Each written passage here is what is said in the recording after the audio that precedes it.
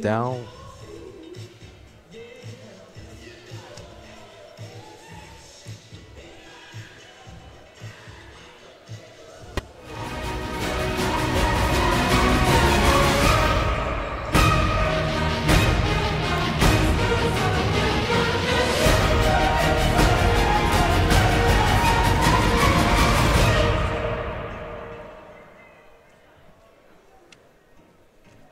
Good morning and welcome to Sarajevo for the second day of the Cadet European Championships. I'm joined by Lincoln Ham. How are you this morning? Yes, good morning. And how did you enjoy yesterday? It was very good competition. It was, wasn't it? I'm really looking forward to the middleweights today. I think we're going to have a rundown of our top seeds. Yes. And I'll start with the girls in the under 52 kilogram category. There's 33 entries, quite a big entry, and our number one seed is Fazia Mockdar from France. She's currently world silver medalist, so she's leading by far. All the other girls have got European Cup wins under their belts. So we've got Veronica Toniolo from Italy, and she's joined by her teammate Federica Silvia, and also number 4 seed is Ksenia Galitaya from Russia. Yes. Who have you got coming up? Well, first we'll start with the male under 66 kilos division. We have 35 participants, with the number 1 seed being Hamza Jashari from Azerbaijan. He has won a European Cup this year, as well as a African Cup in Tunis. And the number 2 seed is Abrik Naguchev from Russia. And number 3 seed Umut Demirov from Turkey. And number 4 seed Vugar Talibov from Azerbaijan. Okay, quite a tough division then, isn't it? Yes. Well, 57s, we've got 29, and number 1 seed is Laura Tvietsko from Croatia. She's currently European champion, so she's coming back here really wanting to get back onto the top of the rostrum. Her number 2 seed is Hazret Bozkurt from Turkey, and number 3 is Dilye Temkin, also from Turkey, and number 4 seed is Iana Zilkina, also from Russia. So, who's next? Have you got a 73 category? Well, for 73, that is the biggest division of today, with 42 players, with number 1 seed being Gergely Nepal from Hungary, and he has won 2 European Cups this year. And the number 2 seed is Adrian Suka from Romania, number 3 seed being Giovanni Zaraka, who has taken the 3rd place at the European Championships Cadet last year. The number 4 seed is Igor Talun from Russia. Oh, right. Okay, and our last category will be the under 63 kilograms, 31 in the group, and number 1 seed is Katerina Christo from Croatia. She's a multi-European Cup winner. And number 2 seed is Lydia Brancheva from Bulgaria. Number 3 is Marin Visa from the Netherlands, and number 4 seed is Dewey De Vries from Germany, European Cup medal winner. So it's really full here, and I think what we saw yesterday was just the vast talent we have at this age band, and in some countries, especially Turkey, Azerbaijan, these kind of countries have really got a strong base of young players coming through, which weren't just agile and fought strongly, but were really skillful as well. I think you're right. And excuse me, got a cough. I think we're gonna see even more exciting actions with 73 and as well 66 kilograms division this year. Can you remember who topped the medal table yesterday? There was some really, I think for me, was it Turkey? Or they got some really strong athletes. They got about 5 medals, didn't they? Well, I think Russia took the number 1 spot. Yeah, they got some golds. Gold always trumps a multi-silvers and bronzes on a medal tally. So, I mean, as well, is there anybody who stood out yesterday? Any of the players? The 48-kilogram girl who won her division. Yes. And Kubalova. Yes. She definitely was impressive with her performance, winning every match by Ippon. Yeah. And Oh, yeah. Okay then, so we've got a fantastic day of judo ahead of us. We're going to take a short break now and we're going to be back after this commercial.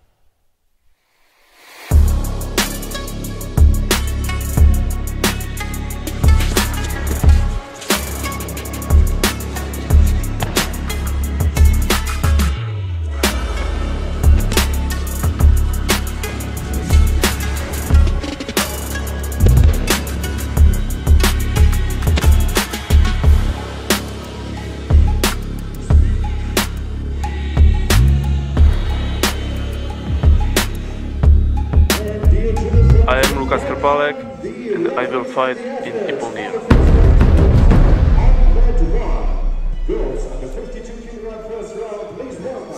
Well, we're going to be joining Mat 1 for the first match here at the Cadet European Championships in Sarajevo, and we're going to join the players as they're making their way through onto the mat. We have Kaylee Venderand from Sweden, and she's facing Celine Zalberger from Austria. Venderand in white and Zalberger in blue. Well, there's only one contest in this first round, so what they'll do is they'll do this first match and then they'll start with the round 2 of this girls under 52 kilogram category. Well, this mat is also going to share the under 73 kilograms A and B, and as you'll be able to see on your screen, you'll be able to pick whichever mat you want to follow, or you can stay tuned in with us and follow the commentary. So nervous times for these two. I think when they've got the draw through and they've realised that they're the only ones. Well, there's another one. No, there's not. That's it. They're the only one having a first round contest. Just an extra one. And they'll be nervous coming on first match as well. And Venderand has taken the medal this year at the Talib European Cadet Cup. Yeah, it's I think in these European Cups, when we look at the top seeding, it's taken from the world seeding, but every player, I would say 90% of the players have actually won a European Cup. That's right. That's just a big feat in itself. It's difficult to have big entries in these competitions, and the players who do them are, well established and do a lot of these type of tournaments. So to get through and to win one is quite an accomplishment. But it means that, if you're picking up medals in these tournaments, you do have a good chance of getting on the podium at the end of the day. That's true. It's a long day.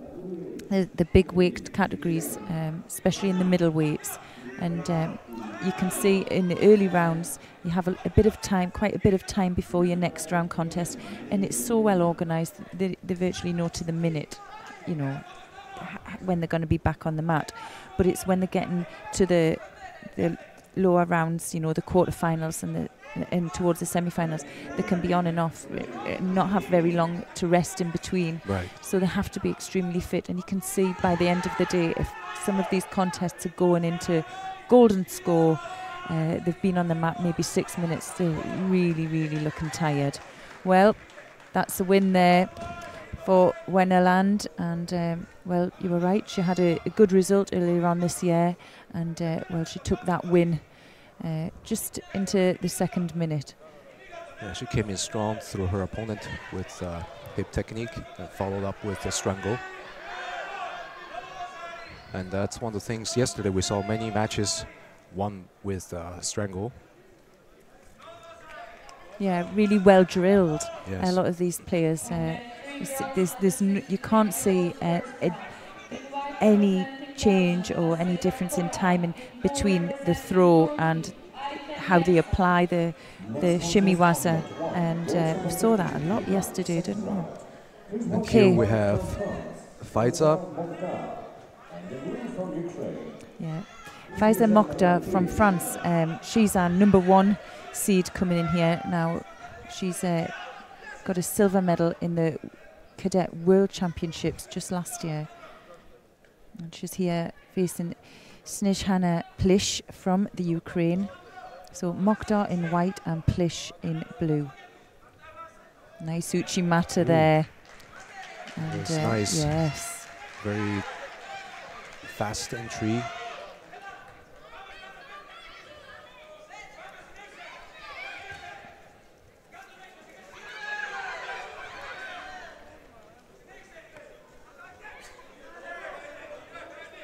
Going to see maybe see a replay of this one.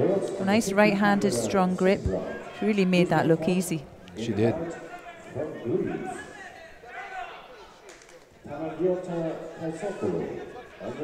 Our next contest we have is Panagaloto Kezapoulou from Greece. She's facing Hannah Wood from Great Britain. Do you know anything about this girl from Great Britain? Yes, she's a Scottish player, so she lives in Scotland, and she's under the guidance of coaches Peter Gardner and John Buchanan. John Buchanan himself a world bronze medalist, and her club is Sportif. There she is looking for the counter, and now she'll be searching. They have a really great reputation for their Nuwaza transitions, and we were talking earlier about the shimiwaza, and they do get it from their coach John Buchanan, because he was world class at the transition into shimiwaza. So that's something we'll be looking out for Hannah Wood. Next contest on net 2, boys under 66 kg, first round. Please welcome in white from Montenegro. Well, she picks up Wazari there. Well, that was a very hesitant entry from the Greek girl, which cost her Wazari. Yeah, it should give Wood a little bit of confidence there. It's always hard coming out. That first few minutes of your contest can be really nerve-wracking, and you can be hesitant. Right. So both players maybe just, getting into the swing of things really out here.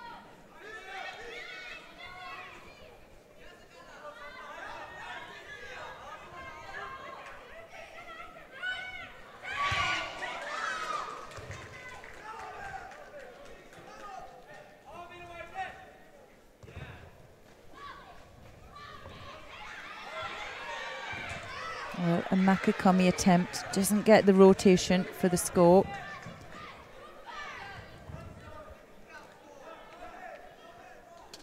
Wood there picking up a Shido for passivity.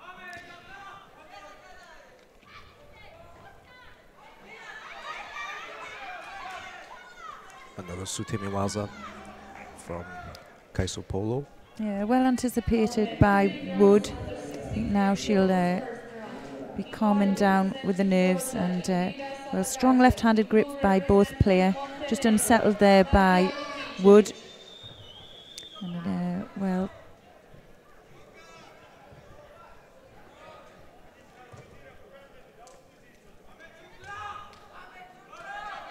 Net 2.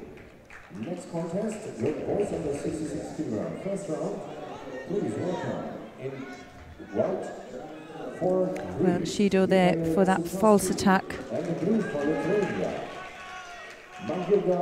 She has to be careful with that. And, well, another great transition there. A bit of a shove over, but she's looking now for the Juji Gatami.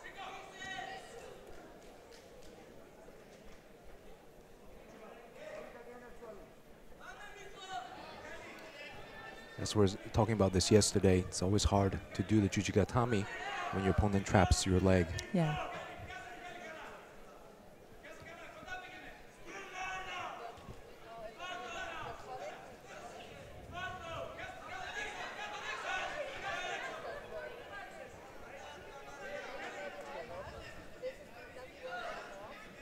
Well, just over a minute now left to go. Wood leading by Awazari.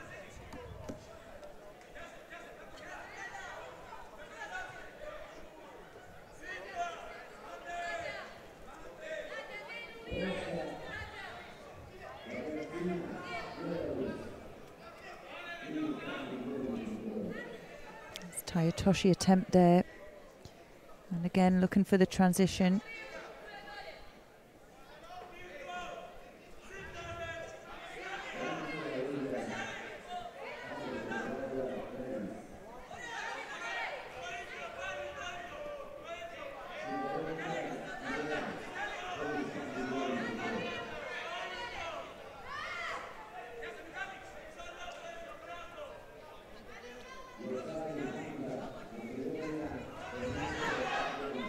Attempt at Maki komi by Kaiso Paulo.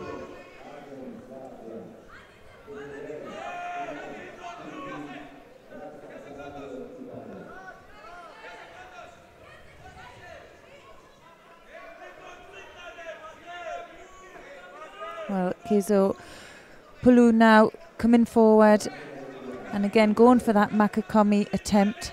Wood now looking to finish this on the ground.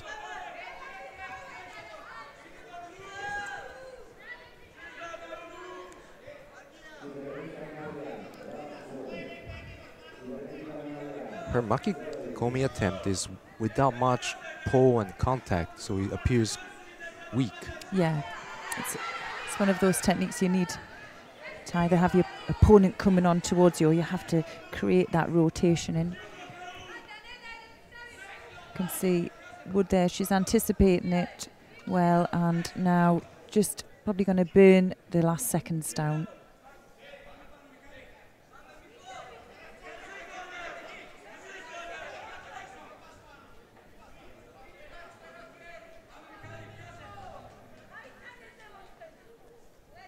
So the win there, second round win, goes to Hannah Wood of Great Britain.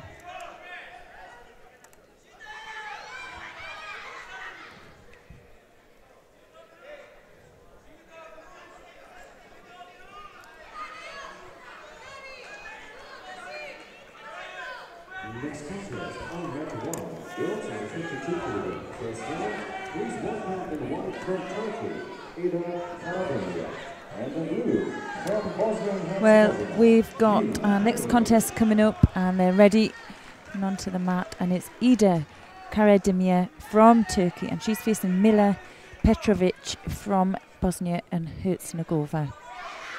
Well, bit of a height difference here as well. Oh, yes. Turkish girls quite tall. And she's using her height to her advantage here, trying to get that deep grip.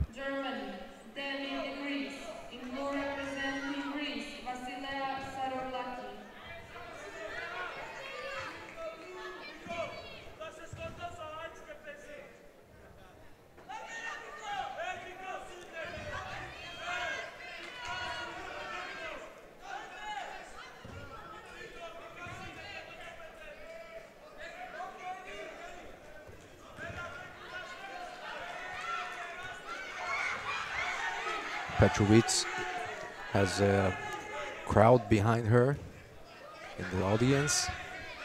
Yeah, the crowd's really filled up today, hasn't it? It was Thursday at the start of the competition, and the crowd wasn't so great, but it's a working day here and schools Right. Schools haven't finished yet for their summer break, but today it's really filling up, and I expect tomorrow, Saturday, it's the last individual day, but on Sunday we have the first ever time we've had a mixed team event in the Cadet European Championship, so that's something really to look forward to. And there's quite a big entry as well in the teams. I'll get some statistics later on, but there's 3 female and 3 male weight categories in each team, so it's something to look forward to. But yeah, well, it's a nice attempt there. Didn't quite get that rotation movement Petravvic needed to get a score, but now Karedia looking for maybe an arm lock as well.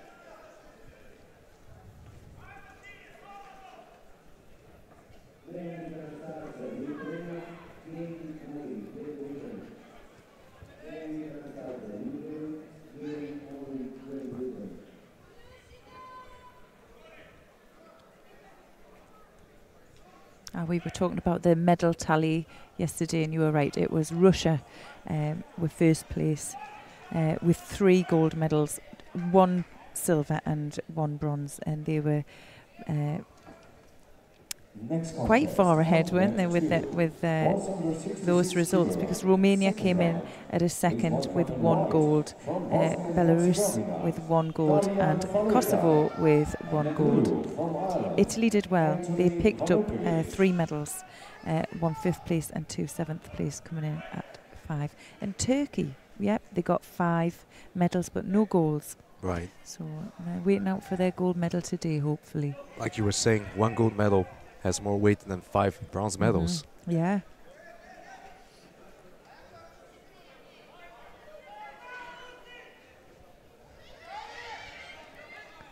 Well, Karedia now on that arm. She's got a good chance if she can tighten up and get her balance here. That's better. It's a better position.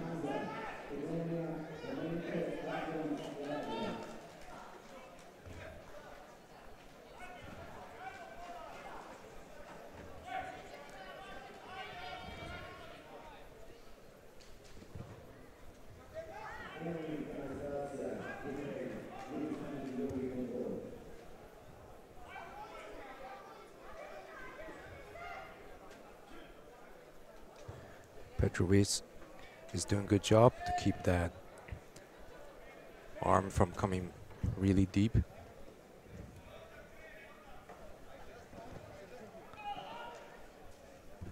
I think that frustrates her Turkish opponent a little bit. It's been a real battle so far. We're just coming into the last minute now. And I'm sure they'll look across and think, well, if I can get and we saw it yesterday, get that last score late in the contest. I think the dread of going into golden score is a tough ask, isn't it? You've done 4 hard minutes and then a golden score with added pressure of not being able to make a mistake as well. On match 3 girls under 63 kilos first round. Invite representing Serbia, very close there for Petravvic. She could not get the rotation from that position.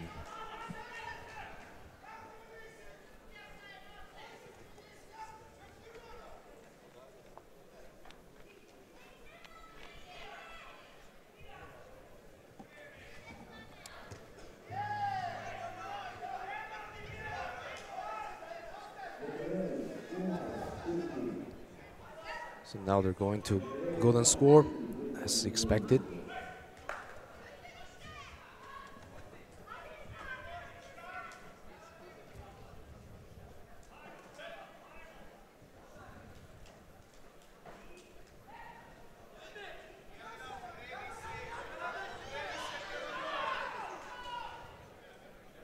Well, that was a nice attempt, wasn't it, of a counter, but she landed on her front. Well, I thought she landed on her front.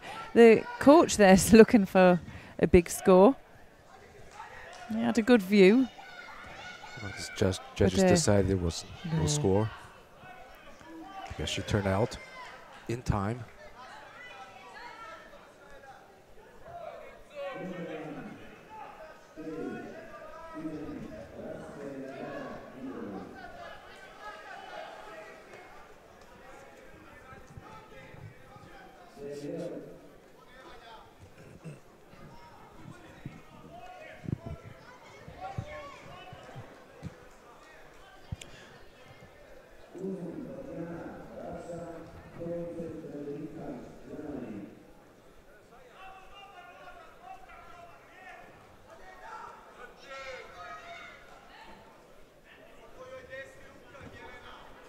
Petravvic is taking some time to adjust her gi here.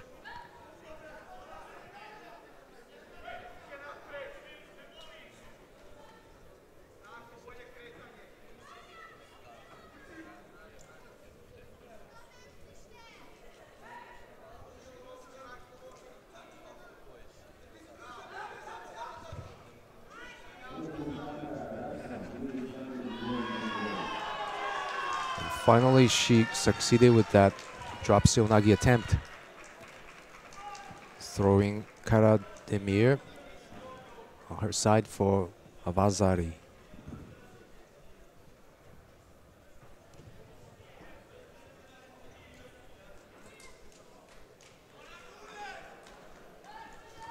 Well, Karademir didn't look pleased here.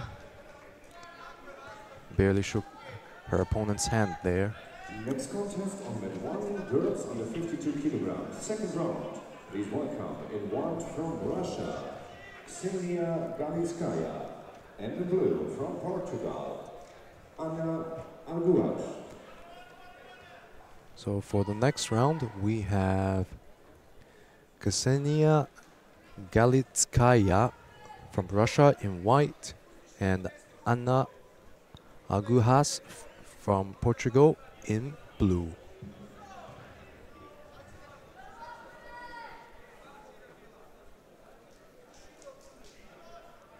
Well, Galitskaya comes in as the number 4 ranked player in this tournament with a European Cup win this year.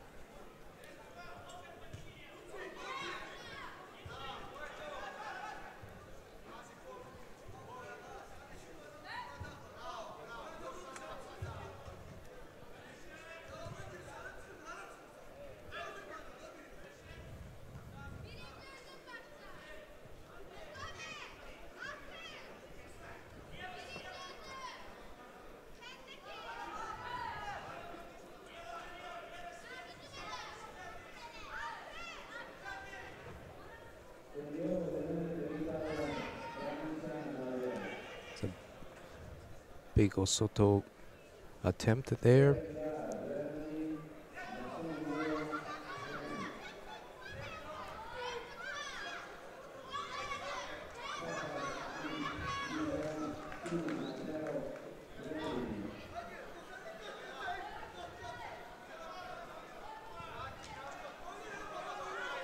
The first penalty goes to Agulhas.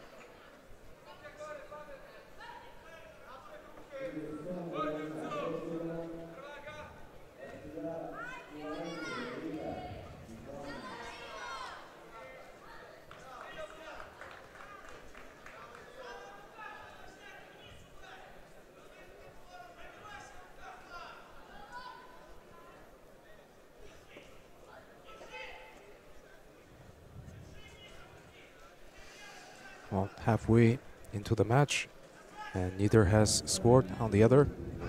There goes Sumigaishi attempt from Galitskaya. 66 kilograms, second round.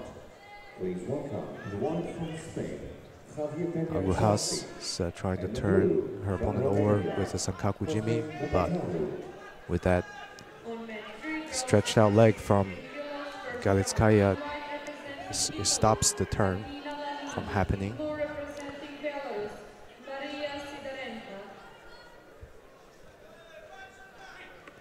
Another drop Sonage attempt from Aguas, which came way too far. She really needs to get her opponent to move a little bit closer before she jumps in for that drop Sonage.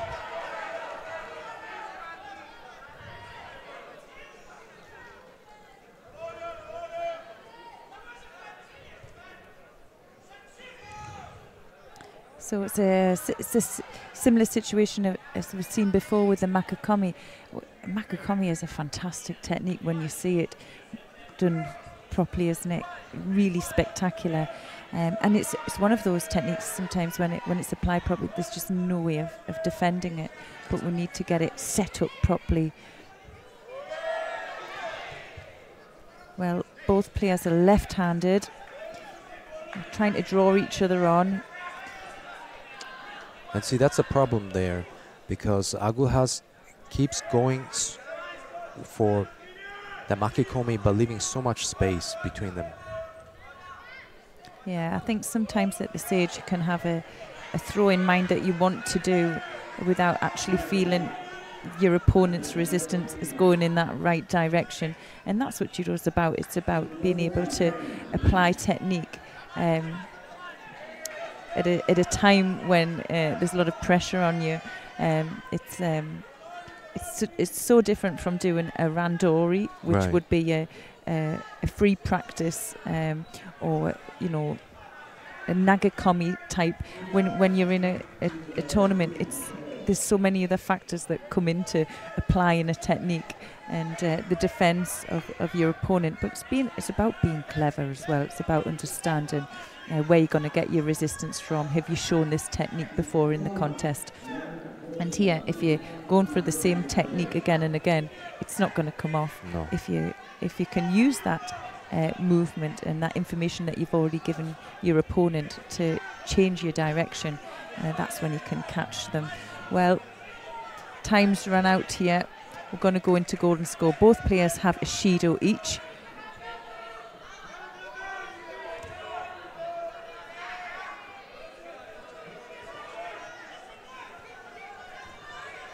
Galitaya now in for the Osoto, and a great try from her there, but not getting that rotation again. Well, she has been attempting that Osoto Gali for the duration of the match. Looking for the Uchimata this time.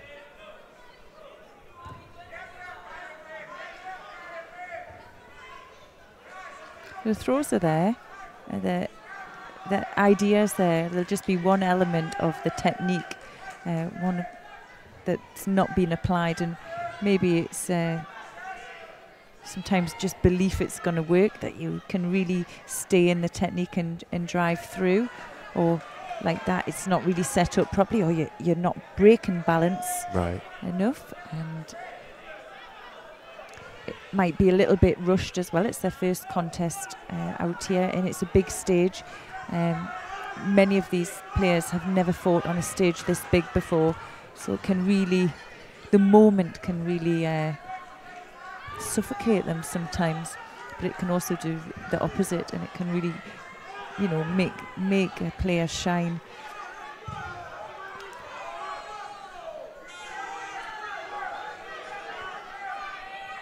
Well, that seems to be more like a desperate attempt at throwing with that Maki komi coming so far again.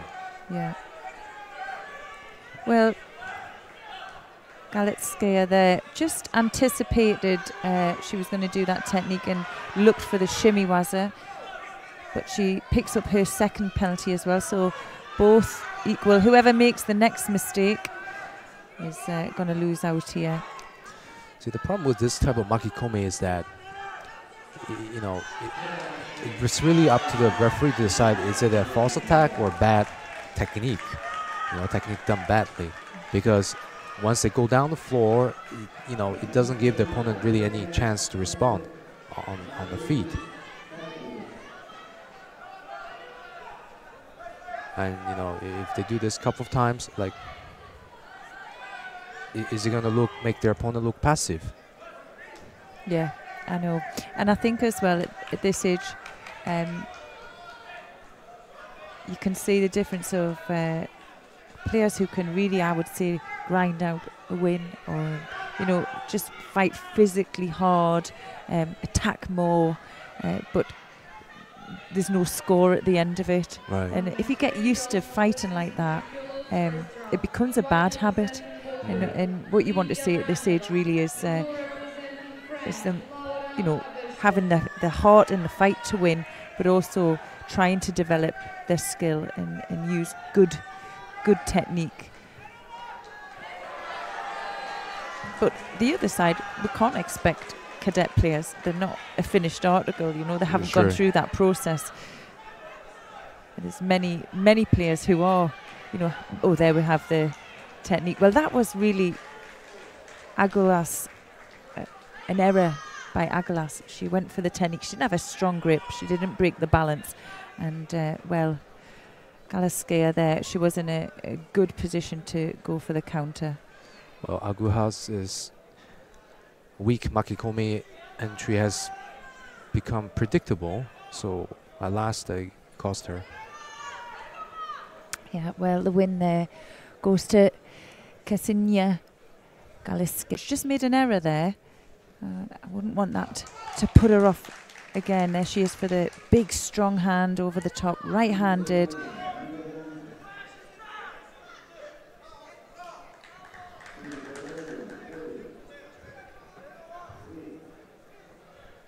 And Troshka had 2 bronze medals last year at the European Cup.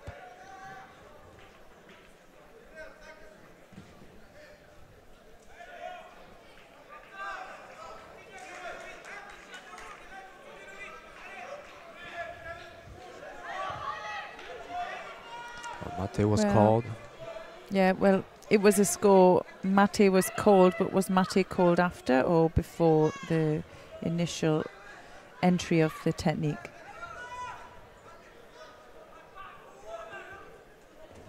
Well, the referee there, you can see he's getting some indication from the care system. So there's 2 referees that will be sitting with a screen with different camera angles, and they'll be able to see some things maybe the referee can't always pick up in the middle. So they've decided to give that score. So the mate he called was called after the start of that Right. throw. So, well, evens it up. It's going to be a good battle now here. Right-handed low Sianagi attempt. Oh, and another fantastic throw there from Kasapi. Just full commitment was what did it for her.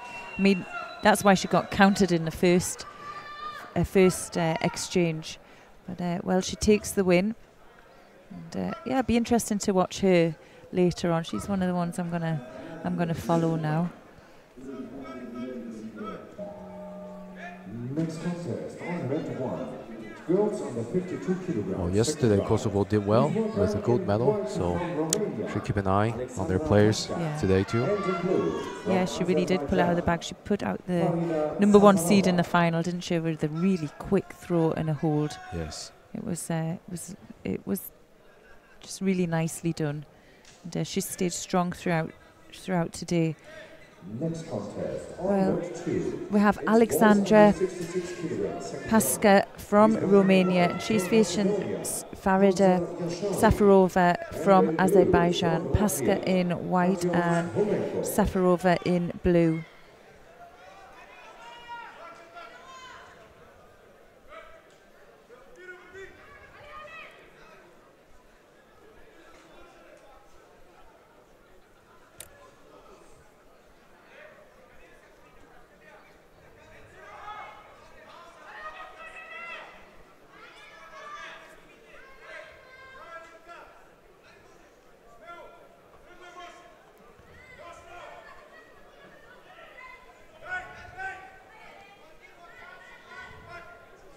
Vasari goes to Pasca. And Pasca took a first place in this year's Tunis Cadet African Cup, as well as a second place in the Berlin European Cup. Okay. Always at cadet level.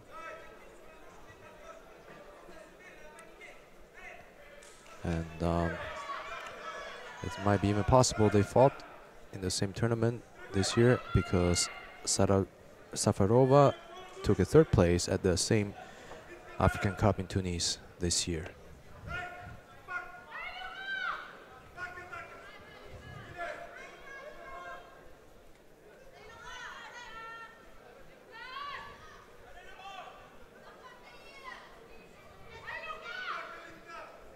Safarova feeling the danger of that high grip. She'd managed to fend it off for a little bit. You can see there she's pulling down, and it must feel dangerous. Just trying to switch back. Pasca looking dominant.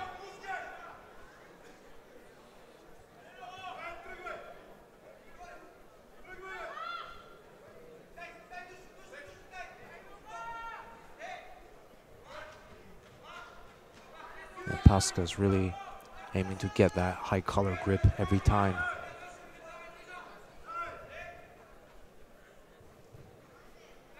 Well, Safarova, she's done well there. She's taken the upper grip, and she can see her using her forearm. But trouble is the mindset, maybe be thinking, I'm trying to defend this, and then because she's thinking that, she's not initiating any attack herself. Well, Pasca here really, to me, looking strong, looking to throw.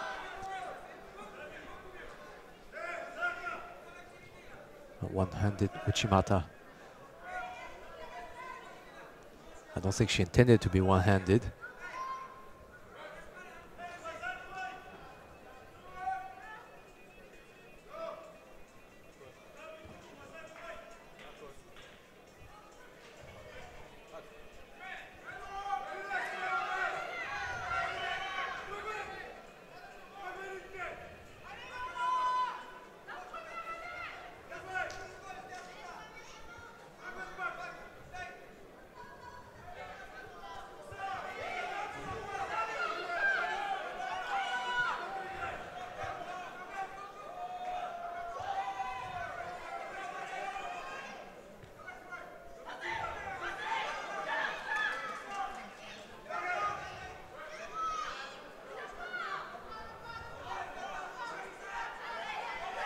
Just under a minute to go here, with Pasca from Romania leading by Vasari. And Safarova has it all to do to catch up.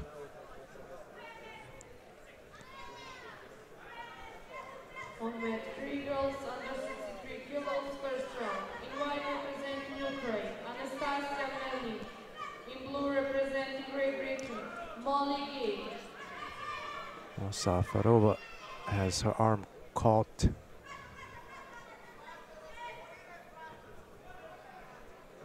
And the referee calls mate there. Well, it's nice to see the referee gives him some time on the ground.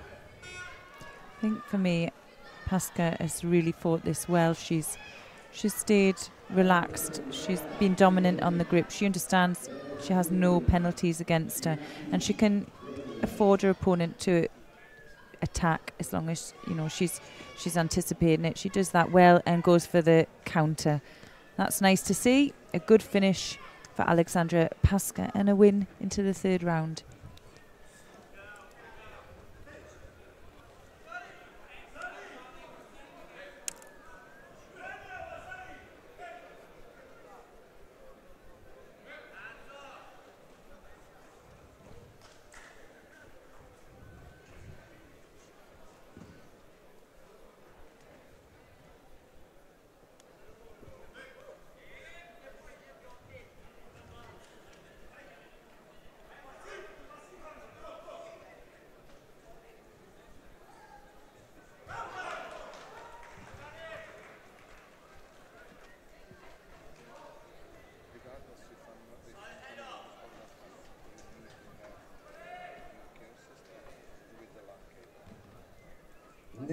Our next contest, we're going to be seeing Alexandra Halajova from Slovakia, and she's facing Carla Augustine from Belgium. Halajova in white and Augustine in blue. Next contest on mat 2 is boys under 66 kilograms, second round. Please welcome in white from Turkey. Well, it's the first contest. They've come in at the second round, bye in the first round for both of these players.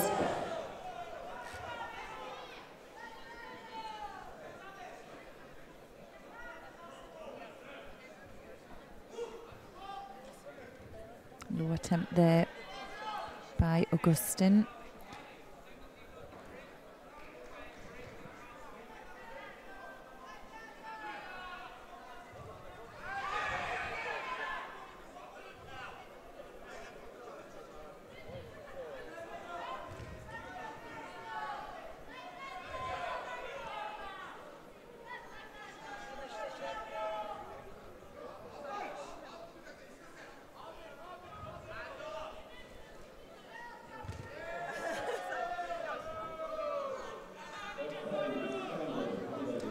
Seems like Sankakujimi is the predominant choice of turnover with the opponent's in turtle position at this tournament so far. Yeah, it's a strange one.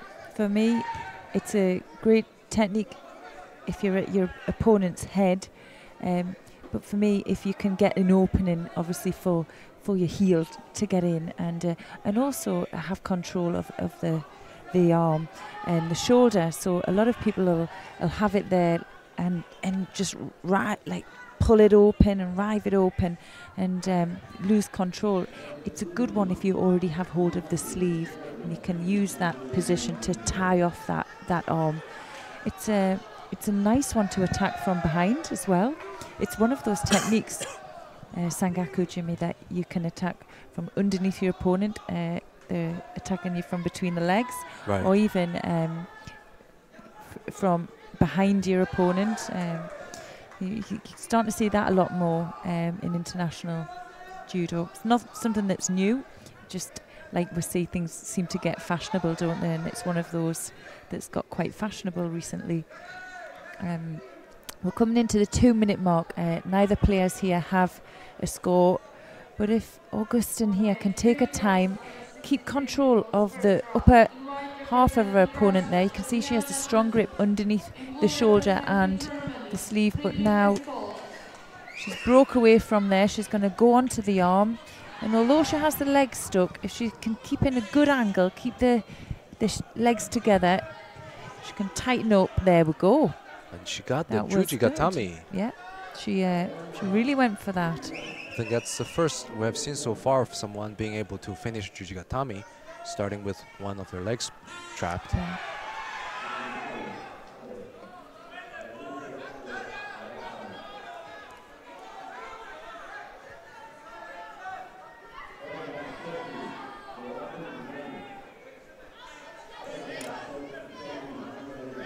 Next contest on mat 1 is girls under 52 kilograms. Second round, please welcome the one from Sweden, Karedia.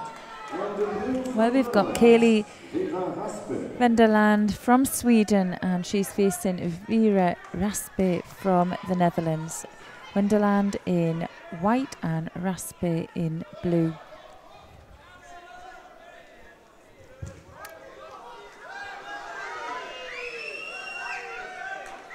Well, we've seen Venderand in her first round contest, and she's the only one to really had a warm-up match, really, hasn't she?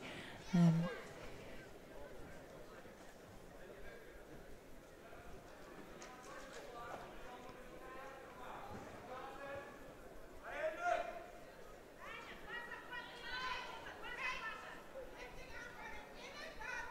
Rasp here comes in with the second place result from this year's European Cup at Cluj-Napoca. Oh, yes. So on paper, they're well matched.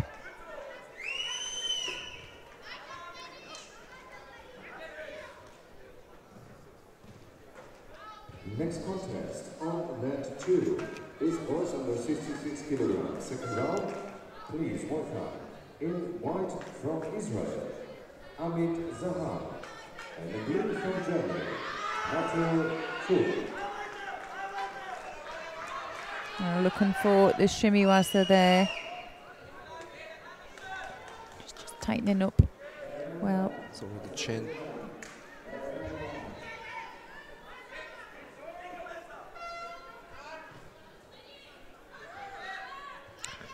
I think our camera has a lower angle compared to the referee's eyes.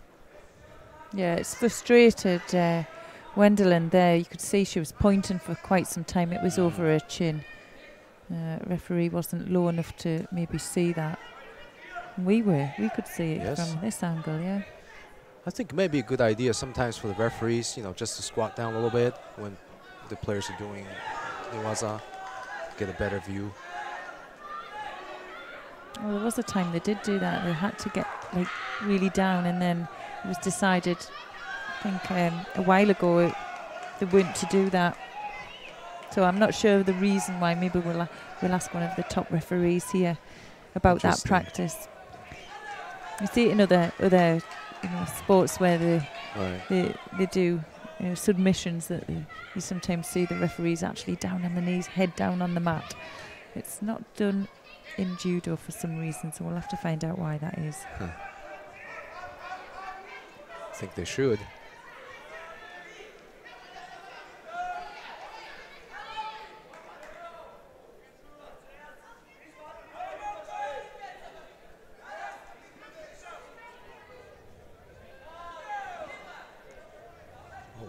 It was a nice Uchimata attempt there. She's struggling to get close to her opponent because her opponent has an inside sleeve lapel grip, which causes a distance. It's quite hard to close that down, but she did well there to hop in, just losing control at the end.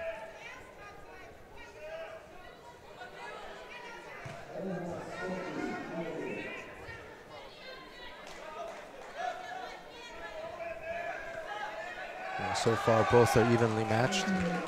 Well, you can see Rasp, mat side coach there, just saying, come on, rotate, pull the sleeve when you're attacking with that throw.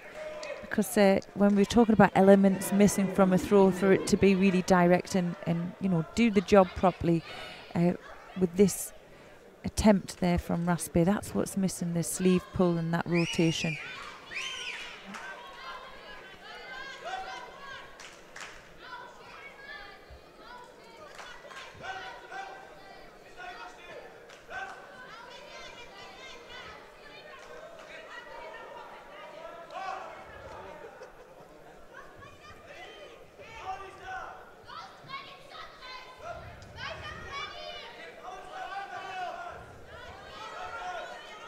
Another Uchigari to Uchimata attempt. It's also it's well defended by Venderand. She understands, she knows if she gets that sleeve pulled in, and you have a left against a right opponent. If you can get that sleeve pulled across to your side, you know you've got a good chance of getting a technique to work. From Georgia, and in blue from Cyprus, Shokos. I think this match is going to golden score with just a few seconds left on the clock, but you never know. And golden score it is.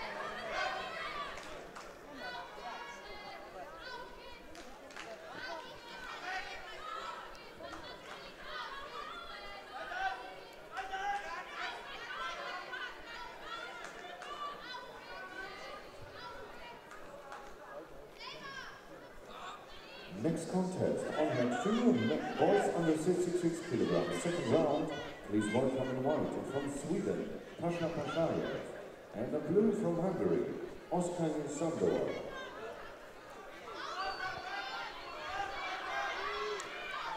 Both players are having a little bit difficulty to get their throw to score.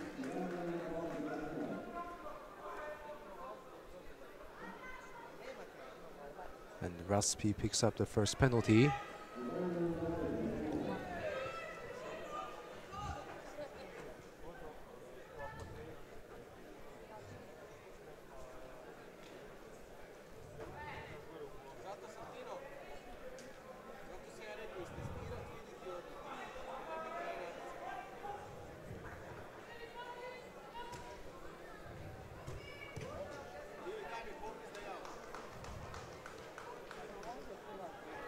That was a very far attempt.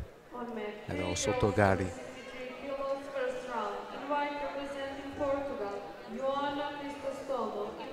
Yeah, it might have been an untidy attempt, but we'll now have to see Rasp come back with something as well. There's that. Oh, well, she hooked in. It was a nice attempt for the counter from Venderand. Starting to open up now. Well, these two girls are very good at landing on their front, which is what we have seen throughout this match.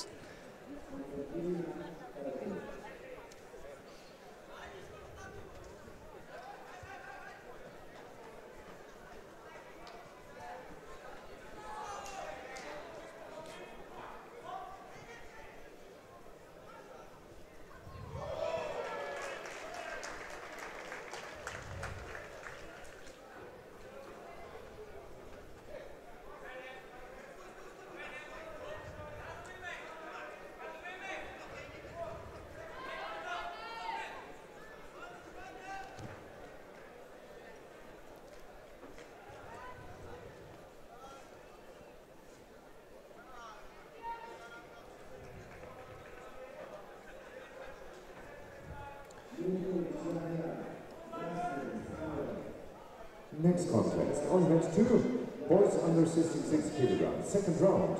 Please welcome in white from Russia, Andrei Naguchev, and in blue from Sweden, Alfred Hansson. I think both are missing sufficient upper body control. Yeah, 2 minutes now into golden score, so 6 minutes spent on that mat.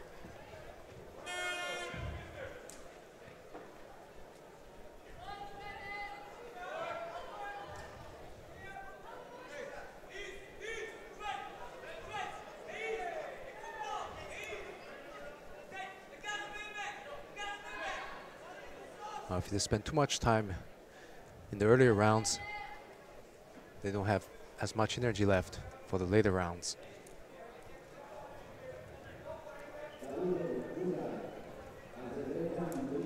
I think neither one of them wants to be in this position. No. I think it's going to take one of them just to really say, right, this is it. I'm going to get into my position. They're attacking slightly in a out of the main, what I would say, your main area, where if you want to throw backwards, you need to be in front of your opponent. Right. And if you know, you've got to move into the correct position before you attempt your technique. And what you're seeing here is there's no movement before; it's just straight in, and that's going to cause an error. Now, there we go, and that was the error caused. So because she's not in the right line of attack, she's coming in at a wrong angle. It just makes the attack weak. Right. And because she hasn't done anything to initiate that attack either, there's no kazushi, so there's no breaking of balance. You're kind of hitting a wall, and that's what happened. That's a good way there. to describe it. Yeah. Well, the win, and it's a second win, goes to Kaylee Venderand from Sweden. That'll take her through into the next round. Next contest on match 2. It's a long contest that for her, 7 minutes. Yes. So, well, she'll have plenty of time to recover. We've got quite a few matches. We're going to finish the second half of the 52 second round, and then we're going to move through into the A and B pools of the under 73 boys. But before then, we've got one of our top seeds coming on. So we have in white here Veronica Toniolo from Italy, and in blue Anna Maria Franies from Bosnia Herzegovina. And Veronica Toniolo is the daughter of Raffaele Toniolo, who is currently the performance director of the Italian national team.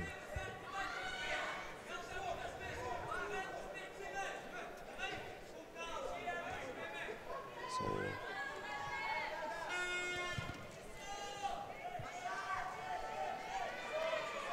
straight in for that unlock. Yeah, just getting the angle there. And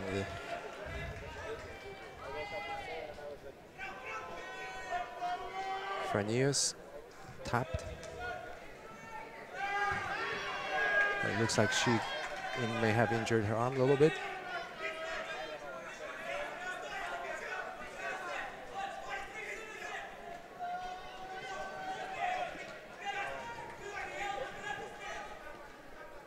Looks like she's still down on the floor, holding her arm. Yeah, that's an odd angle to do the arm lock. Yeah, she twisted her body and there was a little bit of manoeuvring around, wasn't there? They called medical.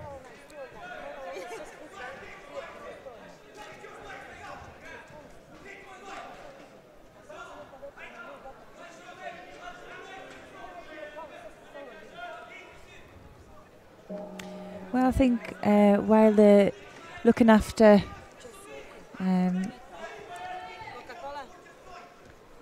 player, I think we're going to try and move on to another mat, and we'll come back to mat 1. But in the meantime, I'm going to ask if we can move over. Let's have a look who's coming up.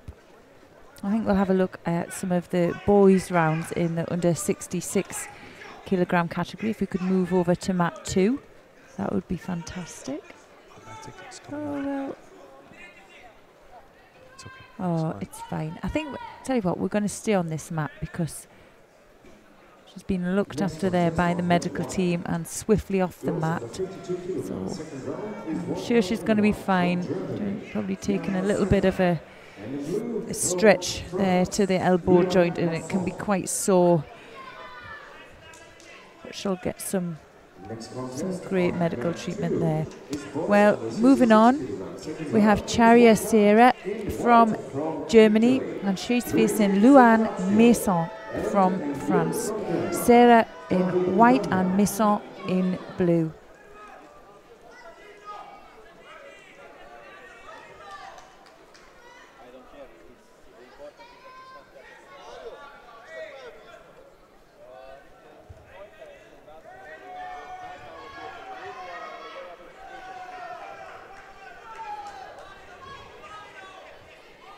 Well, pressure on the edge there from Maison, causing Serra to pick up her first penalty.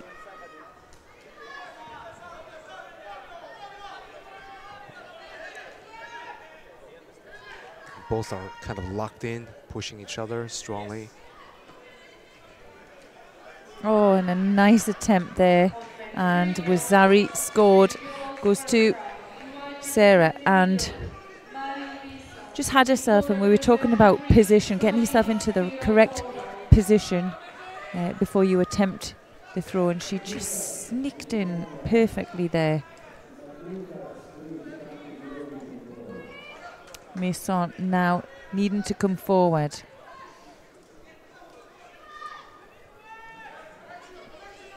You can see Serra just drawing her opponent towards her all the time.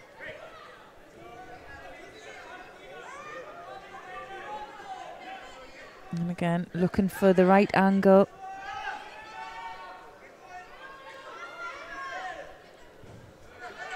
And there's the Uchimata from the knees and takes the second Wazari. Looks like Masson hurt her neck from that forward roll. Yeah, well, the medical staff will be straight on to look after her and make sure she's supported. But we're going to have to move through, I think, into have a look at another mat. And what we'll do is that both of those girls have taken injuries, and sometimes I think, especially if you're looking at home, it can look, you know, a little bit awkward. But I think sometimes when you're on the mat, just the whole shock of you know, not winning and sometimes being injured, you know, it can look a lot more serious than sometimes it is. But what we'll do is we'll check up on both of those athletes and give you a little bit of news coming back. But they're under the best medical care there. Well, there's we add emotion on top of injury, that of course looks twice as bad.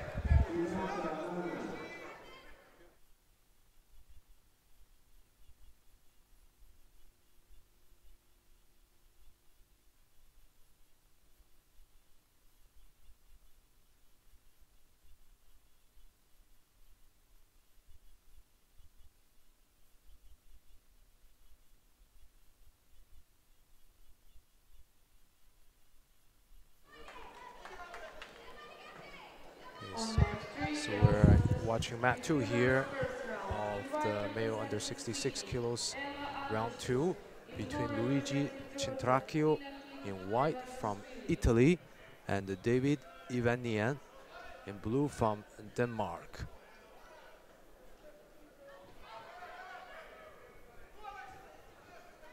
And we're just a little bit halfway into the match, with Ivanian picked up 2 penalties.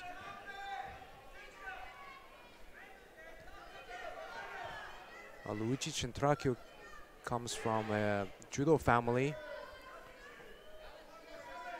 His father is a Judo coach for many years in the province of Molise, Italy, and his older brother Emilio was part of the national team for many years and coached the Forest Ranger sport group. And his sister, older sister, is also on the Italian national team. So big Judo family they have, and a lot of expectation for him. And an ippon is given, and they're trying to figure out who it is given to. Has been downgraded to Vasari, and has been given to Chintraio.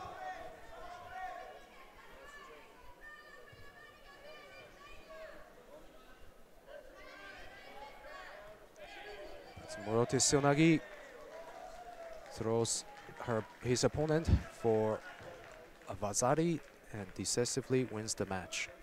And Chintraio goes to the next round with 1 minute left on the clock. It's also worth mentioning that Luigi Chintraio took 5th place at the 2017 World Championships Cadet. Is the girls under 52 kilograms. Second round, please welcome in white from Azerbaijan, Olvia Barbarova, and in blue from Hungary, Abraham Tatina. Next on mat 2, boys under 66 kilograms. Second round, next match we have Jahia Nurkovic from Montenegro in white and Samuel Gastner in blue from Austria. And this is the male under 66 kilograms division on mat 2.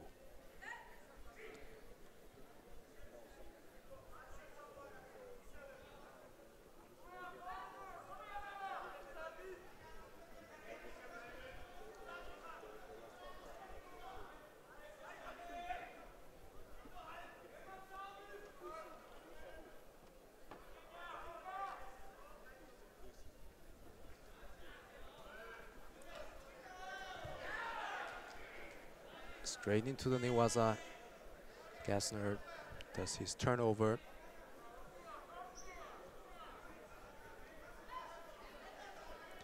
Gastner came here with a second place result at the Zagreb European Cup this year.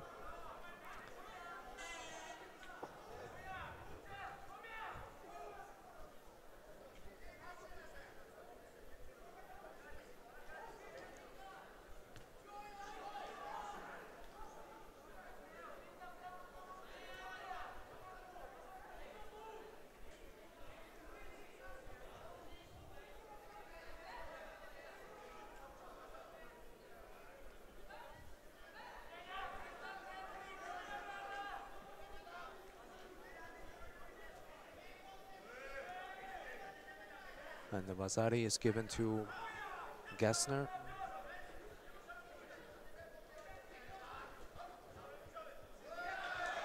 And another Yuko Otoshi from Gastner to take the second Vasari and wins him the match.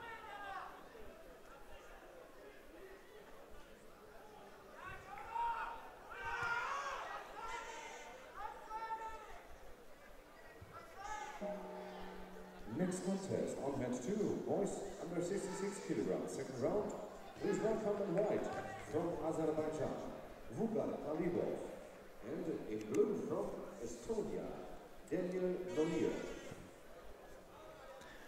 In the next match, we have Vugar Talibov in white from Azerbaijan and Daniel Nuriev in blue from Estonia. Vugar Talibov came in as the number 4 seed with a win this year at Coimbra European Cup and a win at the African Cup in Tunis. And he opens the count with the Vasari within the first 30 seconds. So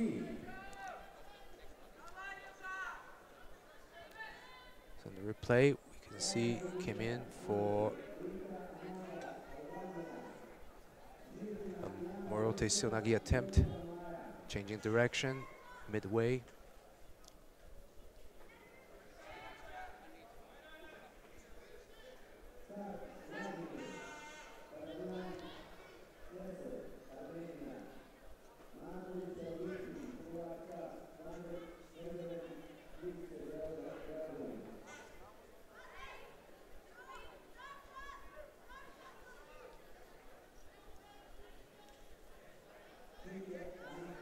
Another attempt by Talibov at reverse Morote Silnagi.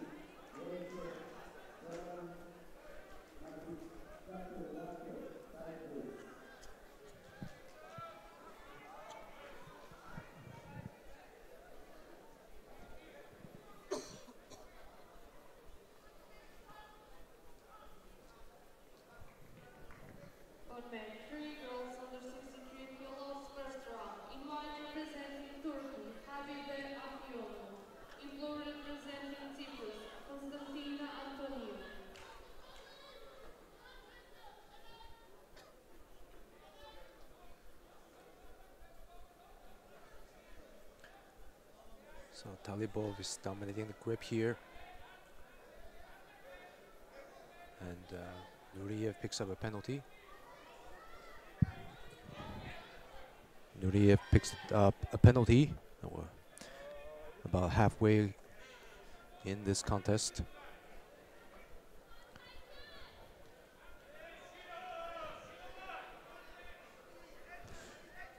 And now Talibov picks up his first penalty for false attack.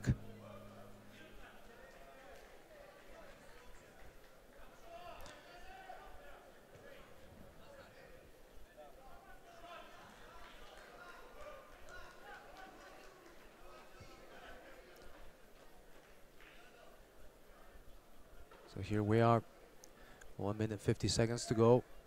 1 Vasari on the board and the penalty to each player. And here Nuriev tries again whenever Talibov comes with that high grip. And the Vasari is given for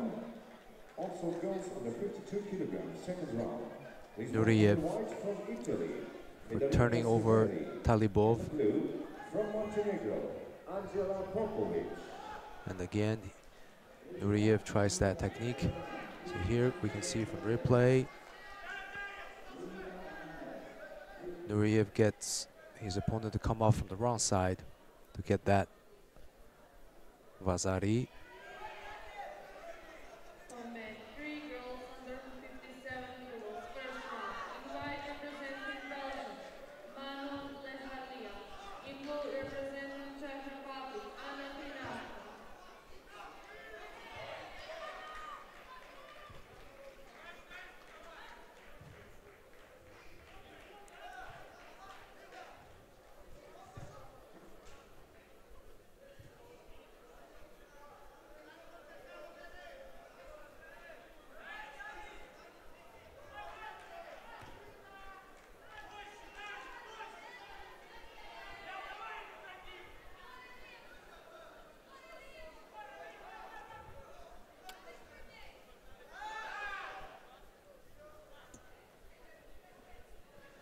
So with just 40 seconds remaining,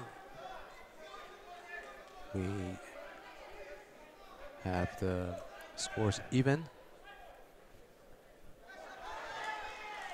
And that was a weak attempt by the Estonian, which got him countered from the Azeri Talibov. And the two Vazaris makes an ippon and puts the Azeri to the next round.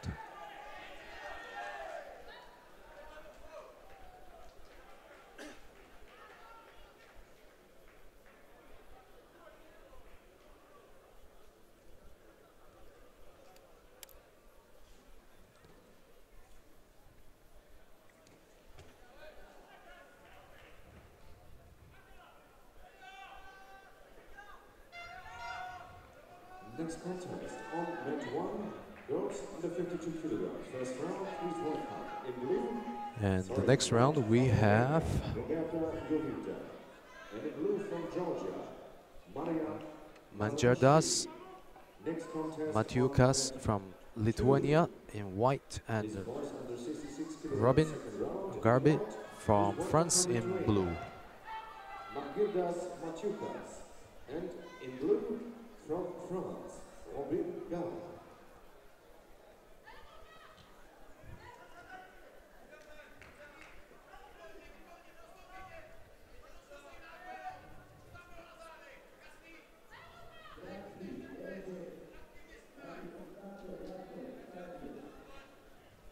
Well,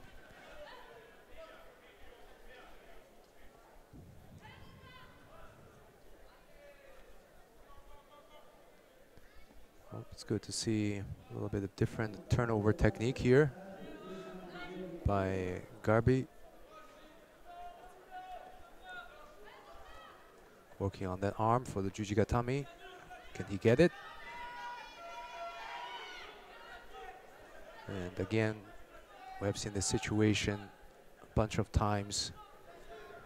Often the player gets his leg trapped while applying the Jujigatami. So, well, I'm back. oh, welcome back, Chloe. I just had a walk down to the far mat and just had a word with the medical staff because we had a couple of injuries, didn't we, one after another. That's right. And how are they doing? They're going to be fine. We just always take precaution, and especially with neck injuries, we always take precaution that everything's checked out properly. So they were just checking out, and I'm sure she's going to be fine. And also the arm lock girl actually wasn't on a joint, it was actually on a shoulder. She must have fell onto a shoulder joint, so it was a bit sore. I see. But I don't think anything too serious. Well, that's good to hear. Yeah. So how are we getting on here? Oh, Halfway through? We are going through the pool D of the 66 kilograms division. And, so far, there's no score halfway into this contest.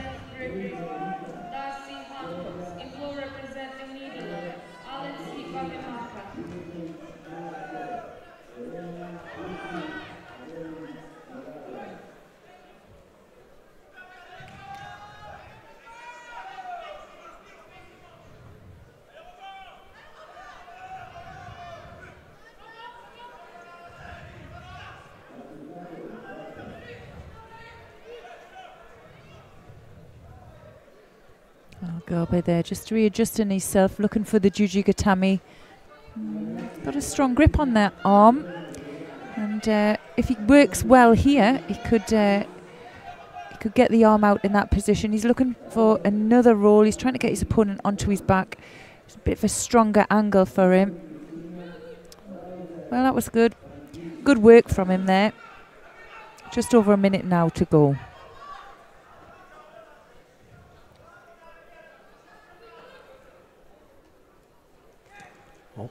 Oh, wow. That's a big counter.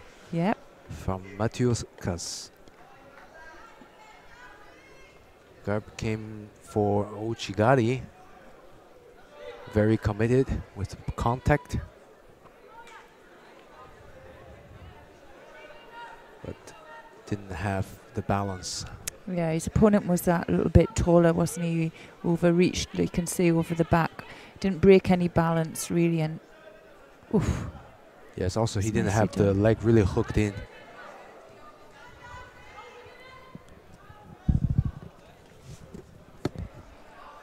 Next contest on mat 2, boys under 66 kilograms, second round.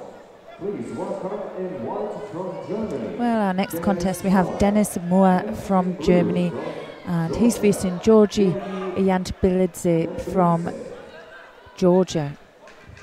Moore in white and Yantbilidze in blue.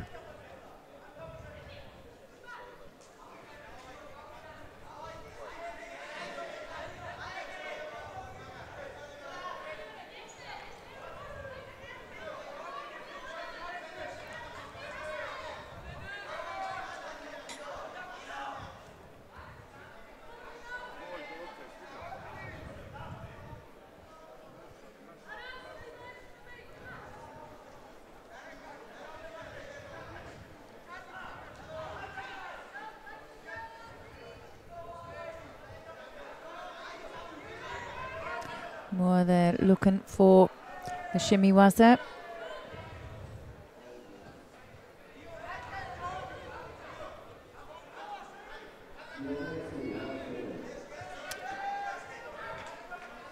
Jan Belitz there just picking up a first penalty for holding on to the fingers there.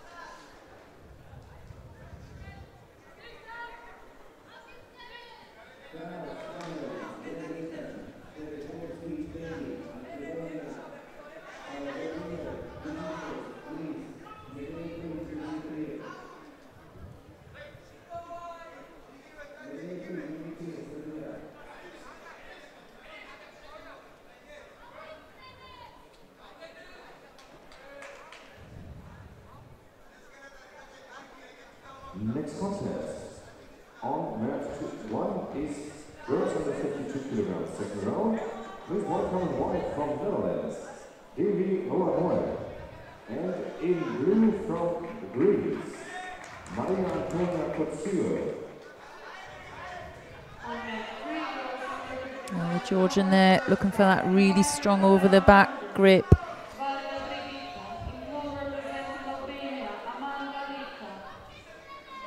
Well, Moya there picking up his first penalty, and that's for passivity. Jan Belitz just pipping him in and getting those attacks in a lot quicker. Well, just over the 2-minute mark.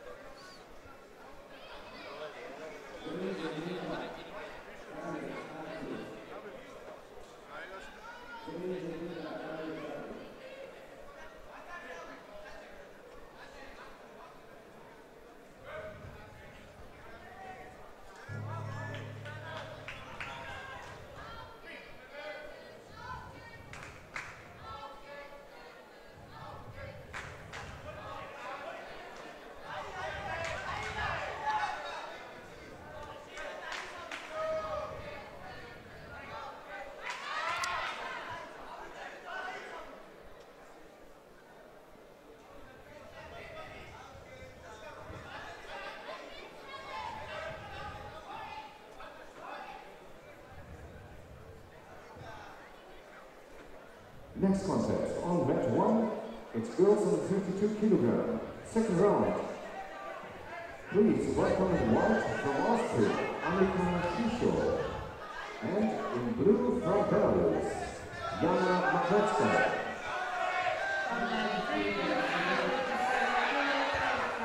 Oh, nice attempt there by Moya.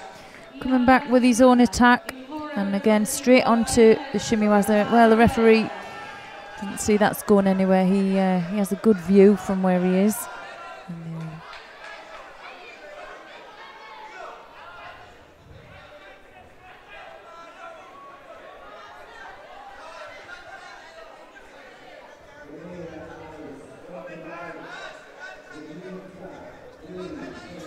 Direct grip in there from the Georgian.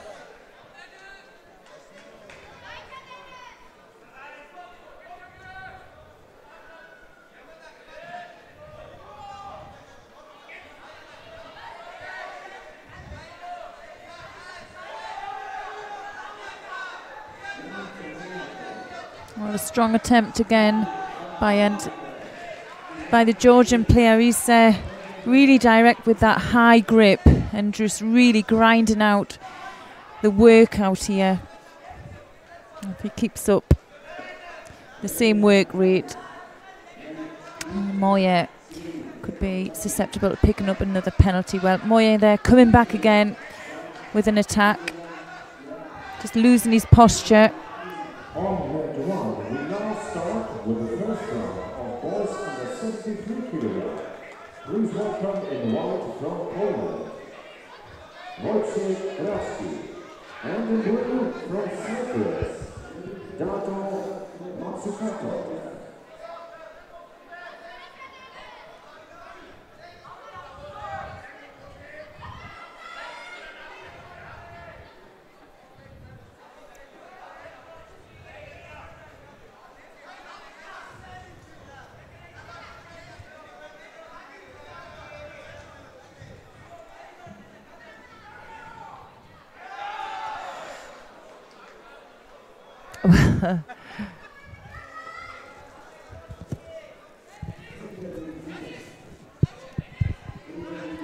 Well, it was a nice throw, but it was after the end of that first, and well, just missed some nice action. But it was after the end of the contest, before the golden score, so it wasn't scored. Well, for me, this it's been a close fought contest. Difficult for both players, really.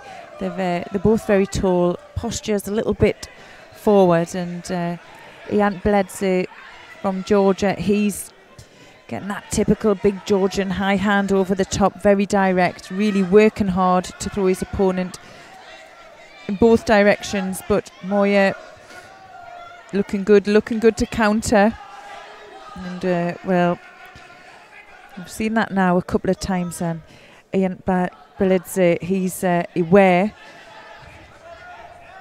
So difficult, very difficult for both competitors here. They look very physical in their style of judo. Yeah, and you can see that they're very tired now. It really has been full on from the beginning. Minute now into golden score.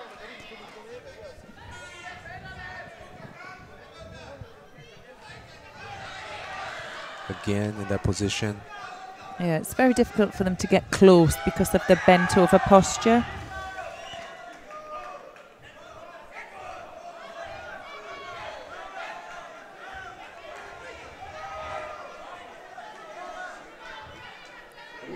Both just look running out of gas there.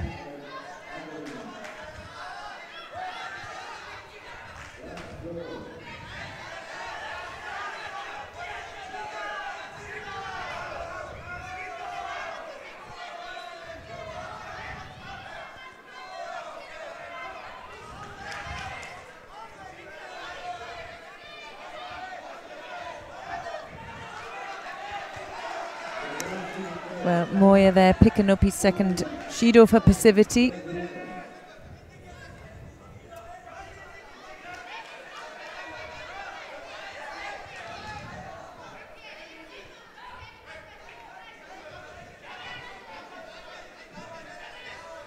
I nearly needs to get into the next exchange and win this next one.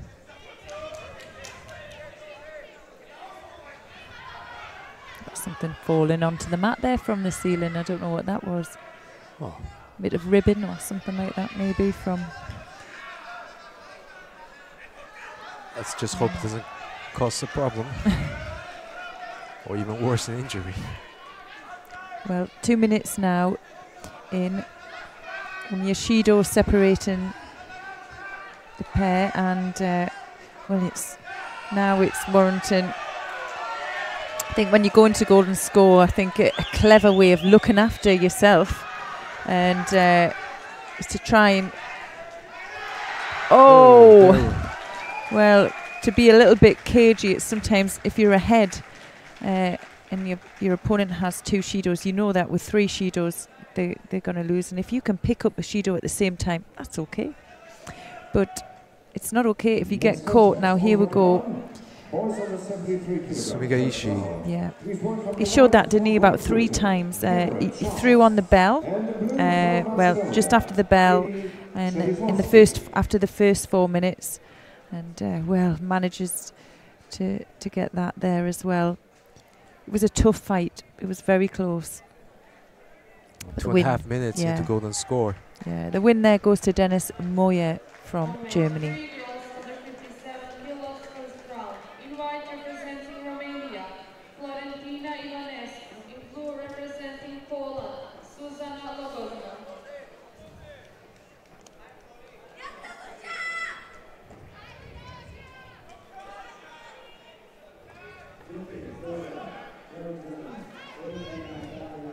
Are we staying on this mat for the meantime? Yeah, I think so. Let's see how we've got coming up. Kypros Kuri from Cyprus, and he's facing Anthony De Angelis from Latvia. Kuri in white and De Angelis in blue. And the blue from Latvia, Anthony De Angelis. Yes, I think this is the last of the round 2 for Pool D, under 66 kilos.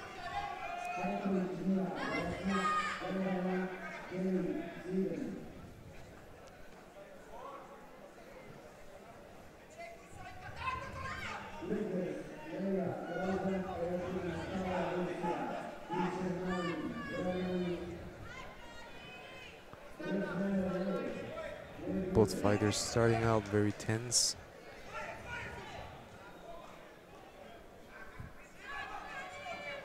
Looks like something else fell from the ceiling. Yeah, we're in a...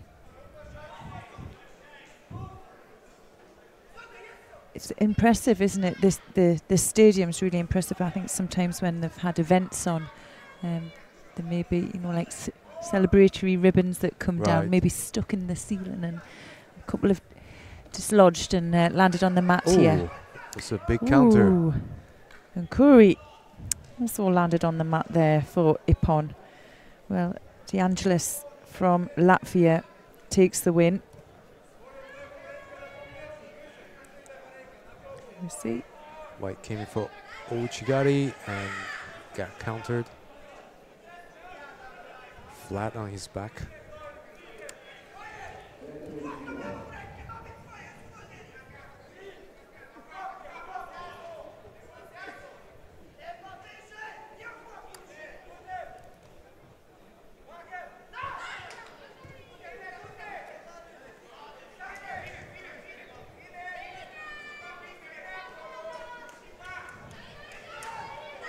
Next contest on mat 2. It's boys under 73 kilogram first round. Well, it looks like they're going to the male under 73 kilograms division. And we're starting with Vladimir Stark in white from Germany and Mestrop Battalian in blue from Armenia. And that is the round 1 in Pool C.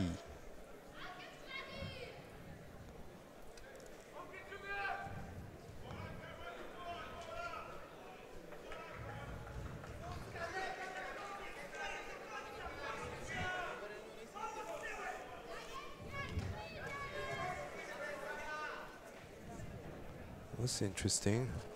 The German just slid under his opponent, trying for some kind of technique that looks like Sumigaishi.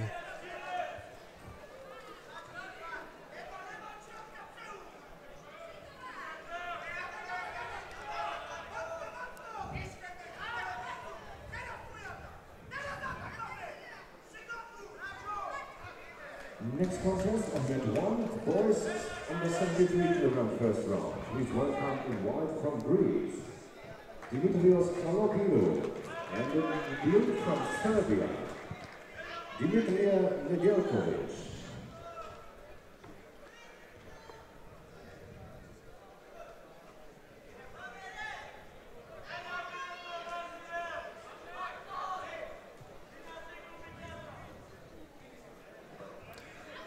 The first penalty goes to Battalian.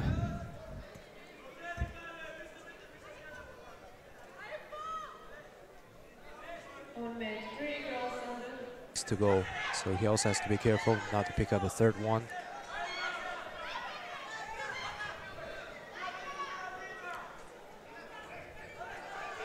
That's a tomonagi of his own. Yes, and wow. Well, that's a nice transition or an error made, and well, almost yeah. Managed to get out. Yeah, It was a fast reaction on Stark's it was really part. fast.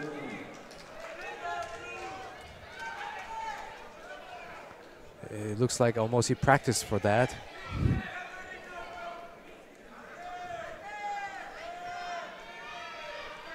Just think he saw an opportunity and he took it, and I think you can't discount that. It's fantastic awareness on his behalf. Okay, just under the minute now to go. Low Sienagi attempt.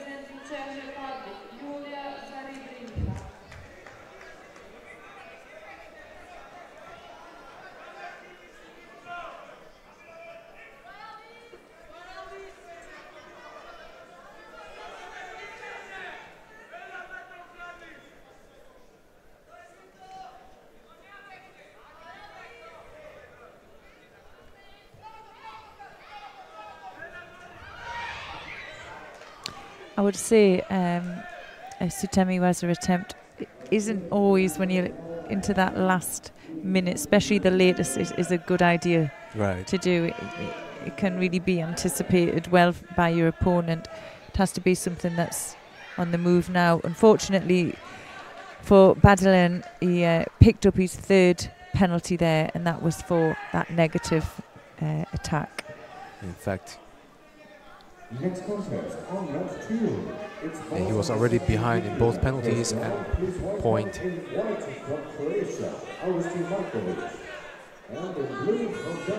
So for the next match we have Augustine Mrkovic from Croatia in white and Vanden Hervagen in blue from Belgium. Yeah, Vanden Hervagen, his name is so long, we haven't got his first name, so I'm going to find it. I think it's Jitsi. Yes. Okay, well, this is their first round contest here at the Cadet European Championships in Sarajevo, and, well, I was saying the stadium itself, it's a fantastic stadium. It's been really well organised, And for some of these players coming out here, it's a fantastic experience. The stadium was built for the Olympics Games. In 1984, yeah, that's Winter right. Olympics. Winter Olympics, yeah. And it's filled up quite nice today, hasn't it? There's quite a bit of crowding and a nice atmosphere brewing. Yeah, we still haven't figured out what it was originally built for. Yeah. Oh, it must have been an ice rink in here. That's all I could think of. Right. It has to be an ice rink because you've got your ice hockey, your figure skating. I should know this one. I'm not great with the Winter Olympic Games, I must admit. I'm a bit ignorant too myself. Skiing. Indoor skiing.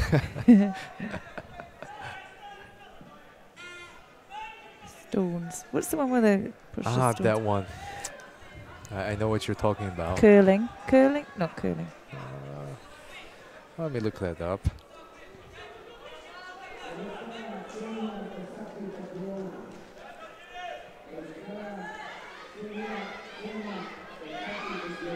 Well, only one Judo on the board to Mokovic.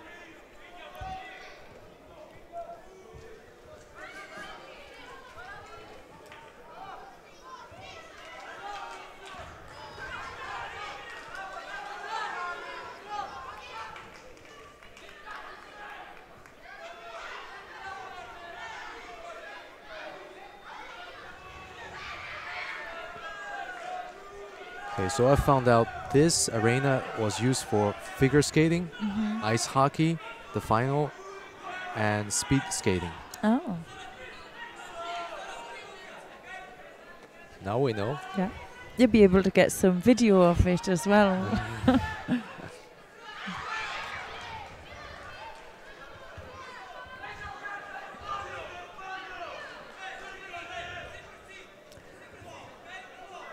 Oh, and Mokovic there looking for the shimiwaza, but it was across his jaw. Referee quick to spot that.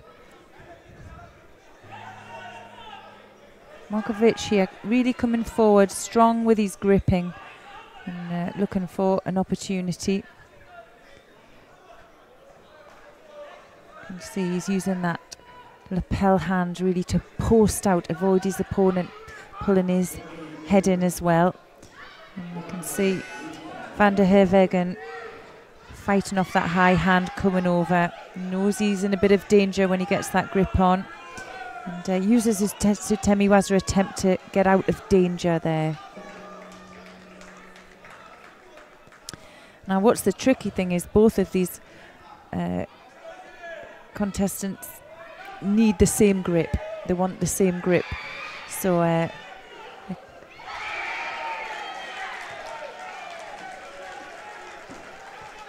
the Vanden Hervagen kind of attacked without, you know, a proper grip, maybe just to break the fight up a bit. But as he came up, he was under a little bit of pressure again. Another Temiwaza attempt to get out of danger. Doesn't look to seem to be a score from that position, but he's just unsettling his opponent up, breaking his balance. And it's the dangerous time really for Mokovic now. He needs to come back with something. He's has two Judos there. And he's really taking the fight to his opponent here. And the blue from Israel, Yami Manishri. Being down by 2 penalties means you can never really even appear to be inactive. No, he's coming forward. He's wanted to do things properly. He's wanting a good, strong grip, and he's breaking balance.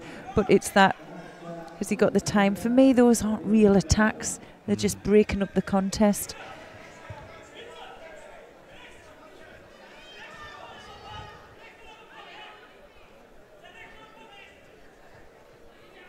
And again,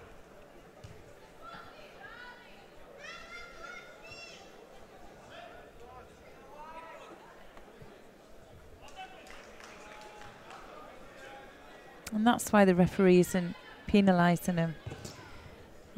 He's gone again for the same attack, and it's difficult, isn't it? It's difficult. We want to see strong, progressive judo, but we also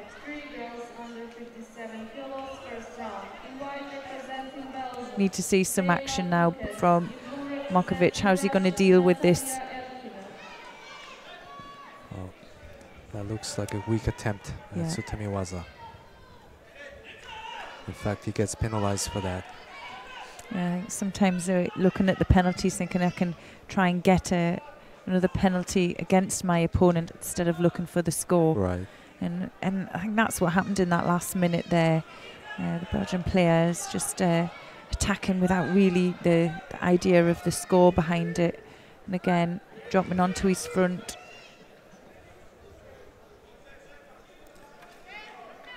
It seems like the Yuko Otoshi is like the new Sutemiwaza. Yeah. When you need to do something without actually doing something. He's going to put himself into some danger again, himself with a negative attack. Now, Movic now coming forward, just needs to keep a grip. Oh, that could cause Vanden Hervagen another penalty. So the pressure's on both of them. You can see the Movic now coming back stronger. He takes the two hands on another Sutemiwaza attempt to get out of danger from Vanden Hervagen.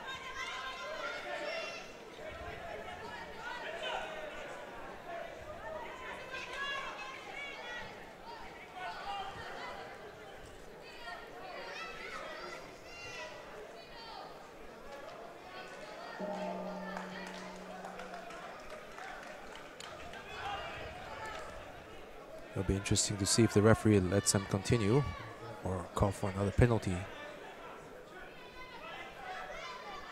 And they continue.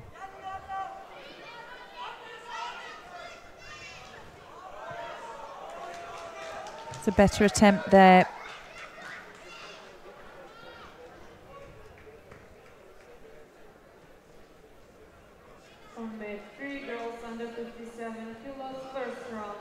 Well, that break to tie up the judogis has given them a little bit of renewed energy, I would say. I think if it had kept going, I think the onslaught from Movic was really taking its toll on his opponent.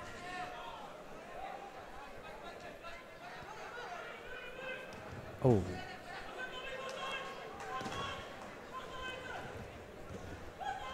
Well, Markowitz made a mistake of not tying up his opponent's leg over there. Yeah. He slipped through, didn't he, there, and takes the win. Not just only now did his opponent slip through, was very easily too.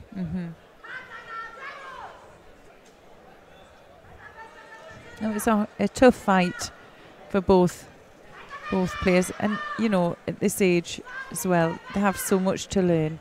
And but I think what was nice was that both really tried hard. You could see that they were working towards something, and I think for the Croatian, he was for me looked to really have a nice structure to his judo, and you know, I think he'll definitely work through to come through to junior level and then senior level from that style. Definitely. Okay, now we're going to move through and we're going to see Nika Zoyedze from Georgia. He's facing Arta Kanevets from Finland. Zodze in white and Kanevets in blue. Under 73 kilogram first round. He's one round in white from Czech Republic, Filip Ivanka, and in blue from Sweden, Martin Zalberger.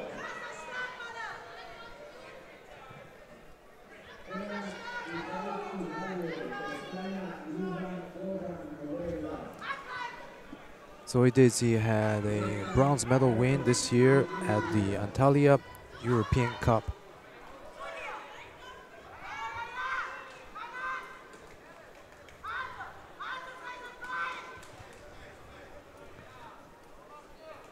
Very typical Georgian style, straight into the Uranagi. Getting a Vazari in the opening seconds there.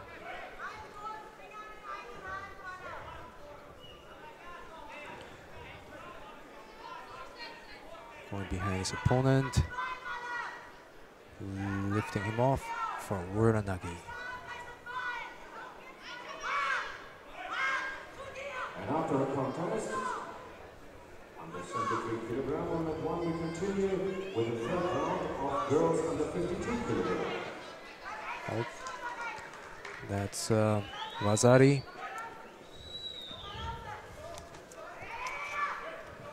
It was a quick win for Zoidesi from Georgia there. Just kind of did a Uchimata really, really low and turned his opponent on his back.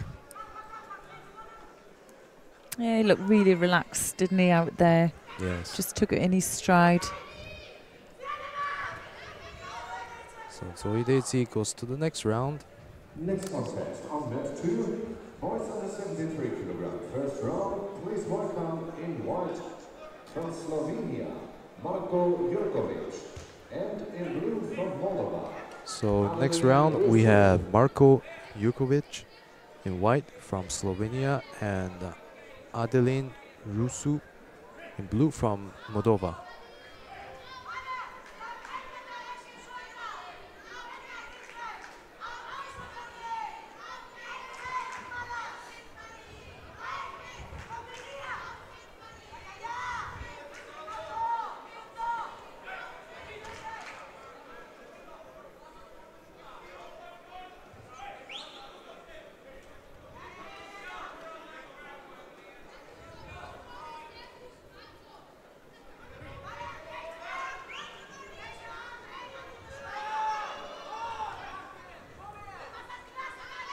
A nice attempt there with a Kochi Makakomi from Djokovic.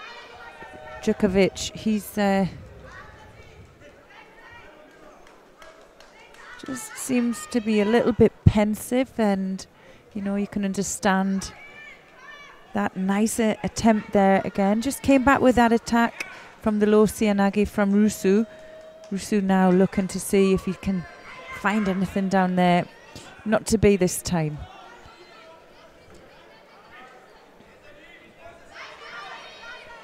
That was a nice exchange earlier with Djokovic came in for Sianagi. And Rusu responded with Yuko Toshi.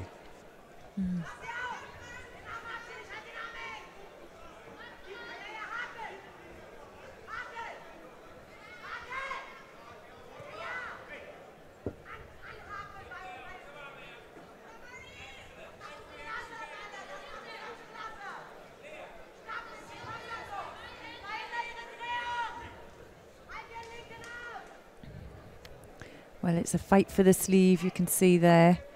Left-handed Sianagi attempt. Well, he really got his opponent moving. And no time for Niwaza. It was a nice standing Sianagi. Almost got his opponent in the air. The last Cadet World Championships silver medalist from France, Mockdar.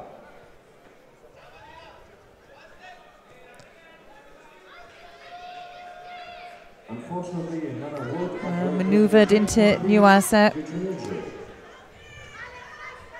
Rusu looking a little bit frustrated now, isn't he? He's not getting his own way here. Just under the 2-minute mark. He's welcome in white from Bosnia and Herzegovina, Mila Petravvic, and in blue from Sweden, Venderand.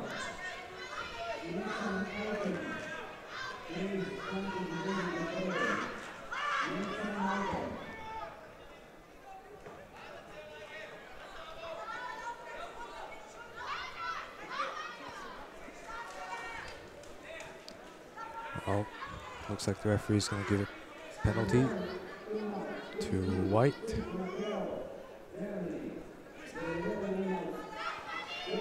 They have a classic opposite grip here, with white controlling the shoulder and armpit of blue.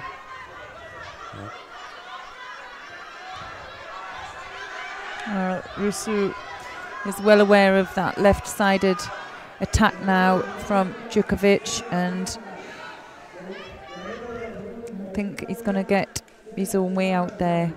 Now coming forward with a strong left-handed grip.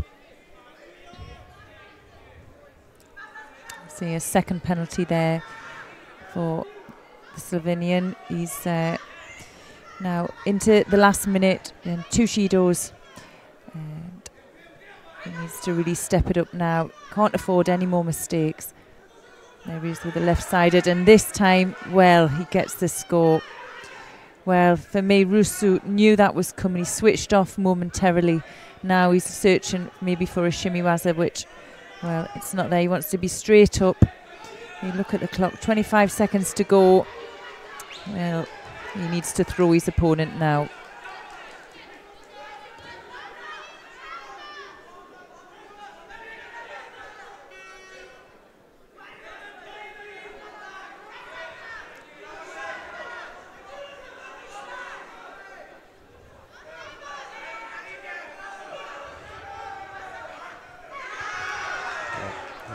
Got to be careful with that. Yeah. Arm trapping turn. And you know, that will get reviewed as well.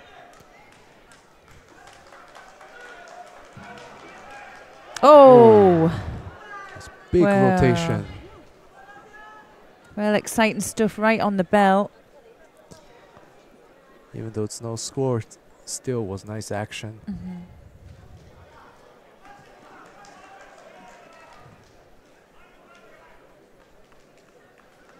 Well, that pressure on his opponent there in the last 15 seconds, he took him to the edge of the mat, and Djukovic, he managed to avoid the stepping out and put a little attack in it. It wasn't the tidiest of attacks. There was a slight mistake where there maybe was an outstretched arm. That wasn't maybe seen to be dangerous action. We'll see, because I think they could still be reviewing that action. It looks like the referee is waiting for some indication from the referee commission. Yeah. Well, they were happy with it. Oh. Oh. No, no.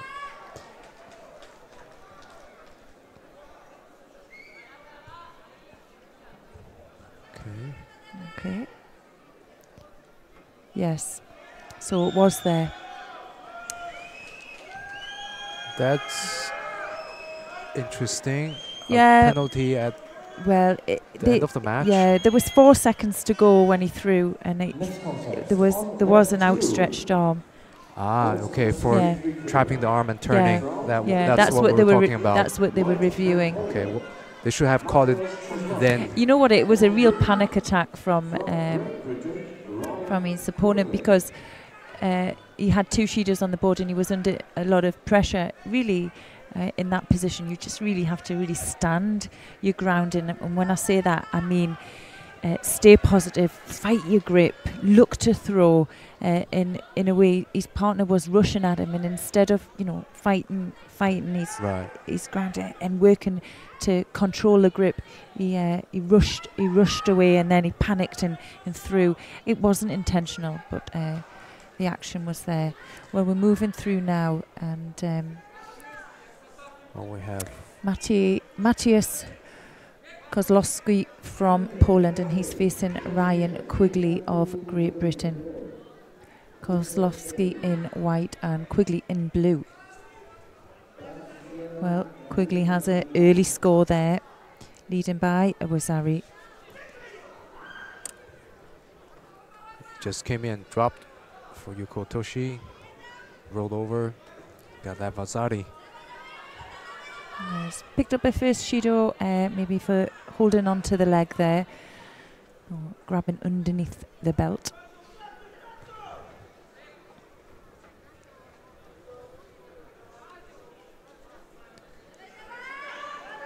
What do you know about this Ryan Quigley? Well, Ryan Quigley, he's based up in Scotland as well. You can see the national Scottish coach there as well with him.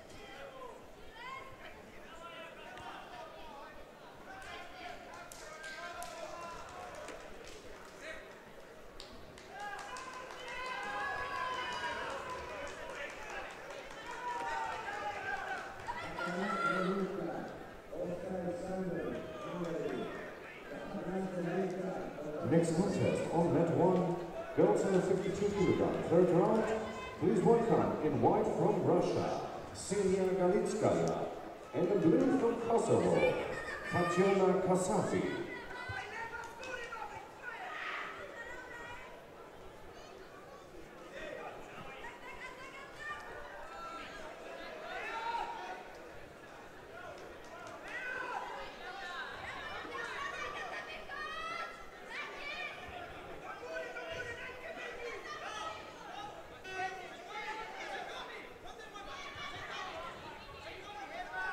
Another drop attempt from Quigley.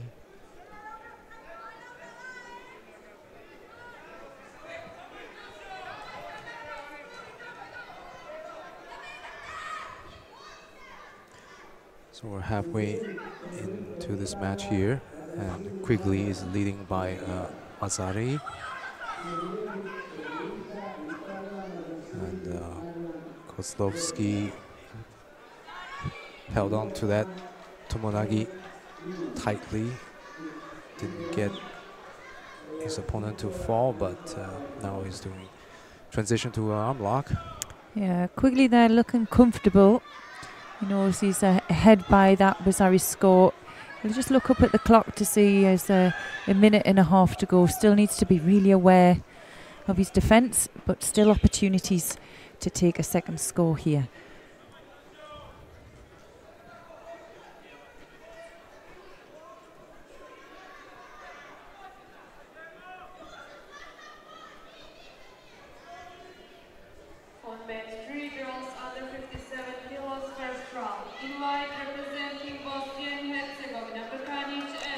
Do you know who is the Polish coach sitting in the chair? No, I don't. It's the first time I've seen him.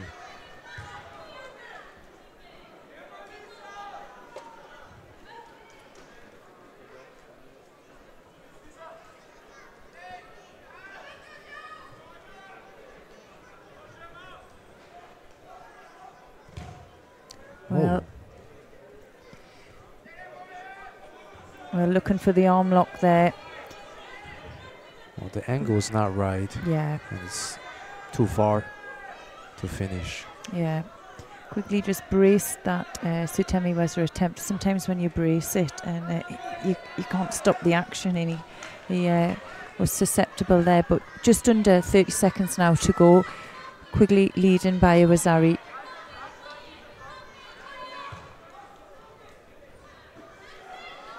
Now attempting action in. Niwaza looking to rotate his opponent over.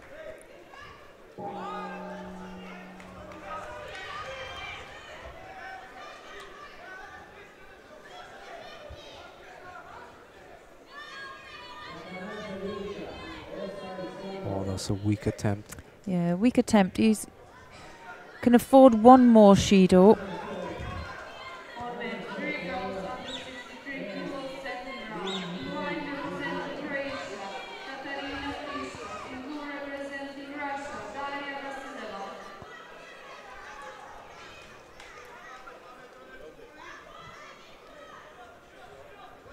And I think that's it.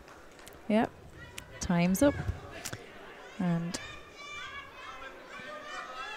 Ryan Quigley from Great Britain will take that win and move through into round 2.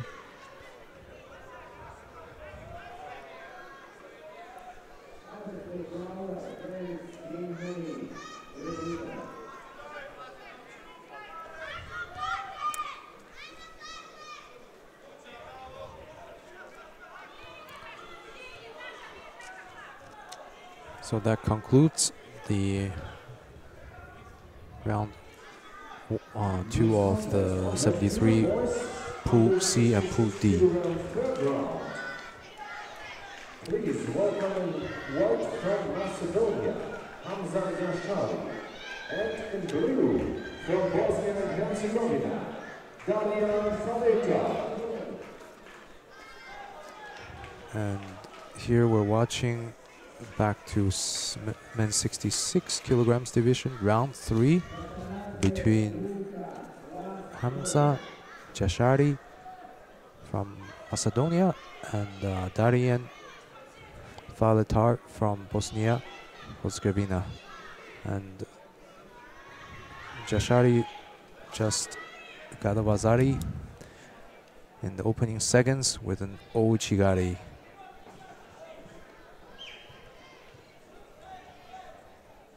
Yeah, he's #1 seed here, and yes, he is.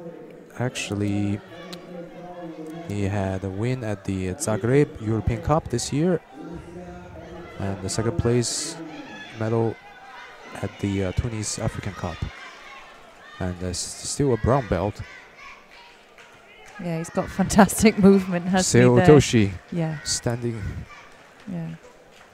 What was nice about the Ouchi he did, you really saw a change of tempo and movement. And here, look, he has a double sleeve grip. He's standing like in a left stance and then switches it through to right. Very agile and perfectly done. Well, he'll move through now and see where he's going to go.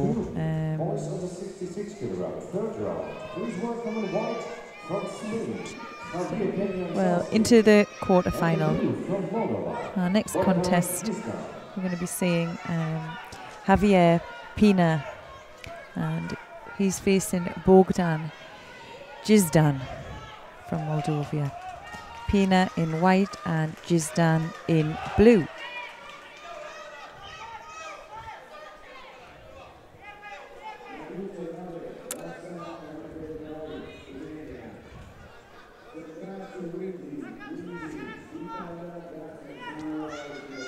Straight to Seonagi. He dealt with the grip first and then into the Seonagi. Wonder what they've seen. Checking something out.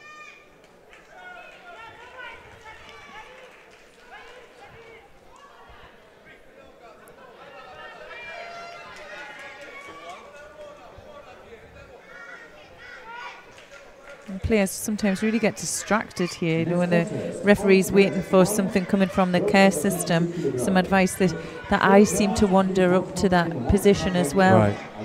Especially, we're only I don't know how many seconds we're into this first round. 18 seconds. Well, moving on. Okay, no penalty.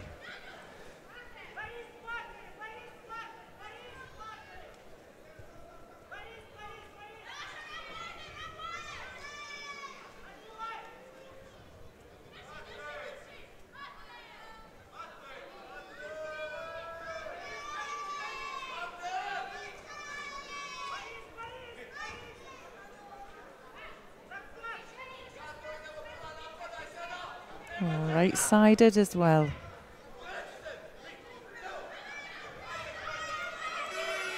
Judo for passivity to Pina.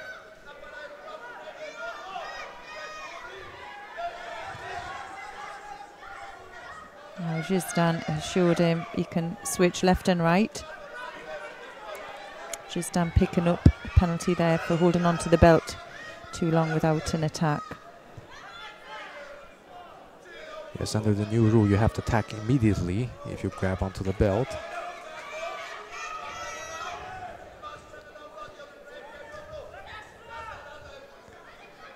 Which is not an easy thing if you think about it.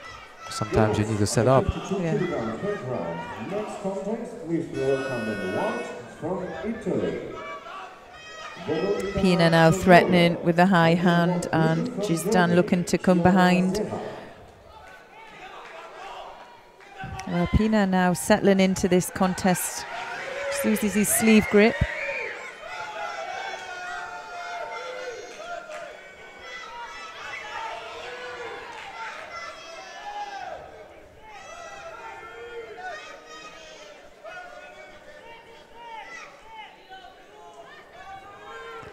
Pina, no, he can't afford to give him any space. Low Sianagi attempt. Now picks up his second Shido. I see Jizdan is really trying to set up for his Sianagi. Yeah, you have two completely different styles here. Both players are struggling to finish their techniques and losing their grips for whatever reason. It might be the initiation of the kazushi and the movement. You know, your partner's moving in the same direction as you. It's easier to keep your grip. When there's too much force against it, you're going to lose your grip. But for me, Pina now coming forward stronger.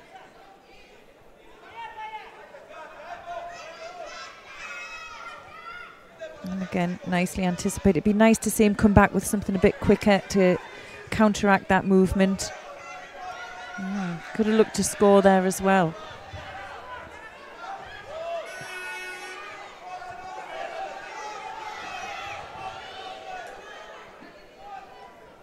Pina attempts another Uchimata there.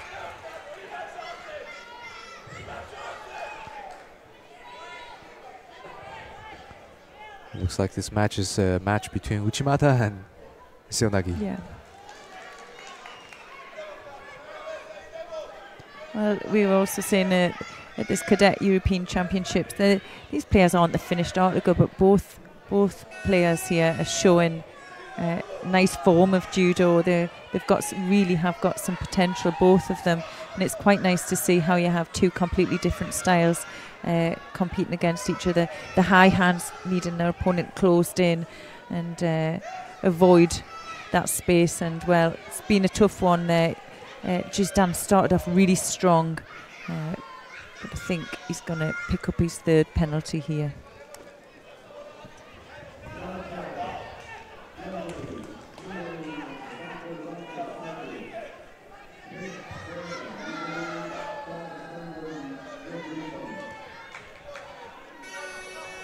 And he does pick up that last penalty, which disqualifies him from the match. Yeah.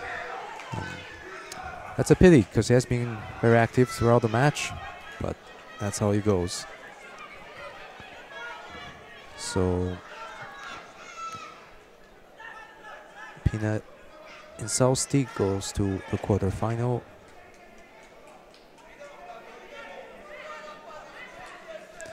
And for the next match, we have Umut Demiral from Turkey in white and Matteo Chuk from Germany in blue. And Demiral here is number 3 ranked seed in this tournament.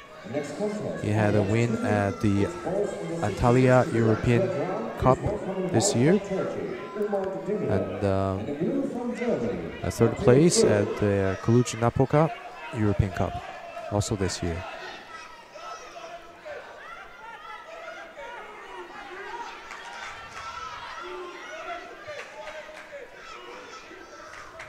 And his German opponent, Matteo Chuk, took second place at the Biosko Biela European Cup this year.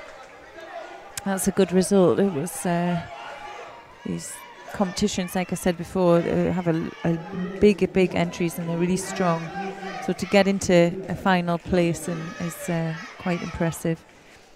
And looks like Chuk is doing a lapel turnover here. A little bit different from what we're used to seeing here, because everybody else just go for the sankaku.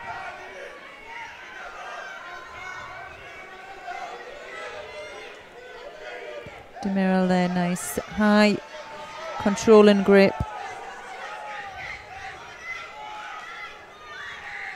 Flurry of attacks and manages to get a score from it there on the third one.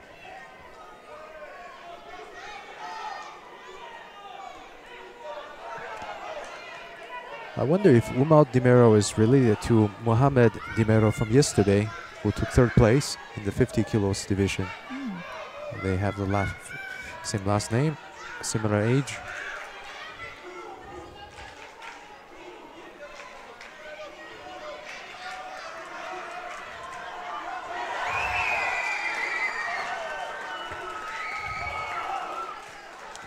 Well, just at the 3-minute mark.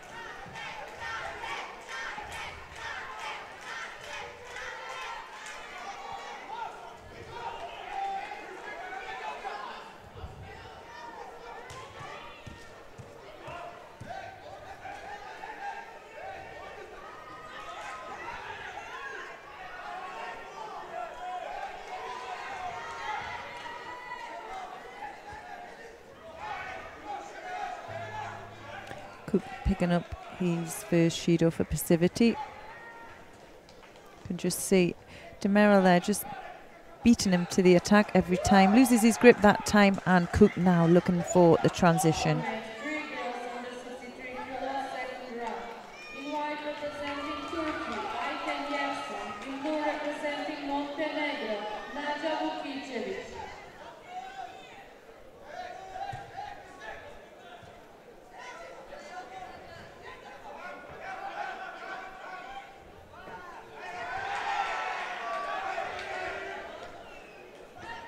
Well, Demeril there managing to avoid the score. Not even halfway through, just halfway coming into the next half of this contest.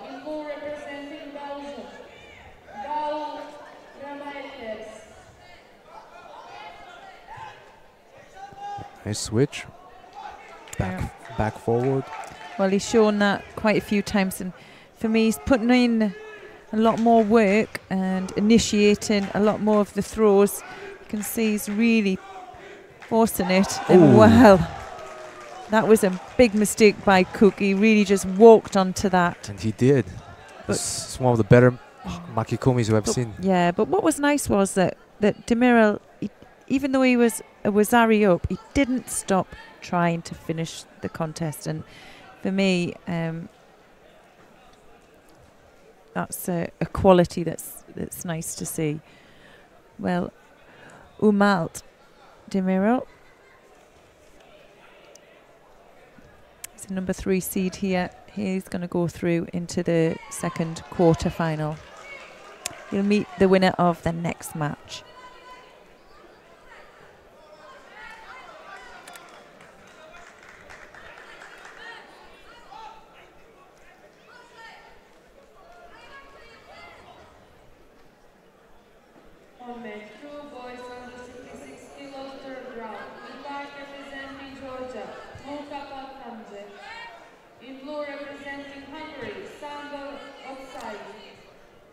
So for the next match, we have Luka Kapanadze from Georgia in white and Sandor Oskasai from Hungary in blue.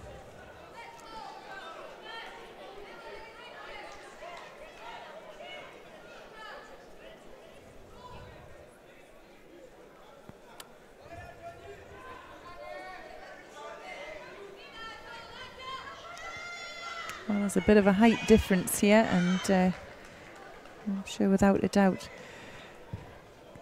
Kapanadze will be looking for a high grip maybe. Oksay there using his ashiwaza. Yeah.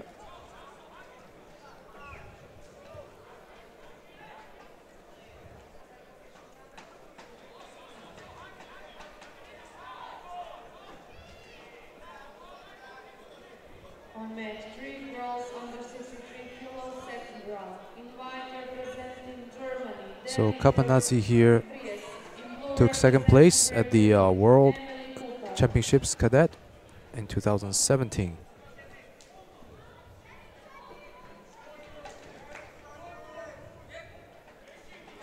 And Oksai had a third place result at this year's Cadet European Cup in Follonica.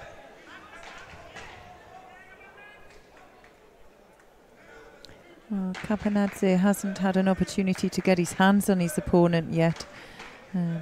Oksay is doing well to keep the distance. You can see his coach is asking him to move, use that lapel grip and take your second hand on. know if he gets tied up or if Kapanadze gets close to him, he's going to be really vulnerable.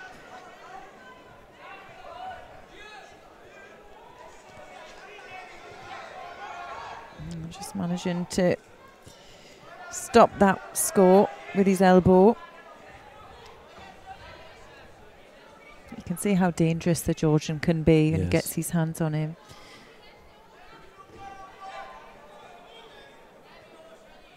And they like that over the back grip. We've seen many Georgian players doing that today. Kloski is fighting well to now. So obviously he has his game plan and he's using that lapel grip just to keep his opponent away.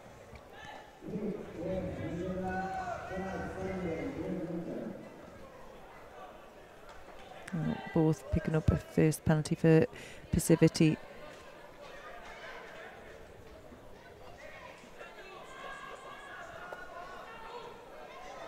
Oh, change of tempo there, and reverses the back, looking for maybe a Jujigatami.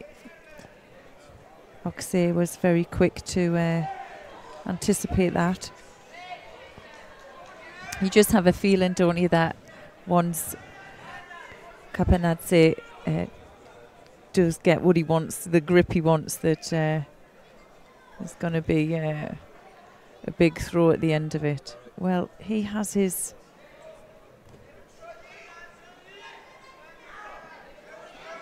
Shido taken off.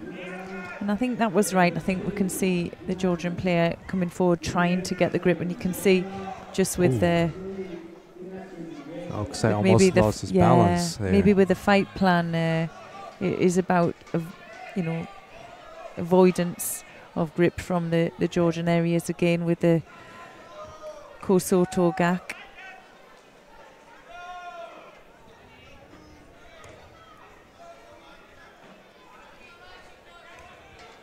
Well, just under a minute now.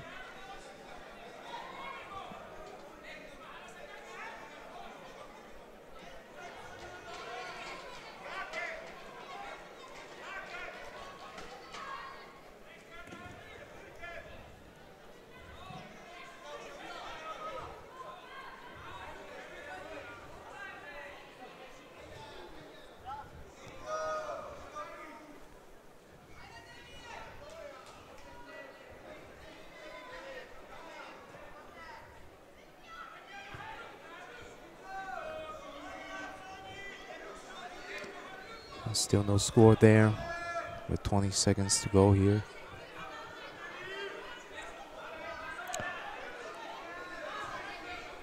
And Oksay picks up a second penalty.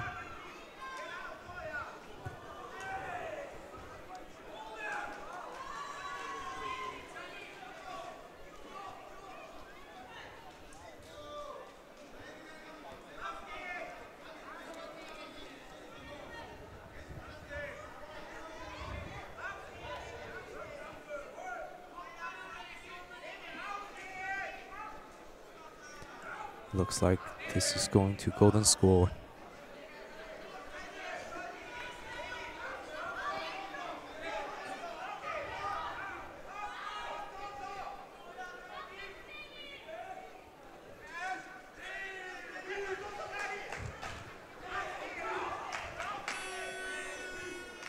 Next contest, on match 1, girls under 52 kg, third round. Please welcome in white from Italy, and in blue from Georgia, Well, to me, there's a bit of an onslaught now by the Georgian. He hasn't had his own way. No. But you can just see the change in pace of the fight. He's looking to score. He's hungry for it, and really is looking dangerous there. Ooh, we go. Nice That was Uchimata. quick. Yeah. Now, it was so quick.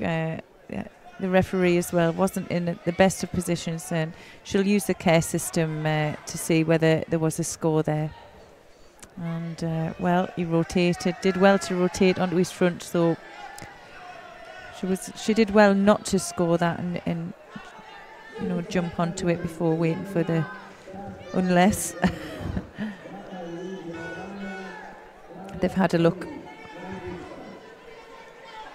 It could go either way. Either they've looked at it and there was a landing on the throw, or it's going to be another passivity. Right. Judo. Yeah, that was right off the grip. The Georgian just went for it and caught his opponent.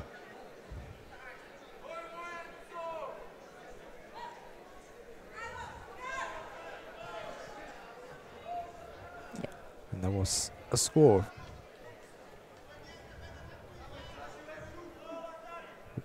Well, it was a tough fight and a well-fought fight, but Kamenadze from Georgia, he takes the win and the place in the quarter-final. The 66 kilogram third round, please welcome in white from Russia, and in blue from Romania, Onofre. Well, our next contest, we're going to see Abrek Nagutiev from Russia. He's facing Paul Onofre from Romania. Nagutiev in white and Onofre in blue. Nagutiev came in here as the number 2 seed. He took bronze medal at the World Championships Cadet in 2017, and he won 2 European Cups this year. So,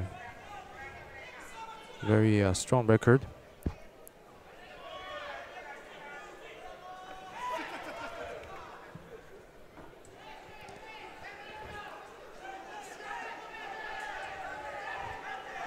And you can see Nagutiev is trying to extract his leg to go for the pin.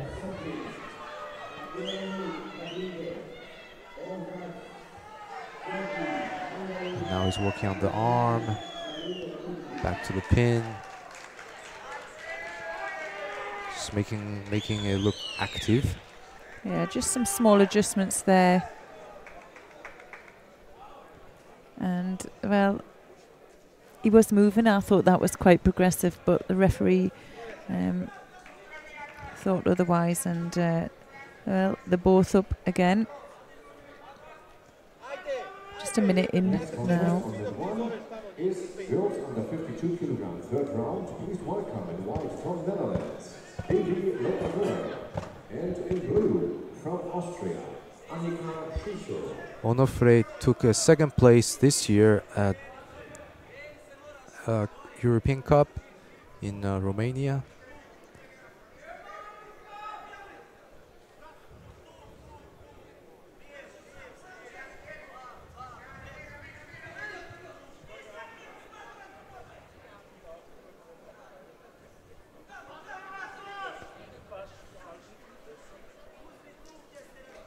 Well, looks like Nagutiev is going for that pin, and Onofre got out of that.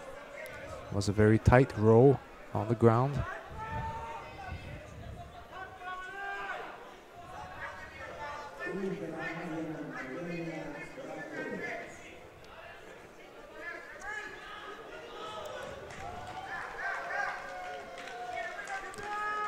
So halfway in the match, and there is still no score and no penalty on board.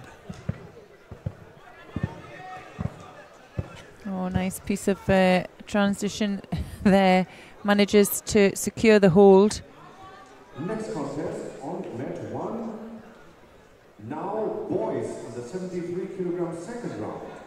Please welcome in white from Hungary, Quigley. That looks like a very secure hold Nagutiev has.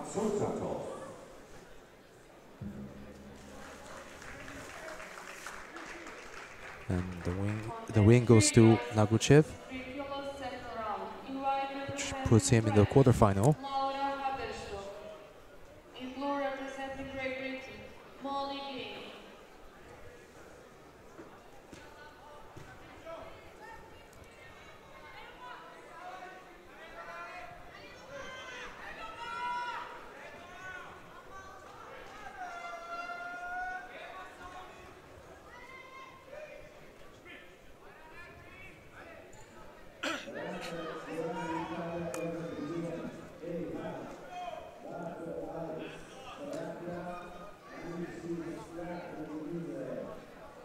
So for the next round, we have Luigi Chintraio from Italy in white and Samuel Gastner from Austria in blue.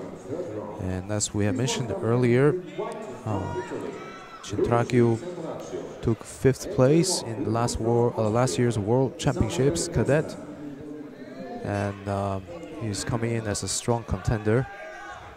Both his father and his brother are here today to support him on the mat.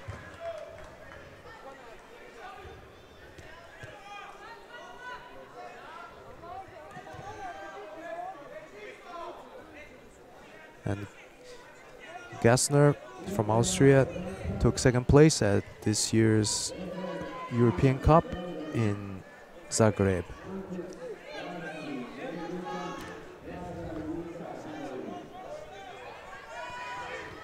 So both are fighting for grip. And next contest on mat 1, boys under 73 kilograms. Second round, please welcome in white from Netherlands, Korm Heg, and in blue from Great Britain, Cameron Sharp.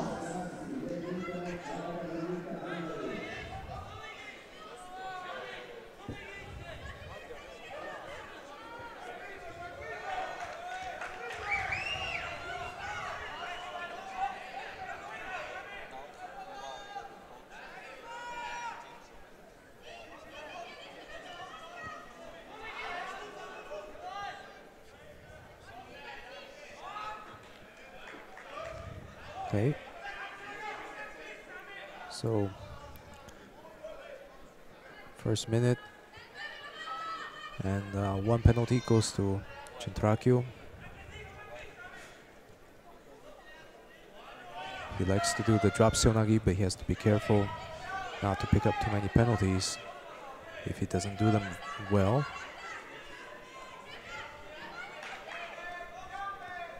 And Gastner's keeping good posture.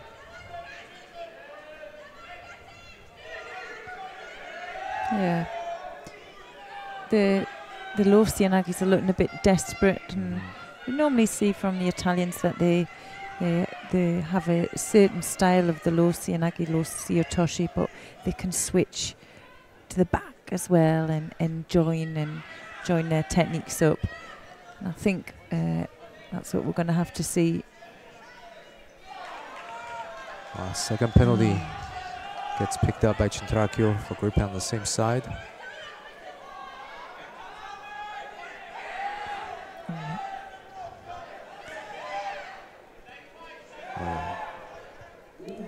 Well, it appears Gastner is to be very strong physically. Probably Chintraio felt that.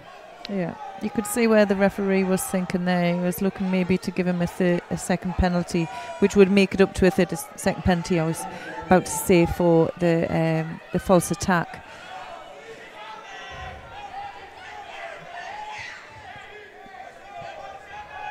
I'd just like to see maybe something else coming from him. He's certainly not having his own way here. Well, Gastner there picking up a passivity warning.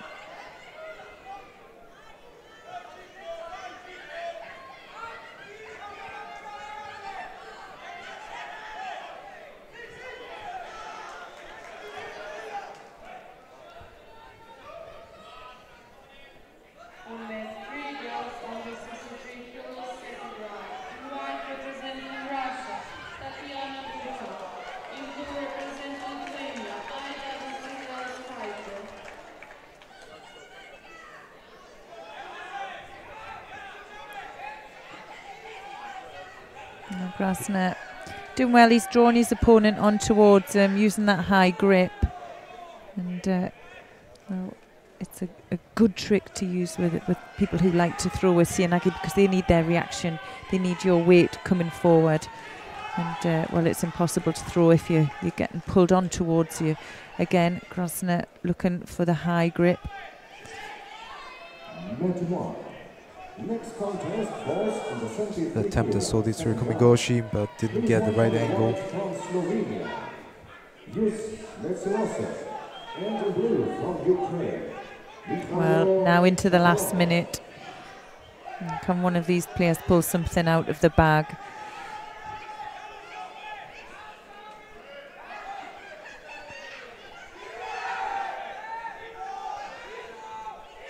Oh, yes.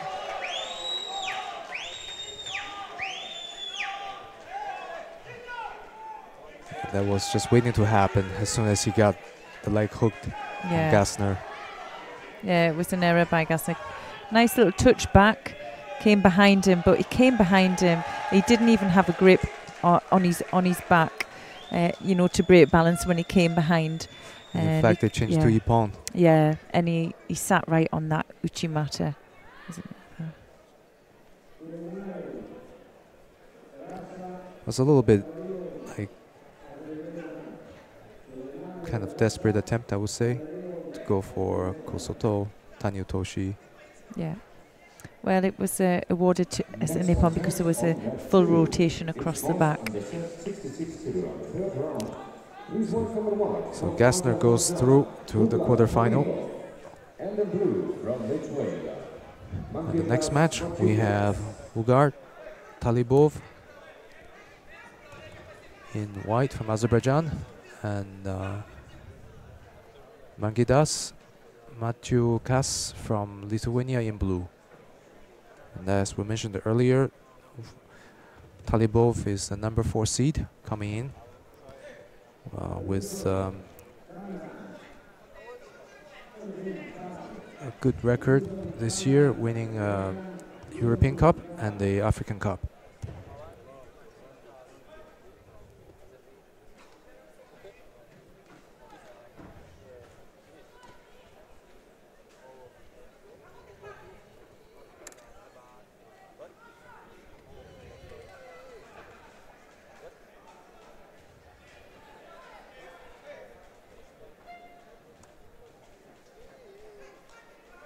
First penalty goes to Matukas.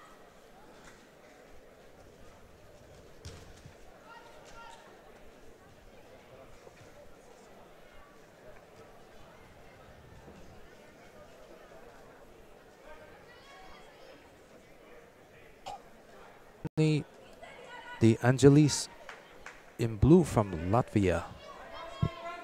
Yeah, it doesn't seem too long since the pair were on. Right, in an earlier I remember round. watching them. Yeah, and both. Each. Yeah, I think Moya had been on the mat a long time. He was in golden score and he managed to pull out a strong throw. Giangelis, he threw very early, quite explosive throw. So it's interesting to see how much the long fight for Moya has maybe taken its toll on him. Nice touch there, taking his opponent down into Nuaza. And if you remember, he liked to go for the submission, didn't he, on the neck.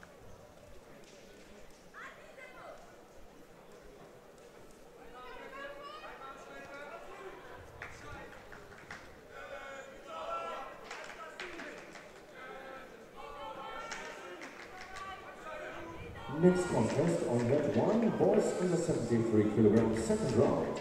Please welcome the white from Portugal, Francisco Rovira, and in blue from Greece, Dimitrios Kalagiro. And there he is.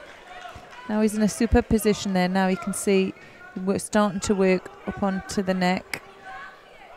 Now he may look to take his leg out.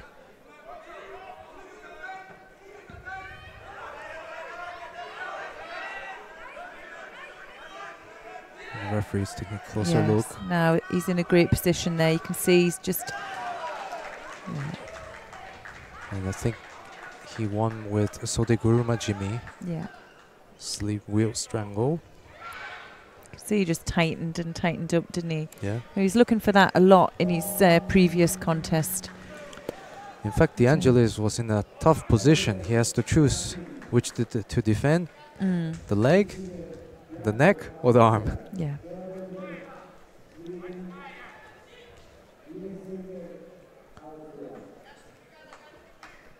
So Maurer goes to the quarterfinal, and that concludes round 3 of the male under 66 kilograms category.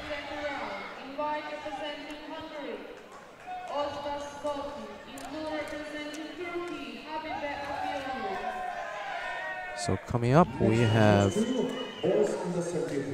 round 2 of the male under 73 kilograms category with Adrian Suka from Romania in white and Vladimir Stark in blue from Germany.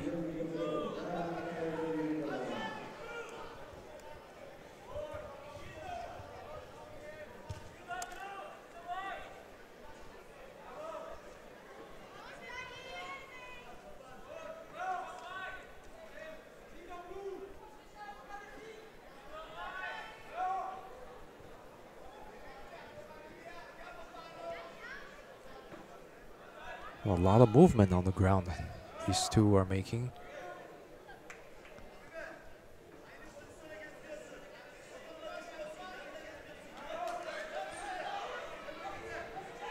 Both look really relaxed out there, but aware of their body position, attacking and defending, and making it quite exciting to watch. Nice attempt there, and the first score to Sulka manages to secure the hold. Goes straight into Kuzuriki Sagatami and gets the ippon from the throw and the pin.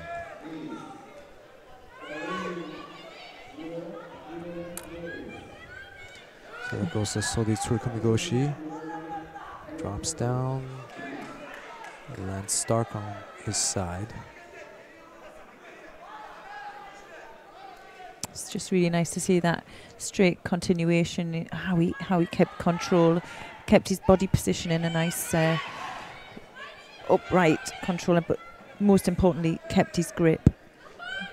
Right. And, next round we have Luigi Vate from Albania and Joey Padra from France in blue. Well, I've had a bit of time to wait for although we're in the second round, this is their first contest of the day. I so see. They'll have been in early this morning and probably done an overall warm-up or came back on. So I've had a bit of time to wait. Well, the French player has some colorful hair there. Mm-hmm.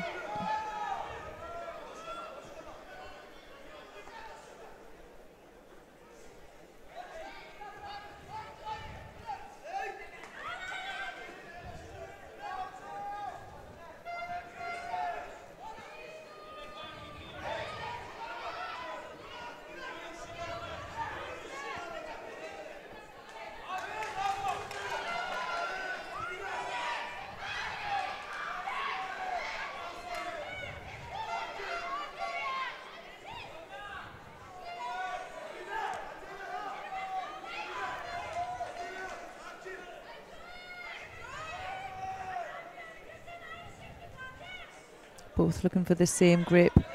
Now need to get up, get their posture sorted. You can see their heads are just being pulled down and it's impossible for them to throw from that position. They're just stuck there.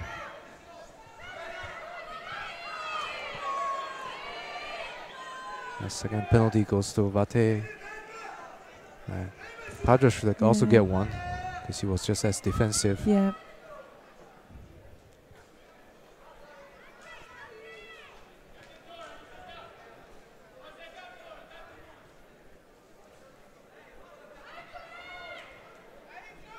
Next contest on mat 1, boys under 73 kilograms. Second round.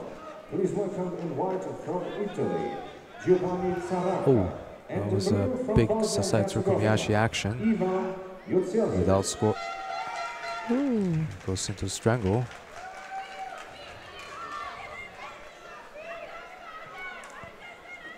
A very dynamic movement there from Padra.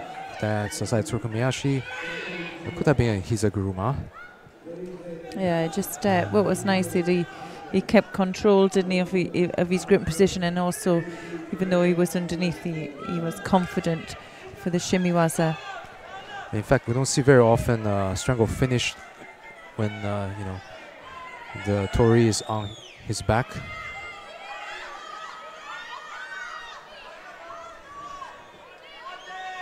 Well, what's nice is seeing these guys early rounds and knowing that we can follow them all the way through. Next contest on match 2, boys under 73 kilograms. Second round. So our next contest, we have Cameron Novruzov from Azerbaijan. He's facing Carl Björklund from Sweden. Novruzov in white and Björklund in blue.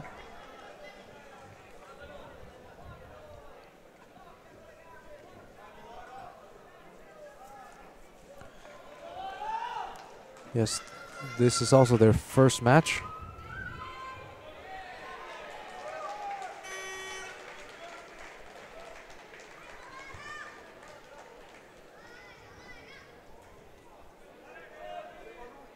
Novruzov won the Cadet Cup in Casablanca this year, and now he's being pinned. Nearly being pinned, but he escaped. Well, that was a close call for Novruzov. He, I think he expected that in the first minute. And the blue from Israel, Yali Manishvili.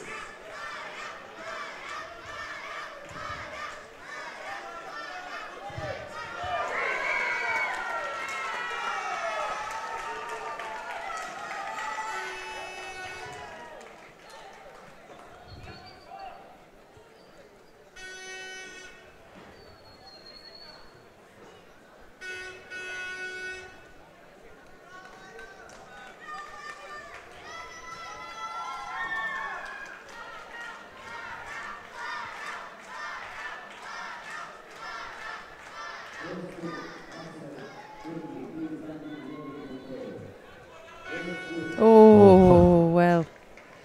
Bit of a mistake there from Björklund. Looked to go for maybe a Sasai, Shikomiyashi or something like that, but both feet seemed to come up, and well, Novruzov took his close leg away there, didn't he, for the nice counter-attack. Yes, see here. Novruzov just was in the right position to sweep that leg. Yeah. Second round. Please watch from the white from Belgium. It's Vanden Hervagen. So now we're back with Jitsi Vanden Hervagen from Belgium, and he's in white, and Levi Karamat Ali from the Netherlands in blue.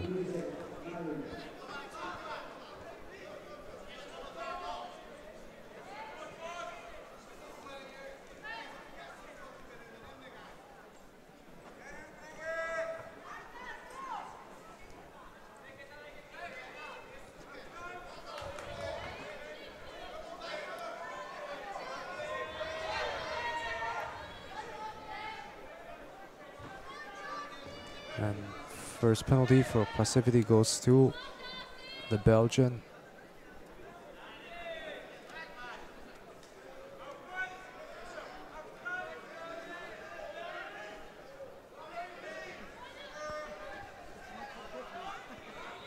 Oh, nice combination.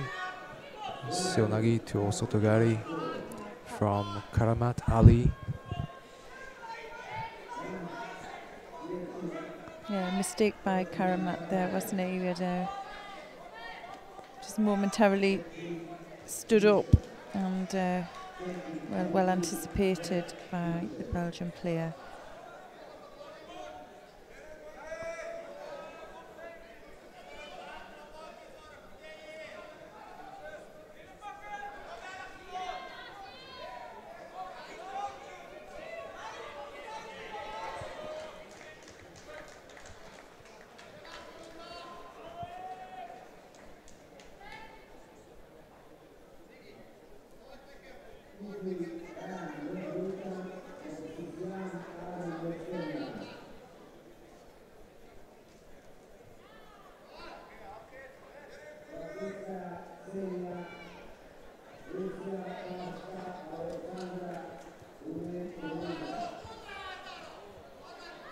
Vanden Hervagen now looking for an opening, doesn't get what he wants there.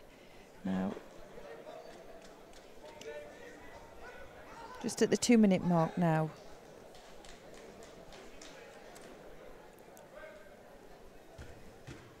Penalty goes to Karamat Ali. Next contest, on net 1. Boys under 73 kilograms, second round.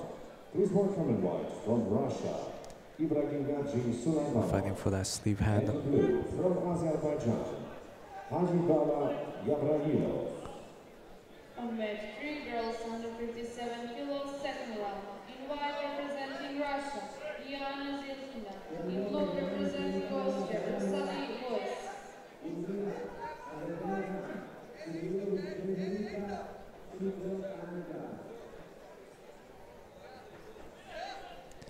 Again, fighting for the sleeves.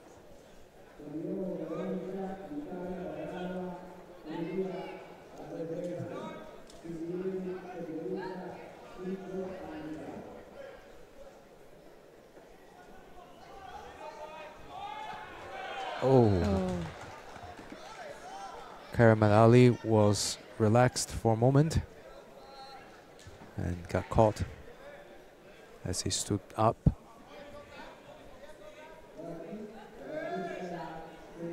Right there. Was completely distracted. Yeah, you can see here he's reaches over, touches the ankle, but all his weight's coming forward, and well, his opponent uses that to his advantage and just nipped underneath and went for that rotation.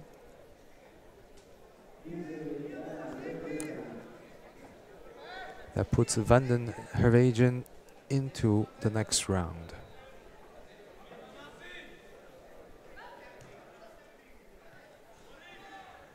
Match 2. Next contest, boys under.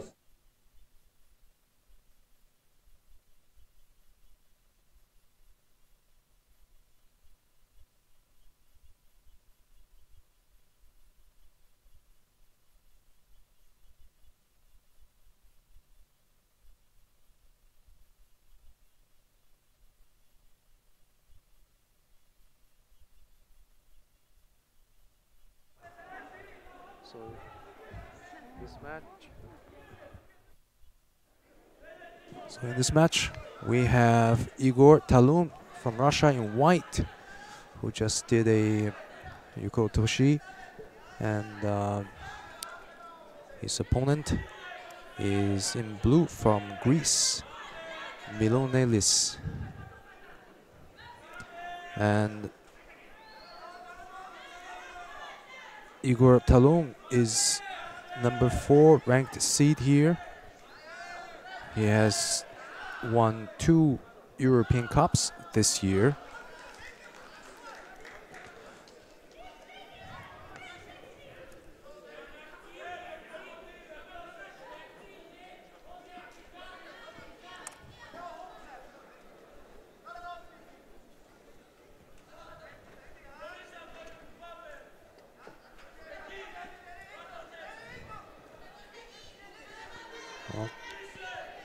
Milonelis attempted a technique there and was defended by Talon, and Talon is now working on an arm. Couldn't get arm lock, so now he's pinning Milonelis for komi. And as soon as Milonelis gives the arm, he tried again for the arm lock, but wasn't able to secure the pin. And the Vazari is given to Talunin from the pin.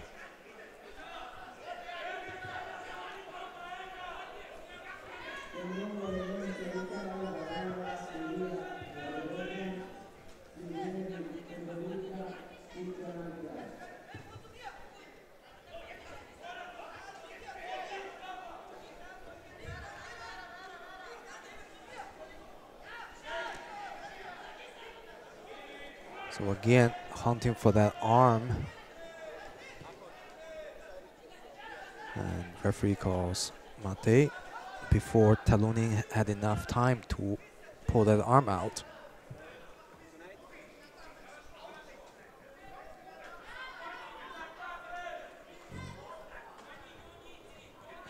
So we're a little bit more than halfway into this match. Talunin is leading with 1 Wazari. And he's relentless on the ground.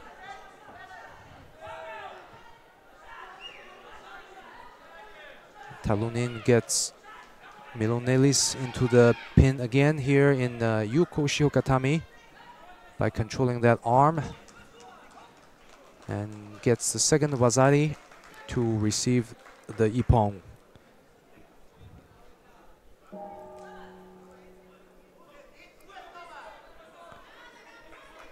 And that puts Talunin to the next round.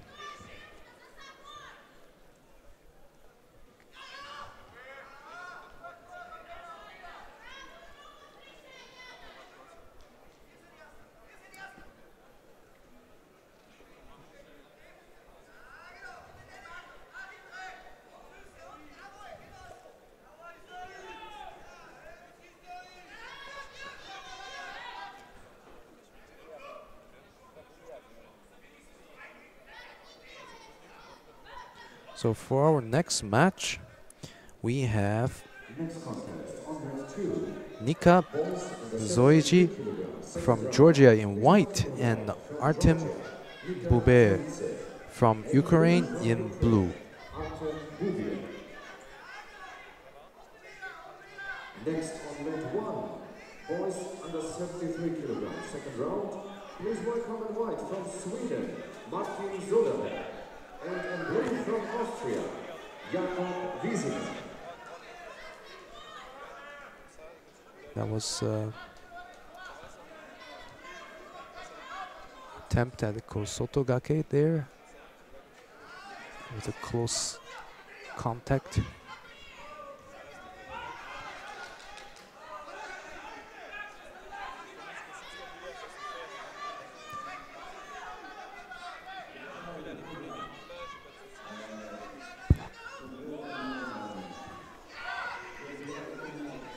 We're seeing a lot of aggressive actions in the first 30 seconds of the match.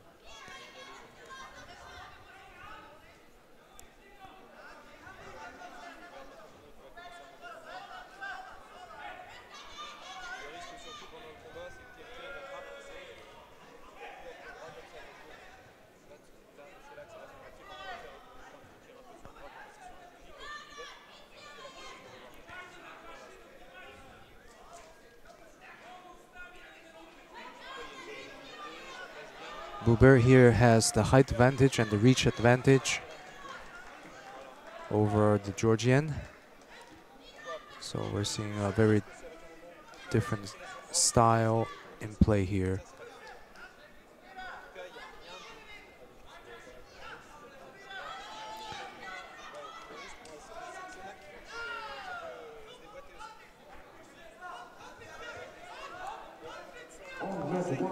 Maki komi attempt was defended well by Zoiji. Please welcome in white, the silver medalist of last Cadet World Championships from France, Mockdar. And in blue, And the first penalty goes to Zoiji for passivity. And again, Buber comes over with that high grip.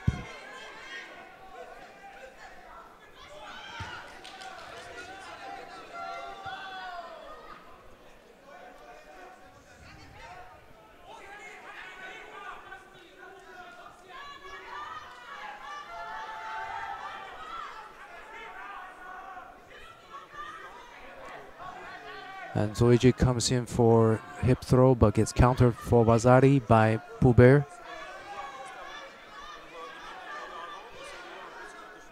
Zoiji came in a little bit too far with the hips. which left him off balance. And second Vazari goes to Boubert for throwing Zoiji with Kosotogake, using his height as advantage. They're calling it off, that Vazari.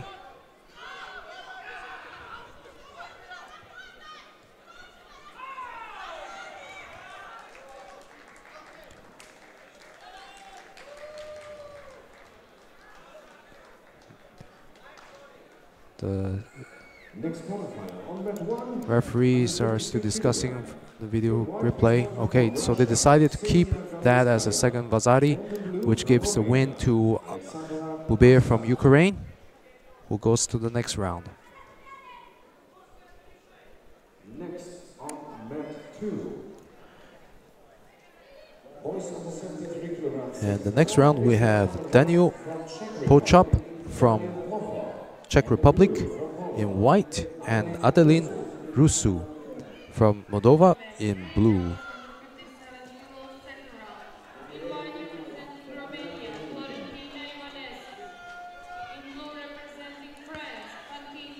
And Daniel Pochop took a first place in this year's European Cup in Fingirola.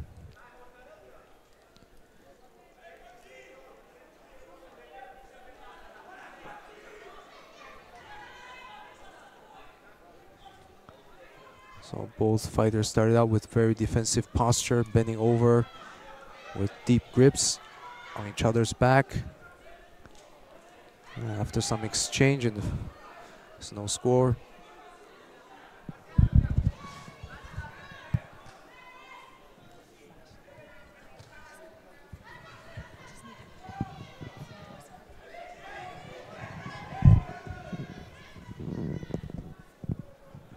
Again, these two assume the same posture.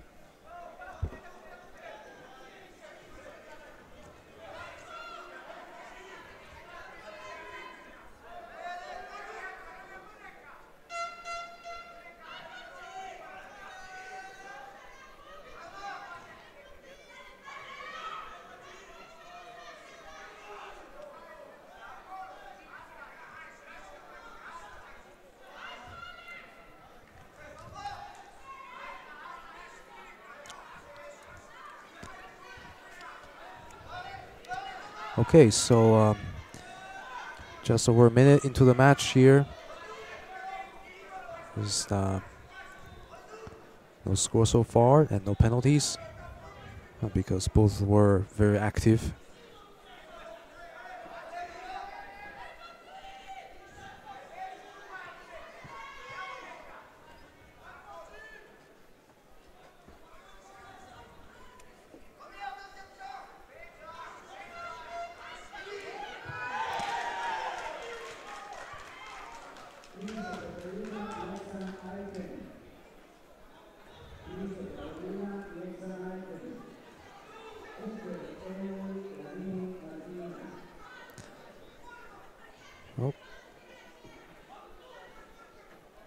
Pochop's working on that pin, but Rasu managed well to trap Pochop's leg.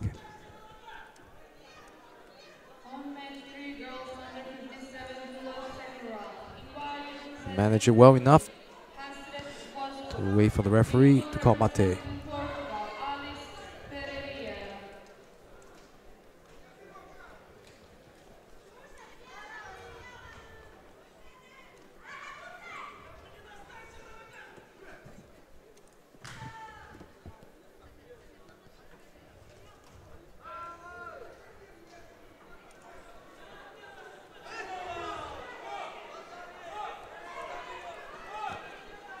Both players are trying to find their comfortable grip deep around the back. Now they're settling for the lapel grip instead. But I think Pochop prefers that grip around the back.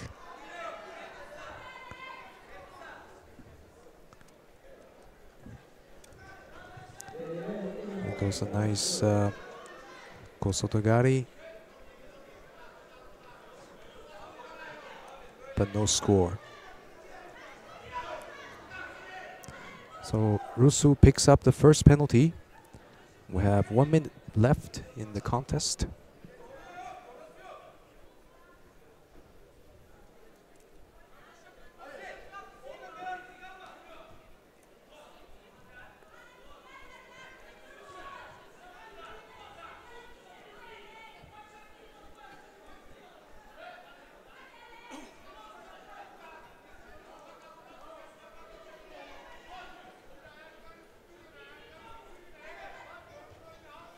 Another Ashiwaza attempt from Pochap.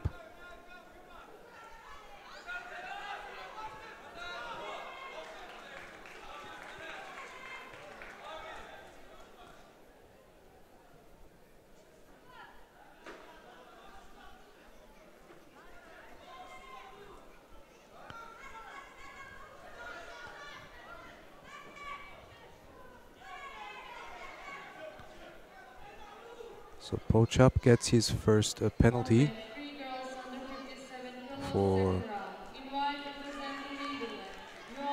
Oh, and it goes for Kosotogari, which throws Rusu, but after the clock has run out.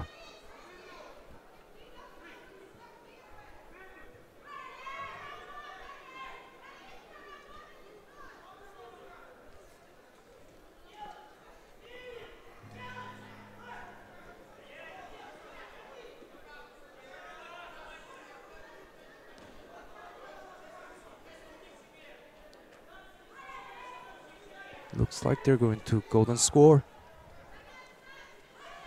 with 1 penalty each. Up. The referee just gave Vazari to Pochap for the last second Kosotogari.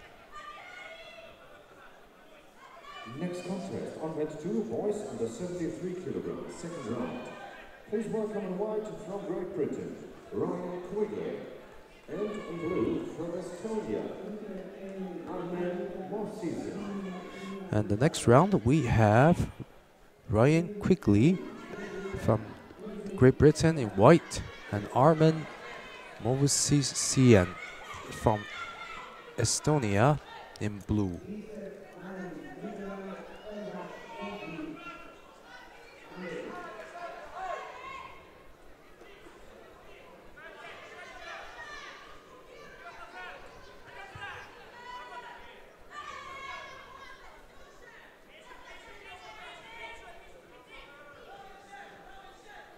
Well, it's the first time we're going to be seeing Movician.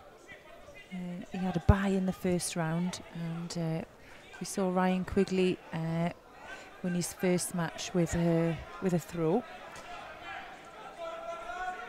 Right. Yes.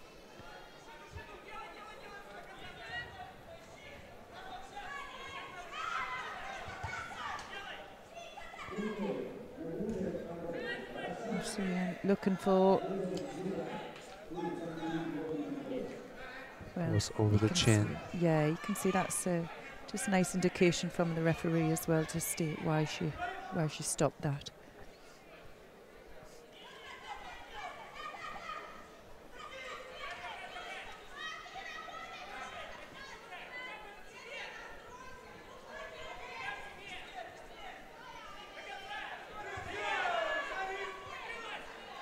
In contrast from the previous match we just saw, these two players have more upright posture.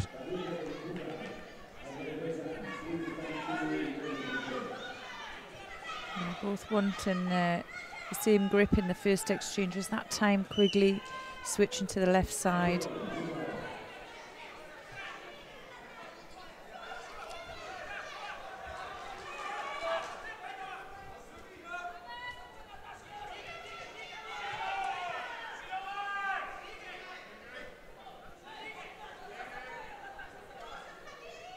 Quickly picks up the second penalty for false attack.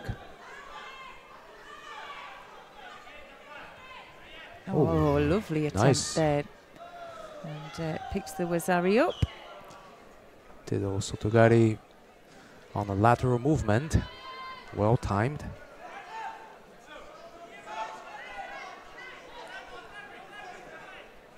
Yes, just as his opponent stepped. Yeah.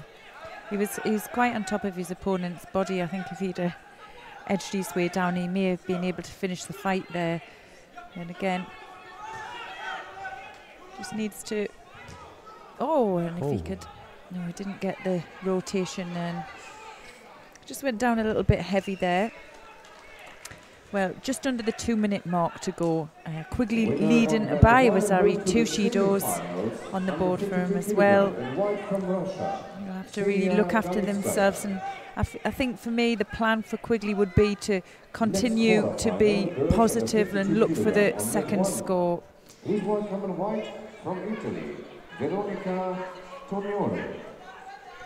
If I remember correctly, this is the same situation he found himself in the first match. Down by 2 penalties, ahead by a score. Oh, yes, and beautiful. But no score there.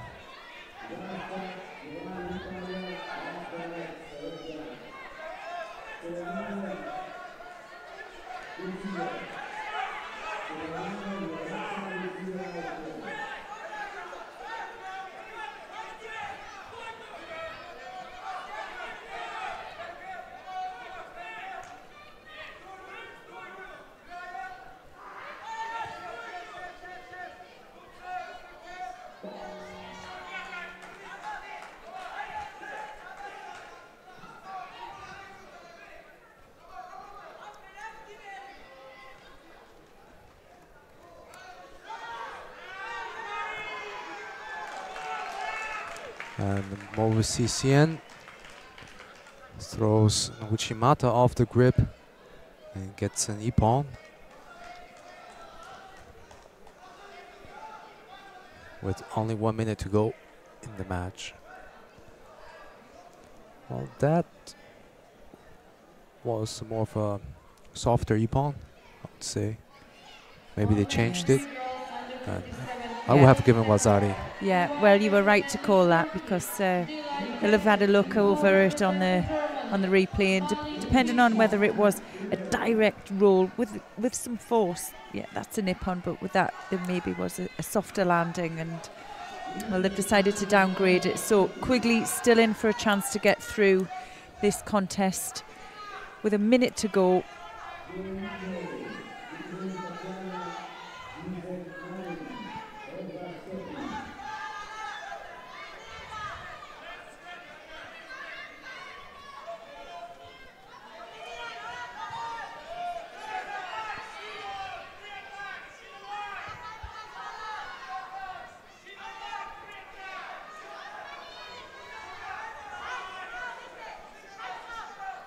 There's more pressure on Quigley.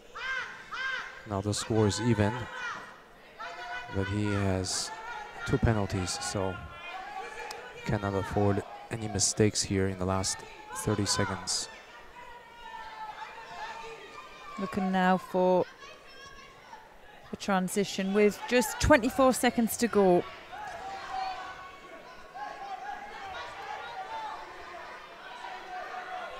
Well, we're seeing Quigley is from Scotland, and I'm sure his coach Andrew Malone will be watching at home, probably screaming at the TV screen as we speak. But Andrew Malone himself was at the Veteran European Championships just a few weeks ago, where he took a gold medal. Unfortunately for Quigley there, he gets caught and rolled over. Well, it was an really eventful contest in the end. Had some nice good judo techniques. Yeah. Some nice change of direction into Osotogari from a Seonagi grip.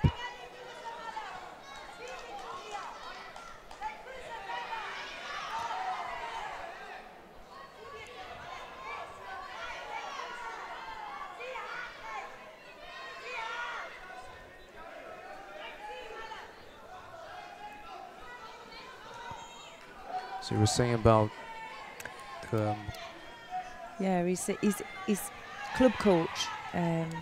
Fought in the veteran European Championships just a couple of weeks ago in Glasgow, and managed to win the M2 under 73 kilograms. Oh, that's a tough category. Yeah, They have some really tough former national players, international players.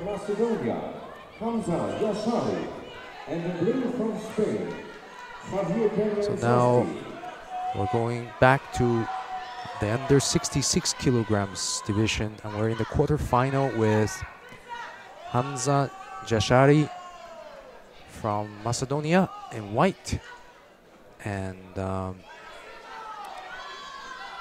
Pina Insausti from Spain in blue.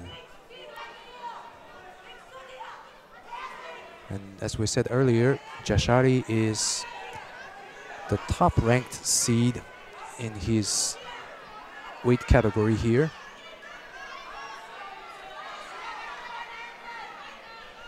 And he has had a stellar performance so far leading up to this point, winning all matches by ippon. And there goes another of his signature Seotoshi, Taiotoshi. He's a really exciting player to watch. He's I agree. very mobile, very explosive, and can throw in any direction.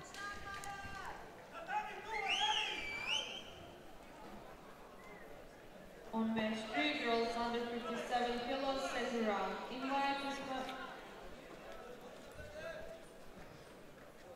Invite present. A penalty each for... Well, avoiding the grip, I think that one was for. Just ferocious in his attack. He doesn't second guess anything. He really does go for it. Well, he's had that Judo penalty taken off as well. So just one to Pina at the moment.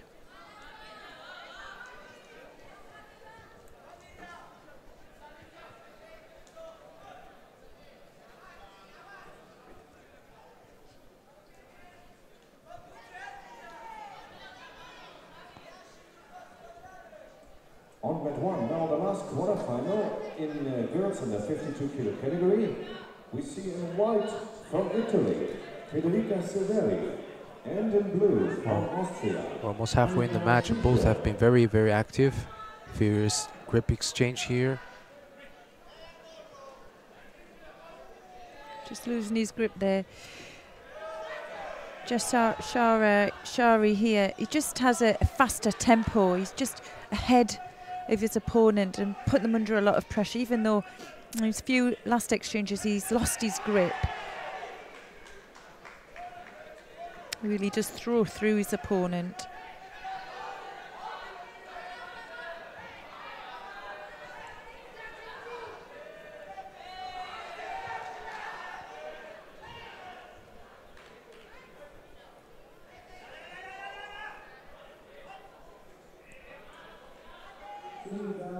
The penalty goes to Jashari for false attack.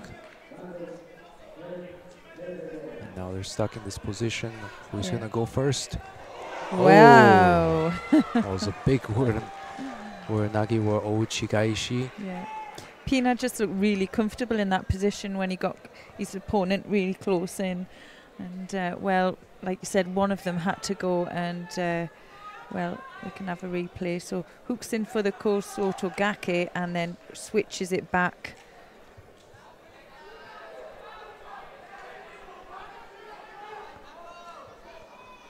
Turning. It wasn't direction. Yeah. Well, Jashari, it wasn't his style. He needed to keep the distance, didn't he? And the nice thing is he got to the quarterfinals, so he will fight through in the repechage, and maybe we'll see him later fighting on for a medal. Well, I've seen several situations today where they were locked up in that Kouchigari situation, and it's always hard to determine who's going to go down from there. So Pina in South goes to the semi-final. Next quarterfinal, boys under 66 kilograms, on match 2. Another exciting contest with coming up now. We have Umlat Demirel from Turkey, and he's facing Luka Kapanadze from Georgia. Demirel in white and Kapanadze in blue.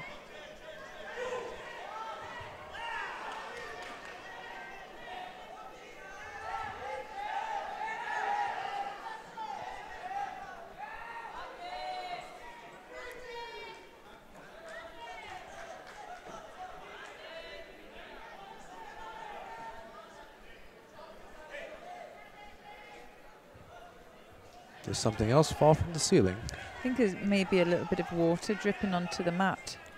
I've been on a few times to dry a little spot up. So.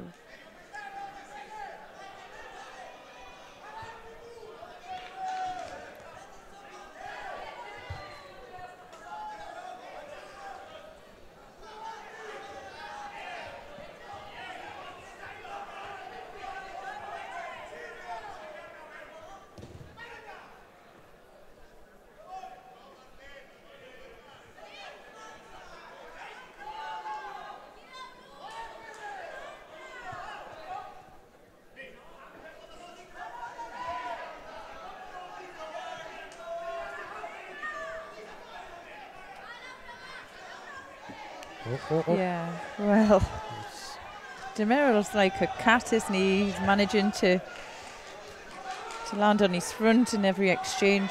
He nearly made a mistake there by coming up with his opponent, especially with these new rules. You get to stand up and not in the. Here we go again, and Kapanadze there feeling a bit of pressure as well. He loosened off on the grip.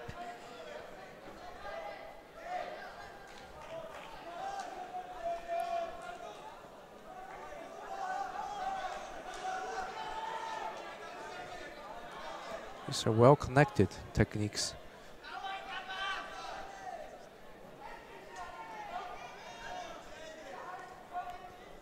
Wow. Wow. Do you know, I don't think that was the score. They have to review that.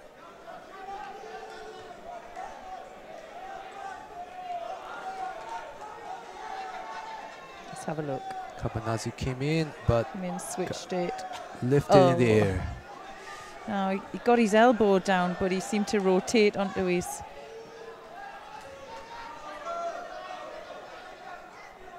The front point of his shoulder.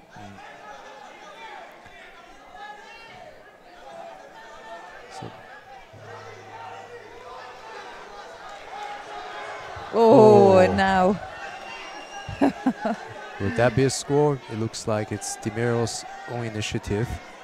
Yeah, it looked like Demirel's initiative, but whether it was controlled down, Kapanadze, for me, it was very close.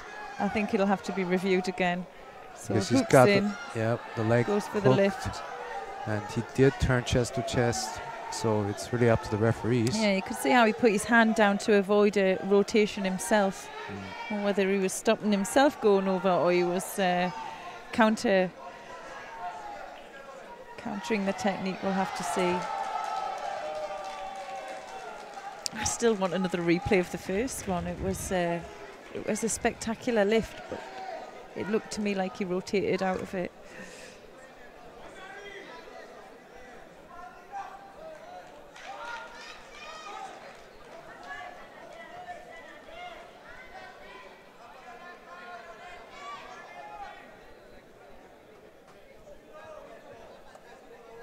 Waiting on the decision from the judges' table to determine that action.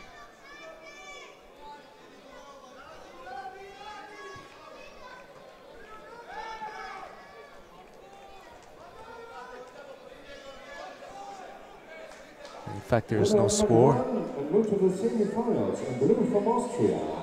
Because he was Demiro's initiative. Next on mat 1 is boys under 73 kilograms, third round. In white from Hungary. Straight on to. It's looking. Looked to be a bit dangerous, didn't it? Mustn't have been underneath. Minute 22 to go. Cabanadze has it all to do now.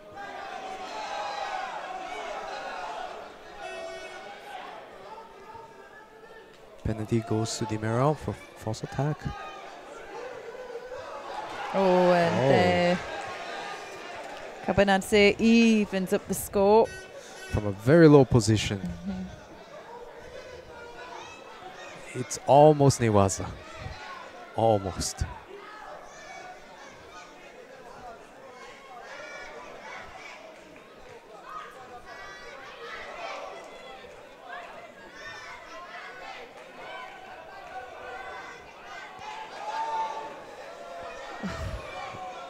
A deep entry from Cabanadze.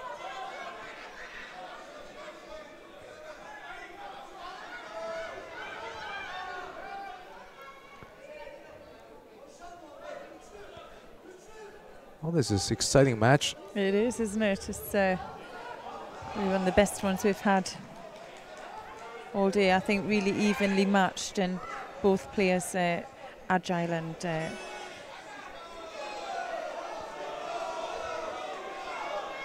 unbelievable technique. Okay, into the last 20 seconds now.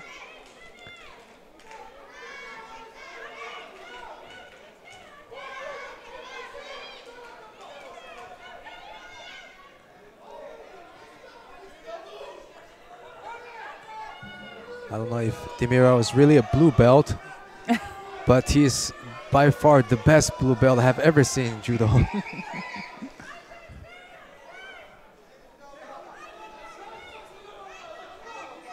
So now here we are in golden score.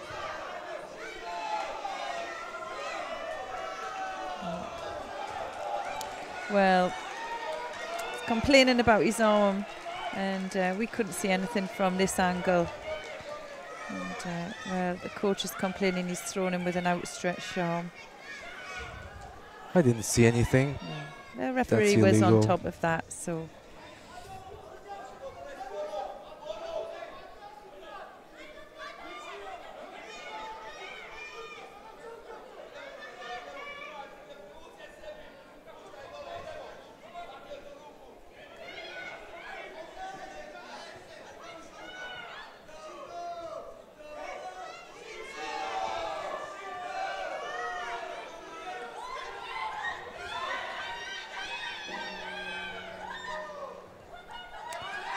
Now, whether they've had a review of the previous action.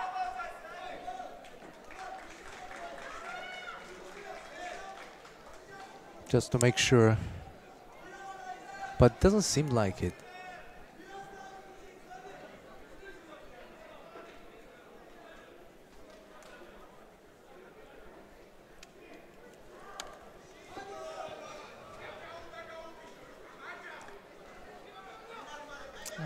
Going to keep going. They just probably needed a bit of time before it moved on any further to make sure it didn't warrant anything. So second Shido to Demiro, and 50 seconds into the golden score.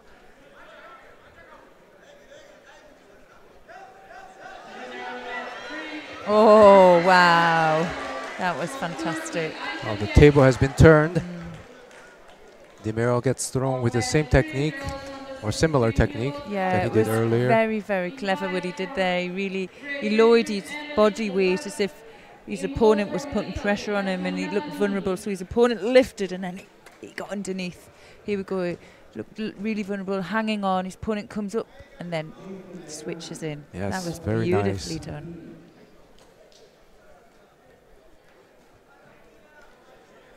Allowing his partner to drift across, thinking he had an opportunity himself to throw, and then, well, snuck in. That puts Cabanadze into the semi-final. And the next quarterfinal, we have Abrik Naguchev from Russia in white and Samuel Gastner from Austria in blue.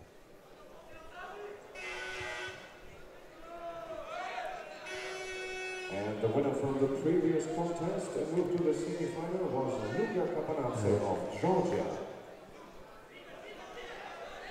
Oh, that was a nice Ashiguruma, it seems like. It's very fast, couldn't see very clearly, but there was no score.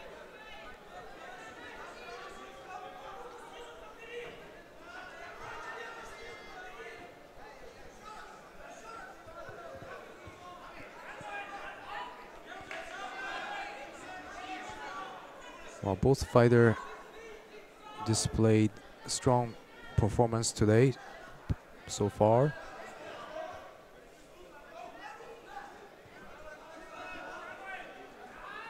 Naguchev came in as the #2 ranked seed, and here he counters Gastner for a Vazari and goes straight into a pin.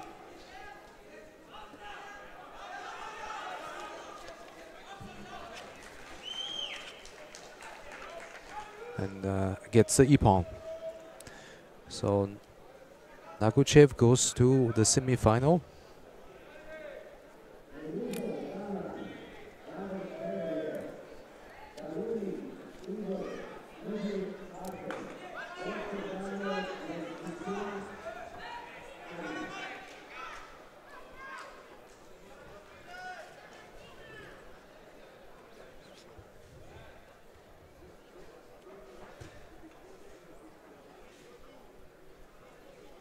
Winner moved to the semi-finals under 66 kilogram in white from Russia, Abrik Naguchev. And for the next and last quarterfinal, we have Ugar Talibov from Azerbaijan in white and Denis Mauer in blue from Germany.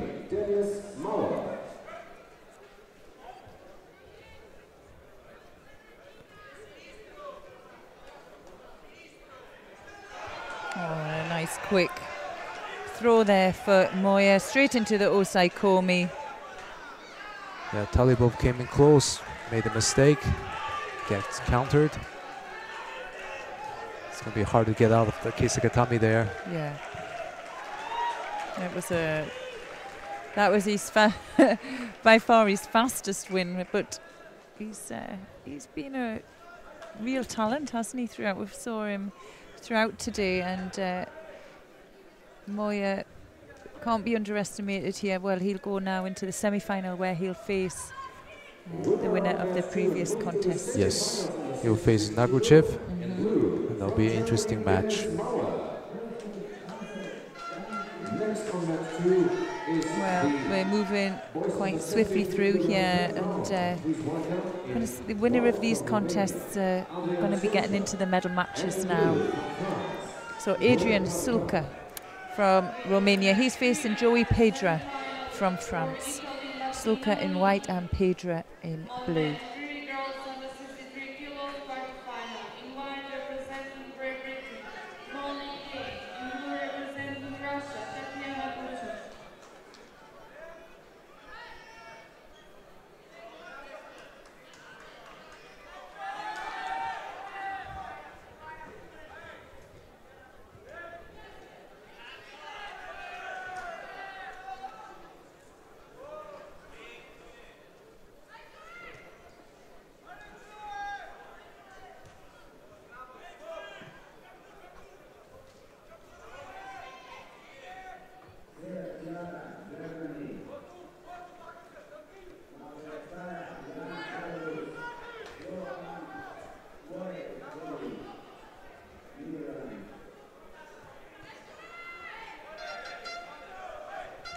Both of these players, previous fights, very explosive.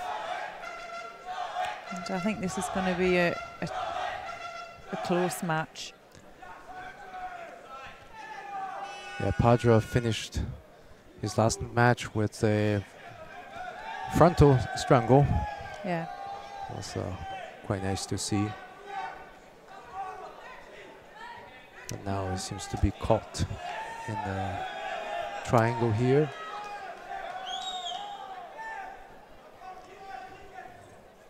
He has the legs quite secure. He's needing to get the rotation over for the Sangaku Gatami, and he's struggling there.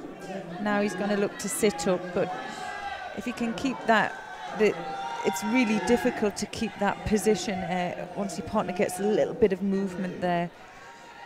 Well, Pedro there picking up his first penalty.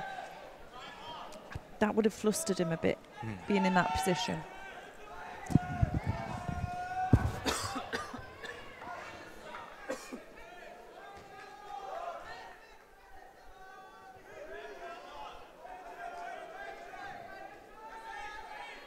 Next on mat 1, boys under 73 kilograms, third round. Please welcome in white from Italy, Giovanni Zarata, and in blue from Slovakia, Alex Barto.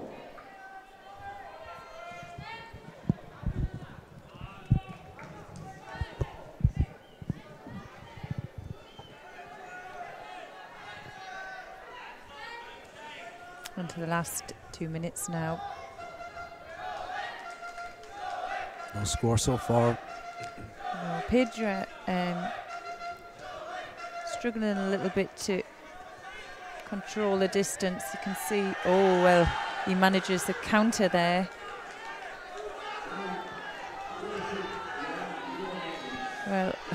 Well, It's a bit the questionable. Romanian coach, yeah. Well, Sulka just really controlling the distance. Now really going for it, and well, there's no question about that.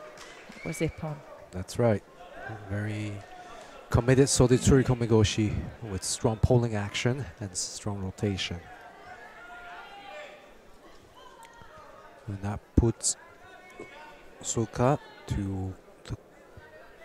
Yeah, they got well, they gave the score maybe onto the wrong side, and then I think what happened was it made Sulka really come forward and work hard for that throw.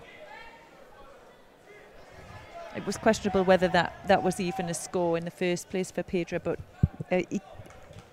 Sulka made an error and he controlled him down.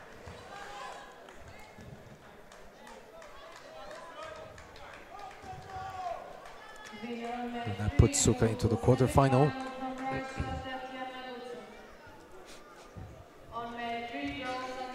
And for the next match, we have Kamran Novrodzov from Azerbaijan in white, and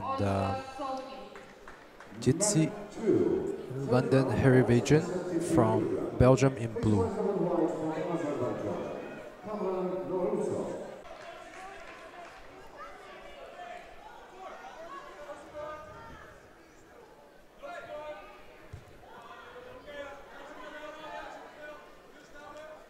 So Temiwa's attempt by the Belgian follow with Newaza, but not enough time to work it. Yeah.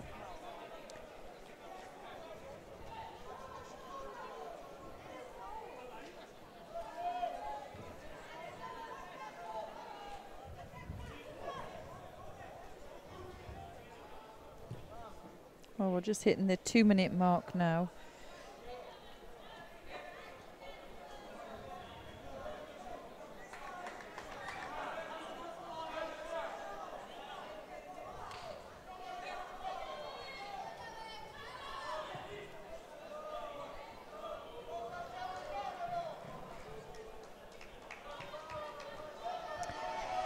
Novrodzov here coming forward with a strong right-handed grip.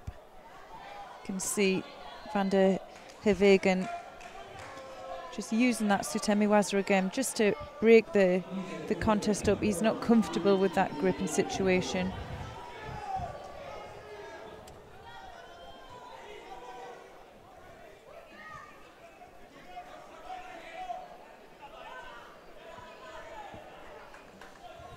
He's using that inside grip there just to post out and avoid his opponent getting that higher grip, which he would use to to move his head. Nice on the uchi from that position and looking for the transition straight onto the neck. Must have lost control there.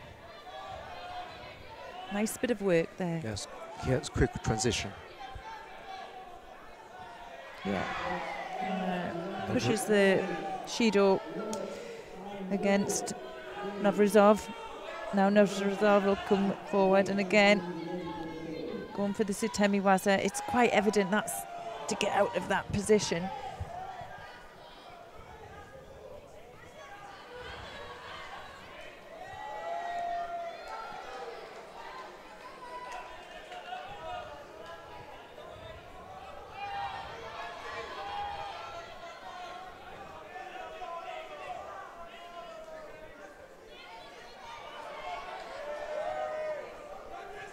Well, neither one of them could really put in an effective attack here.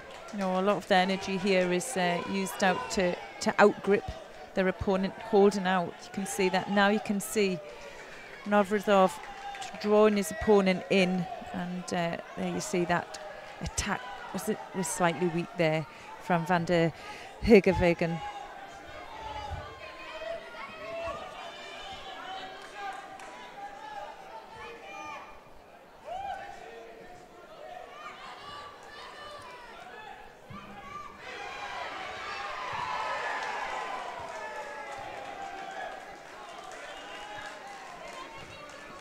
See another golden score.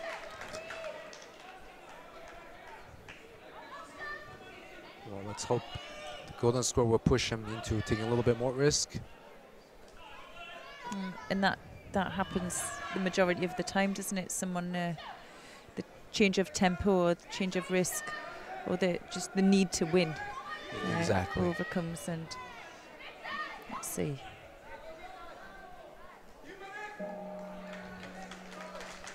You can see for Vanden Hervagen, he's not his preferred grip.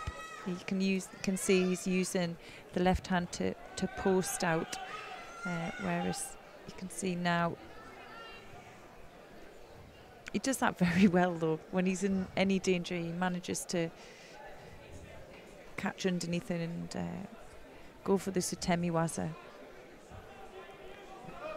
Now his coach is encouraging him to get some movement going, and the second penalty goes to Navrazov.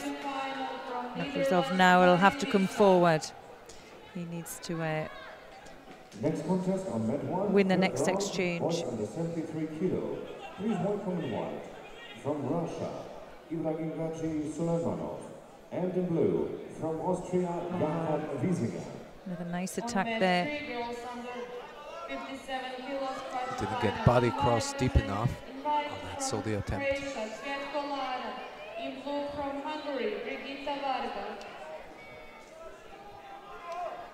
It's a good tactical fight here from Vanden Hervagen. He's fought well up to now. He needs to win the next few exchanges.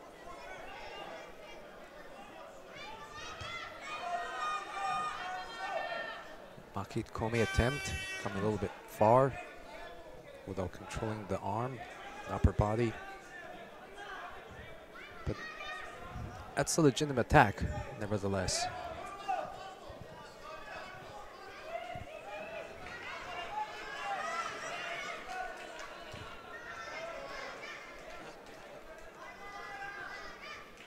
Well, I think both of these athletes are going to appreciate this short break while they tie up the judogi.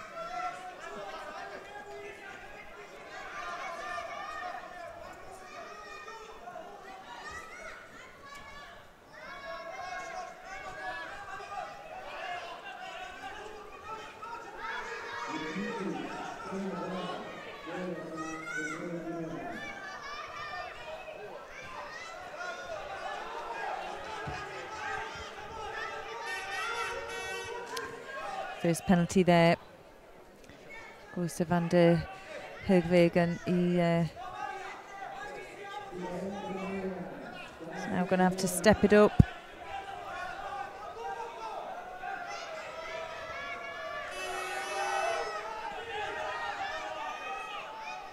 Well, I think we're going to see that one as a false attack.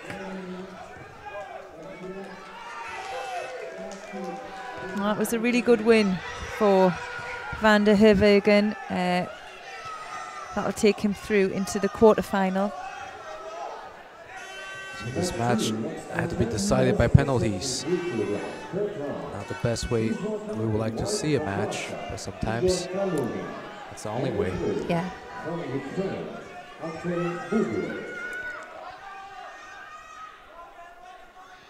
So next match we have Igor Talunin from Russia in white and Artem Buber from Ukraine in blue.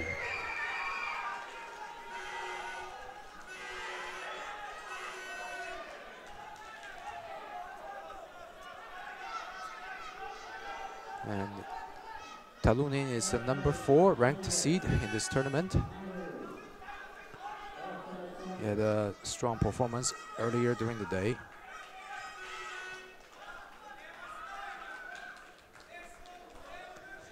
Big Tsurigoshi attempt gets countered by Talunin.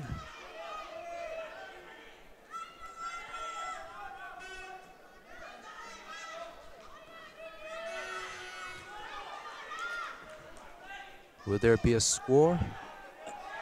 I guess not.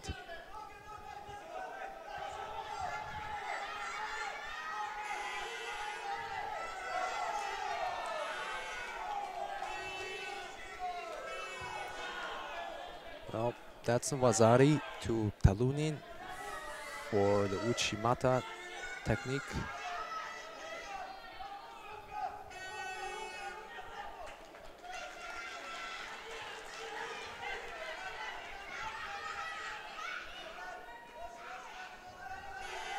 They have changed it to Ippon. So Talunin goes to the quarterfinal. And the next match we have Daniel Pochap from Czech Republic in white and Armen Movician from Estonia in blue.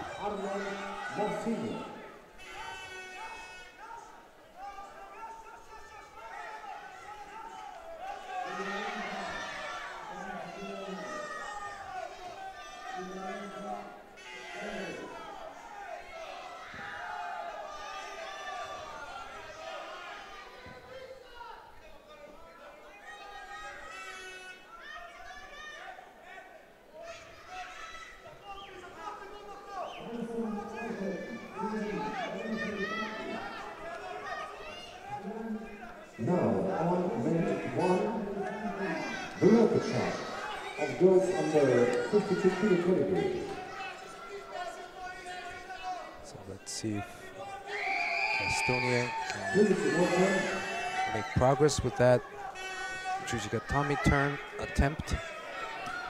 He's able to manage the turn over. Poke chop. Strong.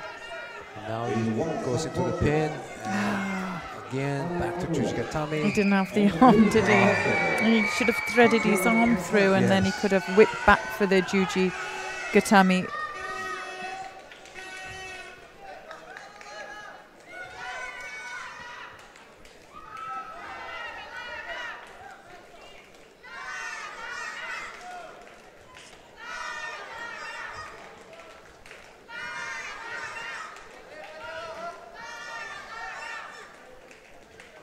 Oh yes, nice little touch there for the Sasaiji Shu Komiyashi. And looking for the transition as well. Very open, aren't they both? Very open, very fluent. Yes.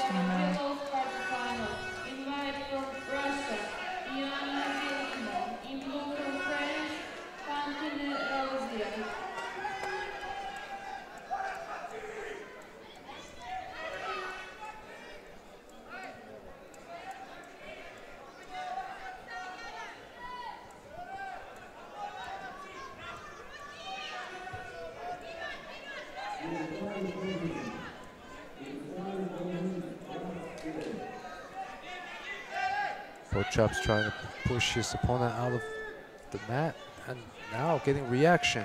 Which allowed him to set up for that hip throw. Go straight into Yuko Shiogatami. Transition to Kami Shiogatami. Yes. Malvisian, for me, just seemed to feel like he'd maybe walked out the area and he thought maybe there was going to be a mate. I think he just relaxed a little bit at the edge there. It was a nice win for Daniel Pochop from Czech Republic. And that concludes the last of the round 3 in under 73 kilos category.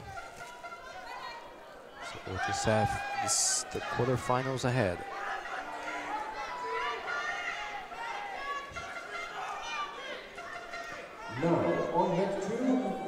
Okay, looks like they're going through the repechage of the under 66 kilograms division.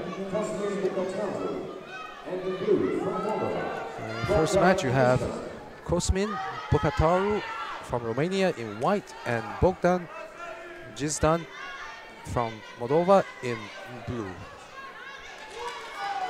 And this is a repechage match.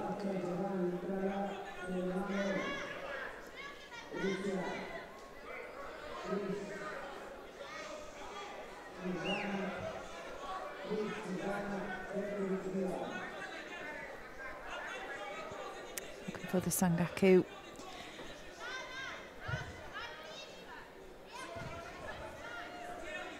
His opponent kept himself square there, so he couldn't link his legs.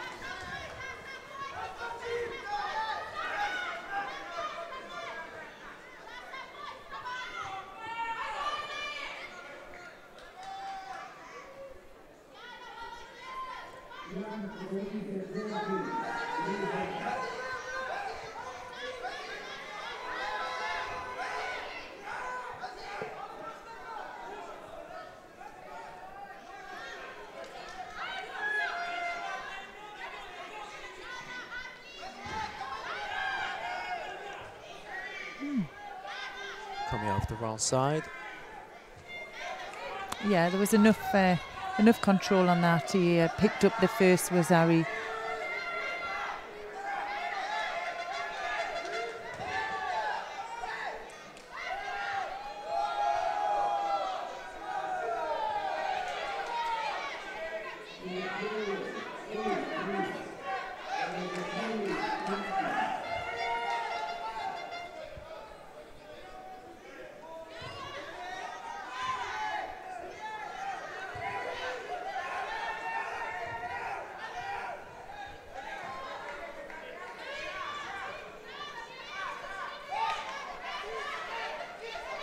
Both are being very cautious.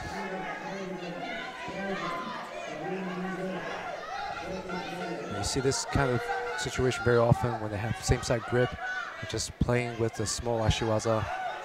Yeah, you need and really either one person's going to commit and more likely to an error, and we saw Zidane there.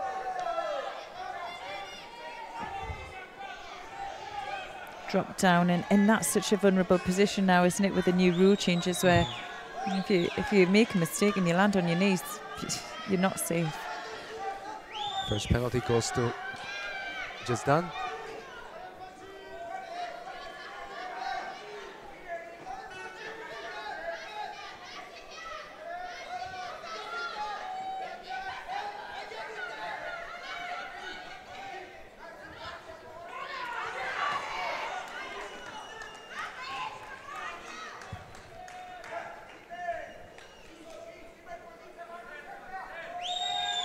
Again, hunting for the arm.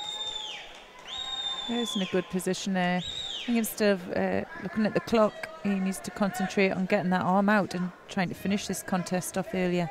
I think the longer you're on the mat, the more vulnerable you are to lose it. Yeah.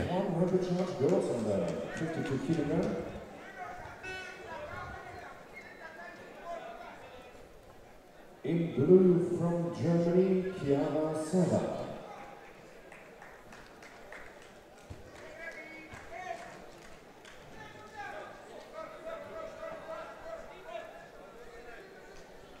Oh, interesting. But he didn't give a good, secure hold on that. Next contest. Well, just done picking up his second passivity warning. Minute to go. And in blue from Netherlands, Davy Loramoy.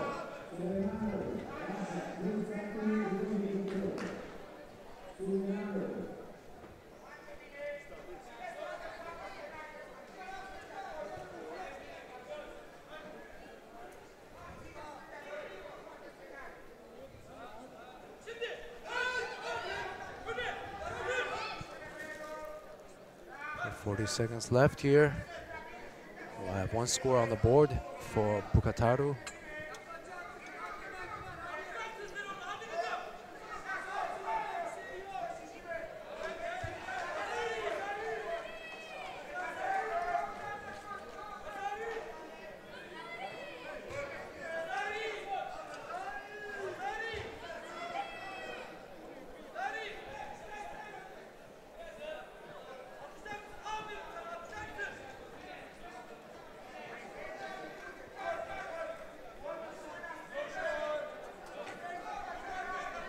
And now, on that one, the quarterfinals of boys in the 73 12 seconds to go.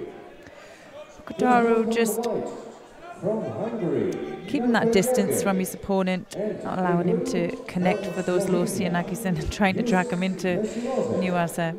He can afford one more Shido. He's safe there and through to the his next fight. Well, it's early rounds, isn't it, in the repechage? Yes, he's going to face Jashari in his next fight.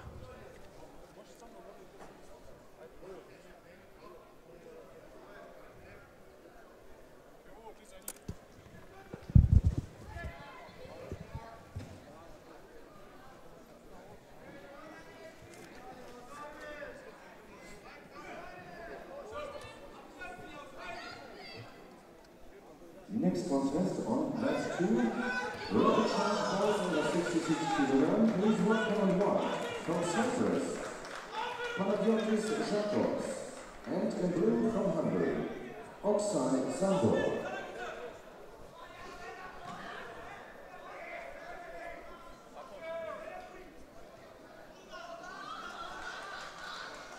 I think we could move to mat 3. Yeah. I'm going to have a look over to the quarter-final matches on mat 3. That's just a win there to Boz Kurt. She threw with a spectacular Koshi Guruma for Ippon and secured a place in the semi-final, and now we're going to move through and see the quarter-final between Malin Fischer from Germany, and she faces Lisa Grabner from Austria. Fischer in white and Grabner in blue.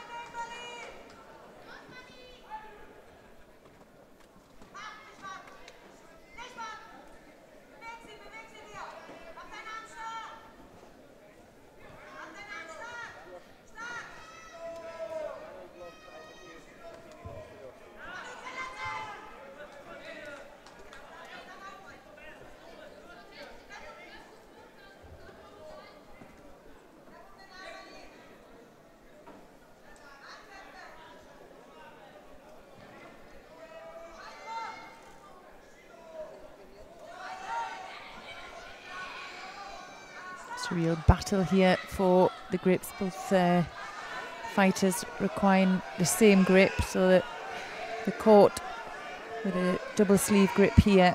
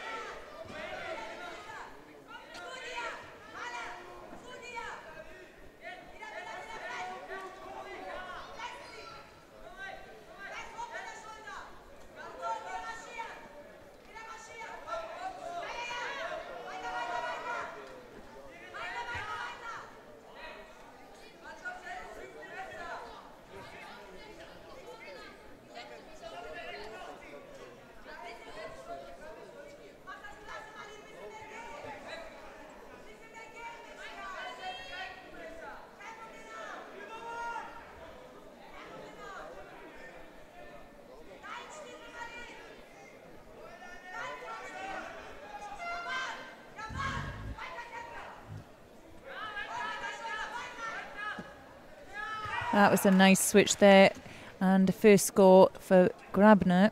You could see the determination in her face. She wasn't going to lose that grip in exchange. Now she's looking to see if she can finish this off in Nuasa.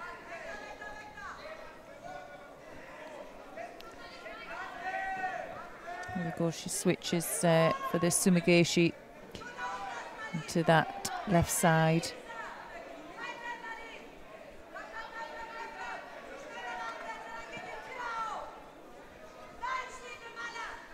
Now Fisher really has it all to do. She's coming forward strong. Nice Uchi attempt. Struggling to get the second hand on though.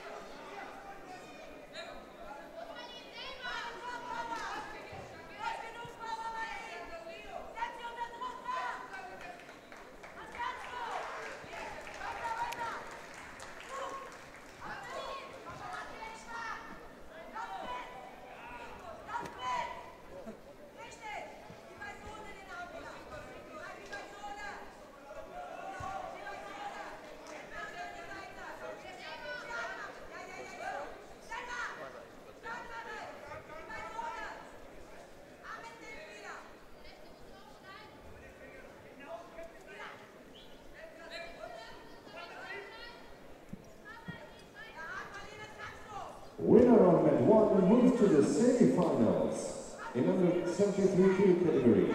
In white from Hungary, Petravvic. Well, Grabner managing to control those high hands coming through, takes her opponent down. She has a strong grip there, you could see on the sleeve, and she could have used that to take her opponent off. Well, she's coming through now, trying to tie off the skirt of her opponent just to get that rotation. Well, there was a lot of time spent there. 10 seconds to go. Place in the semi-final up for grabs here.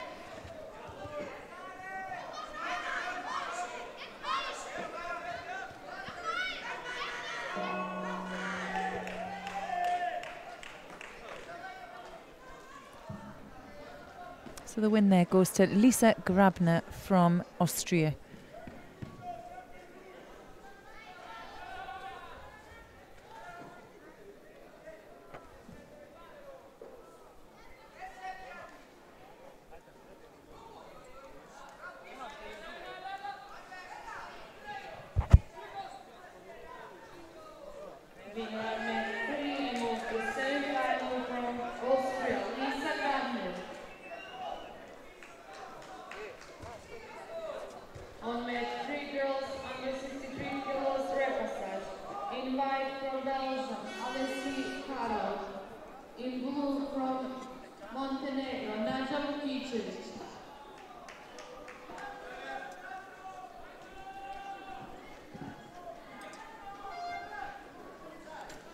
So next contest we have Alessa Koroe from Belgium. She's facing Nadia Kurikovic from Montenegro.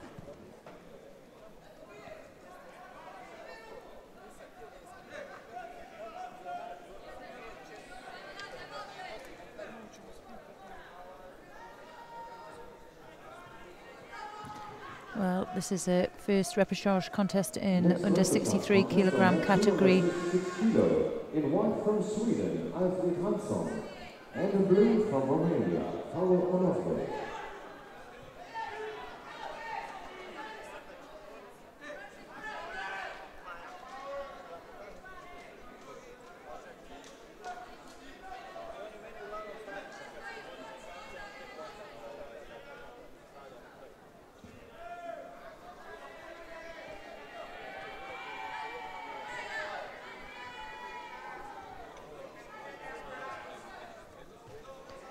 Correo, to me, looked like she had a good grip there. And she's looking for the shimiwaza. But she's lost her positioning.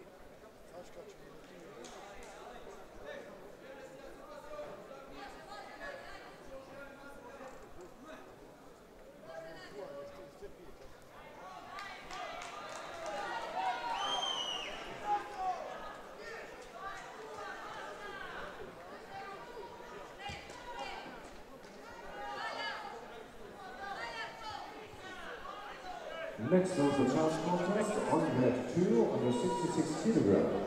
In white, from Georgia, Belitz, and in blue, from Latvia, Yeah, I think we're going to leave this one just because there's a quarter-final match going ahead, and we're going to stay with the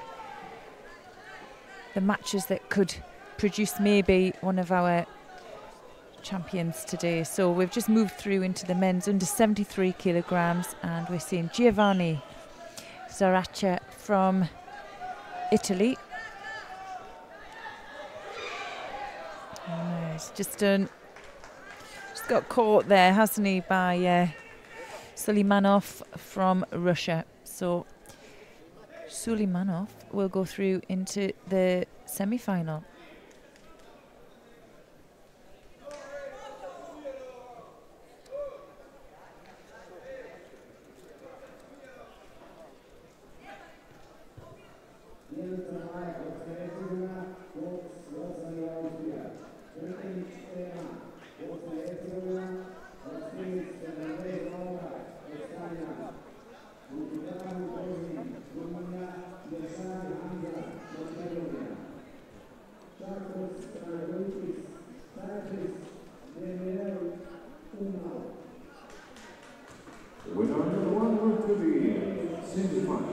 Our next contest is going to be the first repechage fight in the under 52 kilogram category between Snezhana Plish from the Ukraine, and she's facing Mila Petravvic from Bosnia and Herzegovina.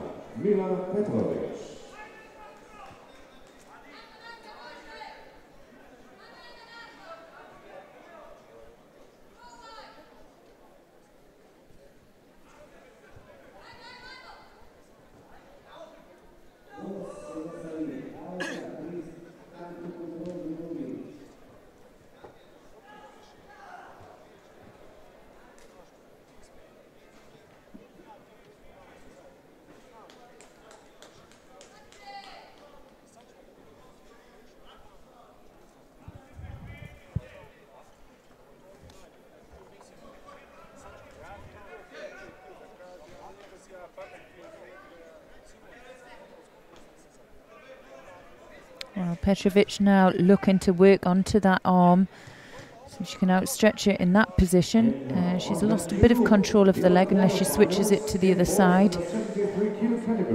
She does really well to turn it from that position. Now she takes the arm. Now looking to straighten it, get the submission. Can she get it? Yes, she gets it there.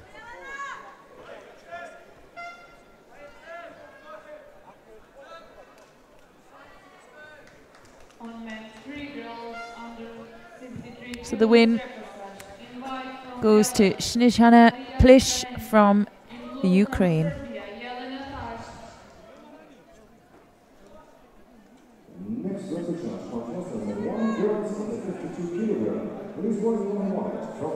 Well, we're going to be seeing Anna Aguas from Portugal. She's facing Alexander Pasca from Romania.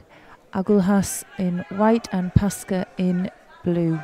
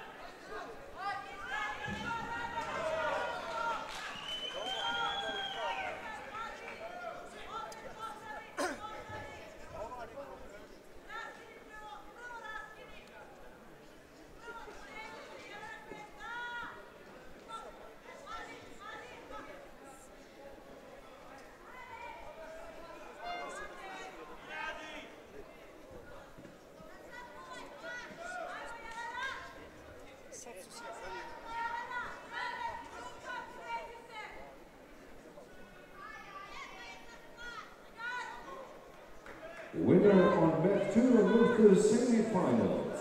In white, from Romania, Adrian Surja.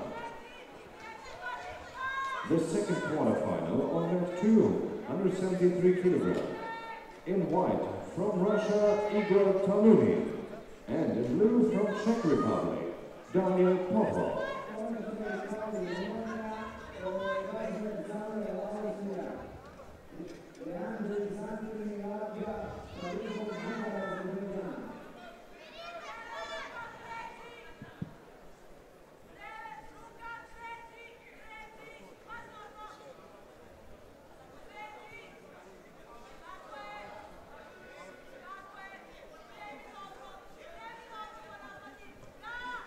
And well, it's beginning to look impossible. They're quite good at reading each other, so I think a switch of direction could do it here.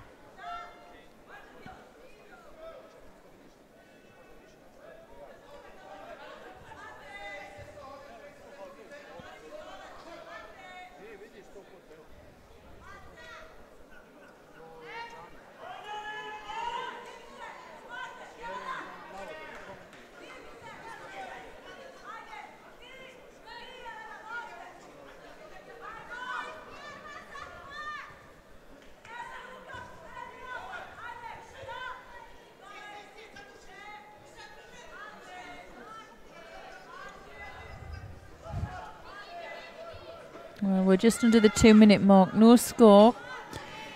And it's a good work rate from both players.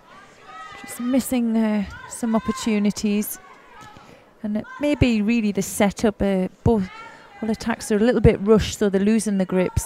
But the first passivity warning there goes to Aguas.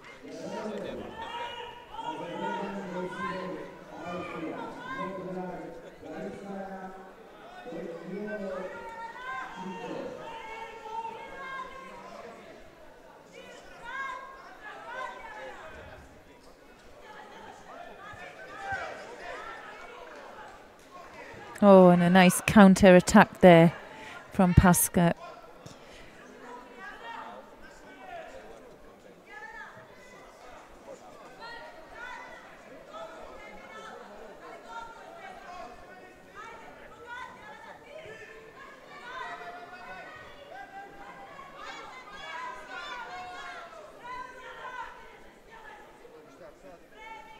Well, we're into the last minute now.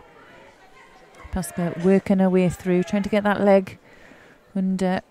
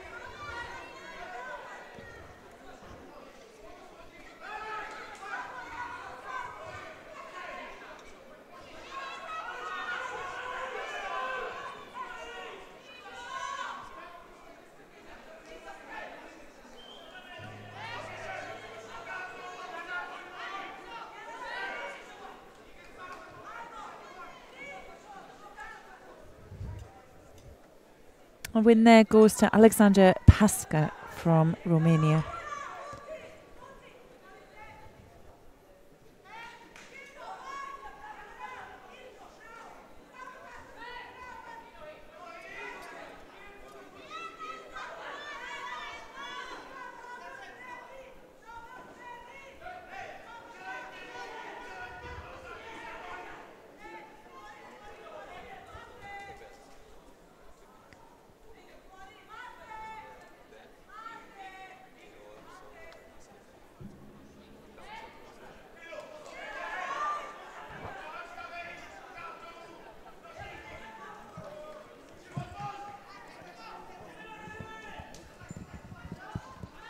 Next contest on mat 1, rapid charge, girls under 52 kilograms. From Germany, Tiana 7. And the blue from Our next contest is between Sierra from Germany, and she's fighting Via Ramova from Azerbaijan. Sarah in white and Ramova in blue.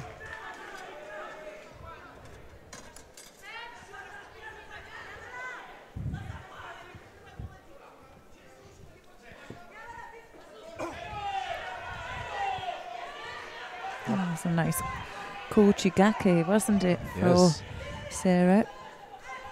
In the opening seconds. And in a great position for Sangaku as well. Just readjusting the legs. Needs to work up on that arm to get that rotation.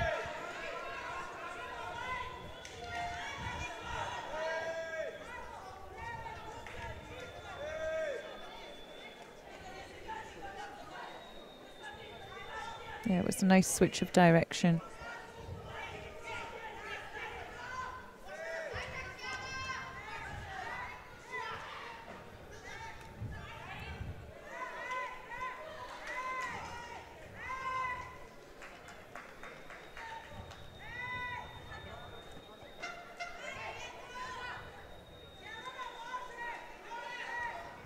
And she goes again for the same technique, but this time she gets the ippon. Winner number 2 moves to the semi-final. In white from Russia, Igor Talib. Next on left 2. Nice little touch backwards and switches to the left. Nice turn of the body too. Cosmin Bugatari. And in blue, from former Yugoslav Republic of Macedonia, Hamza Yashari.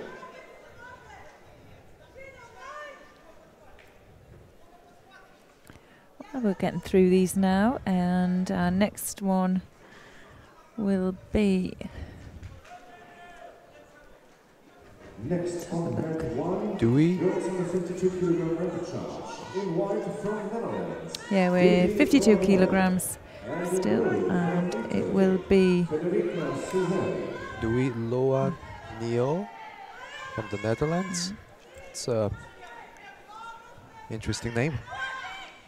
She's in white, and Federica Silveri from Italy in blue.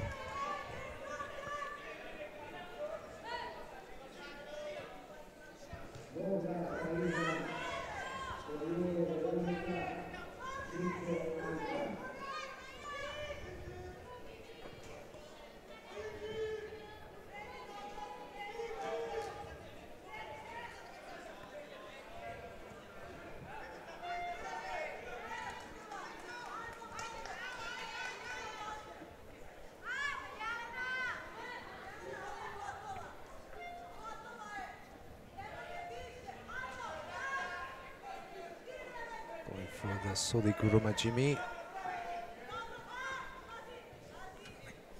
Get that hand under the chin, across the neck. Yeah, you have to be a little bit devious with that one. You know, you can look like you're going for the hold and then suddenly slip it through. It's a little bit easier to do that on the side. Yeah, yeah. Have more space to work with. It seems to be getting popular again. And I had a teammate who was very good at executing it. And, oh, really? Yeah, and she went on to win the European Championships. But I can remember, if I remember rightly, she was in, what was the Paris tournament at the time, and she was fighting a world champion from Italy. I see. Emanuela Penentosi, and she did the strangle. She was in that position. You just didn't see it coming. She could slip it through. Rowena Sweatman at the time, Rowena Birch now. A good friend. I think that may even have ended up in the 101 Ippon highlights somewhere. I wouldn't be surprised if it wasn't, because it was a super win for her, and she went on to medal in the Paris tournament, which was, I mean, it's like Paris Grand Slam now, isn't it? It's a big tournament. Yeah, she came from a club that were very famous for their nuaza. A lot of females came from it, some men as well, but they did a lot of drilling and hours and hours. The sessions were longer than your average session, and it was because they just did a lot of drilling, and the coach was very, very strict with them, but they got a lot of results. So had Nicola Fairbrother was from that club. She was a world champion. Junior world champions, they had Karen Roberts and Georgina Singleton and Rowena Sweatman at the time, Rena Birch now, who was a European champion herself in her own right. I see. So really did produce some great talent, and a lot of the matches were won on the ground. So we're just over the minute mark now, and there's no score, just a Shido to lower Novis. It's hard, I'm not sure how to pronounce that surname. I think you pronounce the J as a Y or the J as a J. I think it's not. No.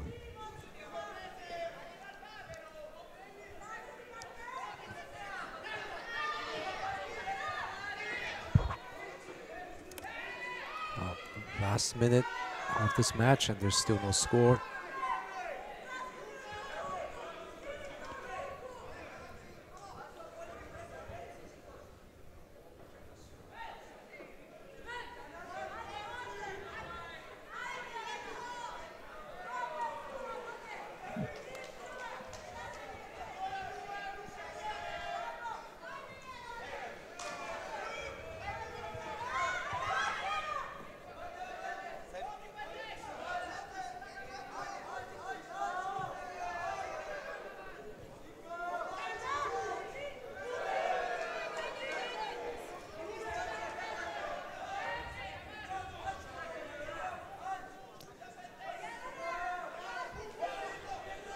So 2 penalties to the Dutch girl.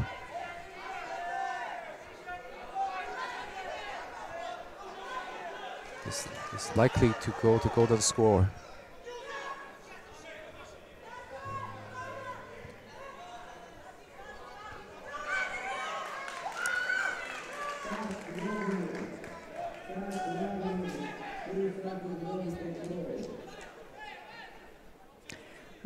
Neo, she's a bit vulnerable in this position now with the 2 Shidos against her.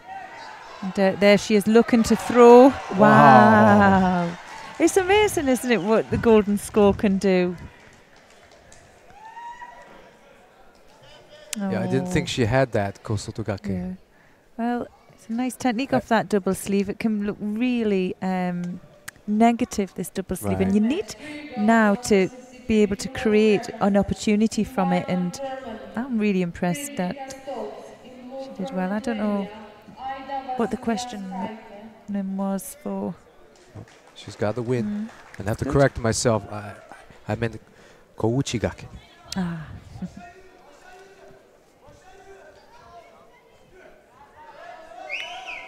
Looks like we're switching back to the men's under 73 kilogram repair charge between Dato Matsakotov from Cyprus and Korm Heg from the Netherlands in blue.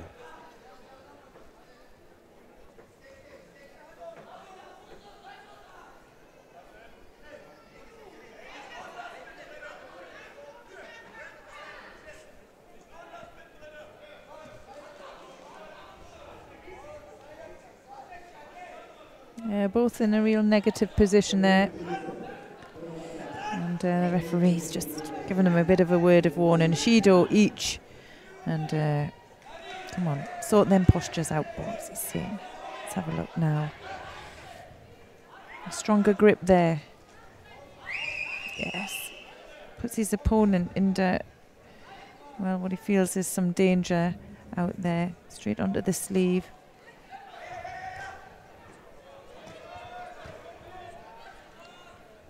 see where they are in this repechage now.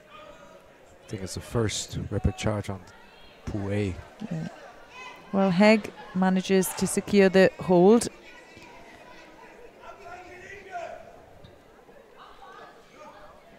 Looks very secure from here. And when you look at some of these first round repechages, it's a long time since they were on the mat. They've been off. They've had all of those contests all the way through now into the semi-final, and then they've got to start warming up again and getting back into it. It can sometimes feel very difficult. Well, this was a big weight, wasn't it? Yes. 73s. Was it the biggest weight of today? I think it was 42 players. Well, in fact, most of them can't even eat anything because they never know when they'll fight again. Yeah, I think the thing is now with the system that the IGF and GU and throughout any qualifying tournament, any European Cup, anything like that, it's so well organised that now even from cadet age that they understand how the competition's going to run, right. And there'll be a running order, and it doesn't normally change throughout the tournaments. Maybe they may put different weight categories on different weights at different times due to maybe numbers, but when they see the draw, they'll have a fight order, and you know, they can roughly see what time they're going to be on. For some of the big tournaments, there'll be a running order that you can find, and you can get a updated PDF of that, and you can actually see. Sometimes it tells you how many minutes you have to go roughly until the contest. So you can find that on Judo Base, right, when there's a big tournament on that's ran through Ippon TV. Well, on the mat, just had an Ippon from Uchimata by Japreilov from Azerbaijan, who's in white.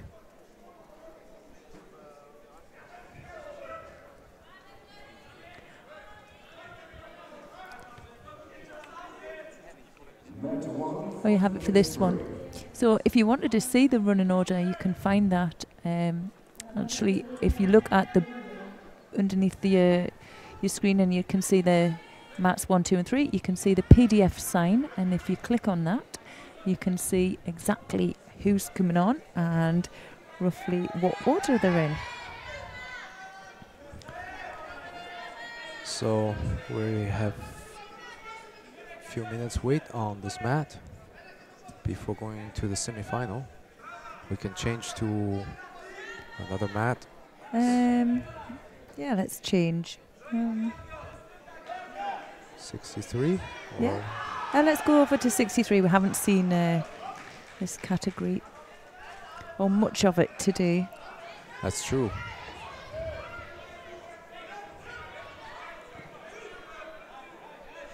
So we're watching the girls under 63 kilogram category with Zoe Spiropolov and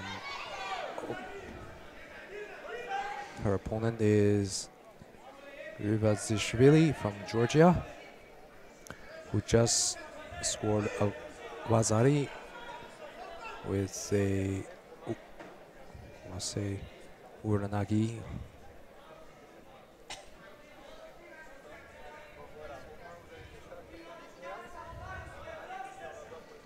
I sometimes find when they have a long name, we miss their first names. Just manages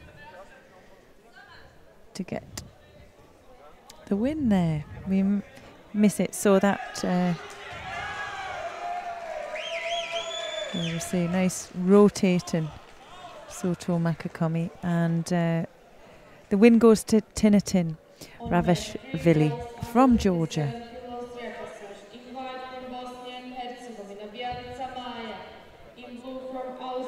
We're going to move now into the repechage contest in the under 57 kilogram between Mia Mebelica from Bosnia and Herzegovina, and she's facing Rezeli Vos from Austria. Please welcome the white from Latvia, Anthony Angelis, and the blue from Azerbaijan, Vuga Talib.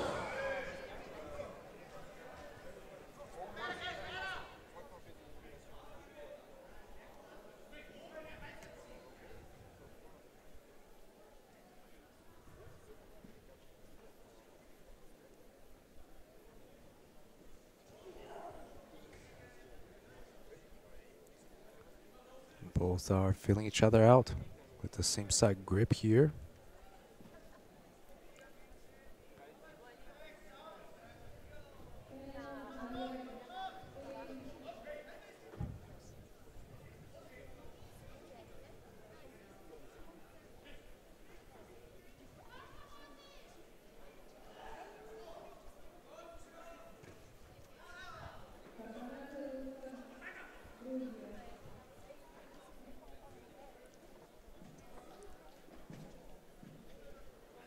Vos is attempting a sankaku here. Looks like she's got her legs locked in.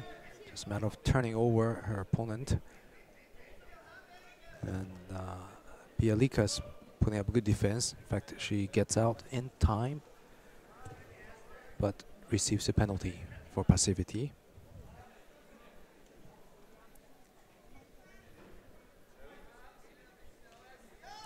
Oh, Tanio Toshi from Vos for Ippon.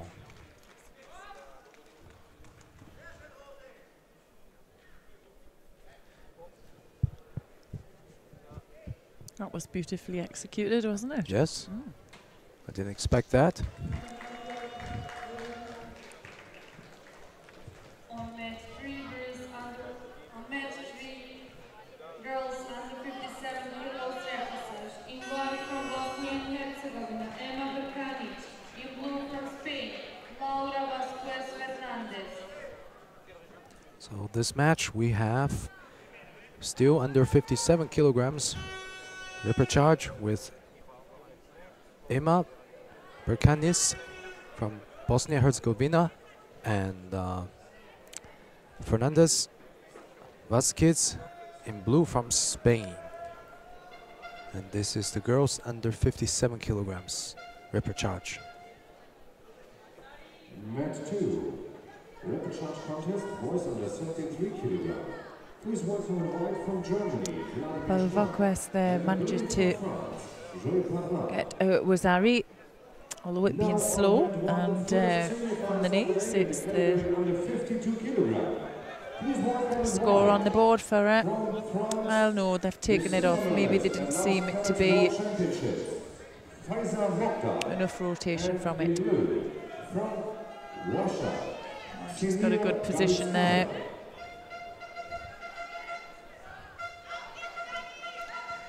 And forcing the Judo.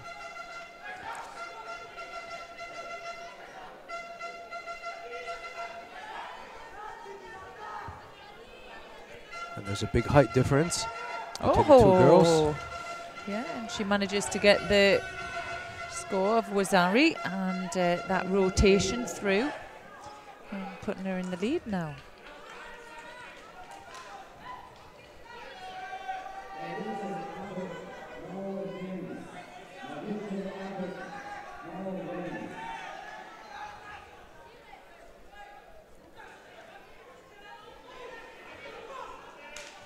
Oh, that was a big counter and may have injured her shoulder. Looks like her shoulder popped out. No, didn't? Okay. I must be imagining things. No, I don't think so. Okay. All right, so the medical I think she staff. maybe took a blow to it, you know, fell on it. Right. Sometimes it's a bit of a, could be a bit of a sharp pain. She's Well, she wants to continue, and the referee says no.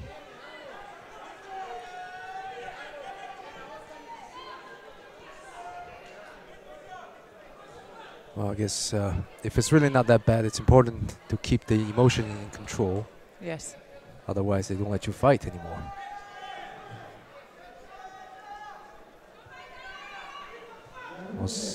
Yeah. Let's see if we can get back to the I think semi-final. when they said you know, a distressful cry or a scream or anything like that, it would be the same if it was a shimiwaza or an arm lock, anything like that. If you scream out, you're in distress and in pain, that's it, it's finished. It's in at this level, at cadet level, it's really important for the safety as well. So, rules are rules. That's right. And that's what happens. You can see sometimes why the rules could be bended if, you've been in judo a long time. You'll have seen it, you know, especially in children's judo where a child's in a bit of danger and they'll scream out and it's had a look at, stopped, and the action or the vulnerability of where they were isn't back into place. So that's the reason why that rule's there as well.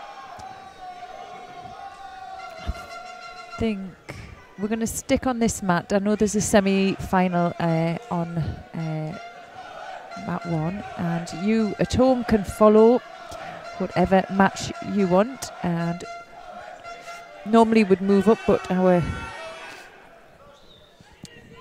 IT think it's, well, maybe we might be able to get it moved. Let's have a look.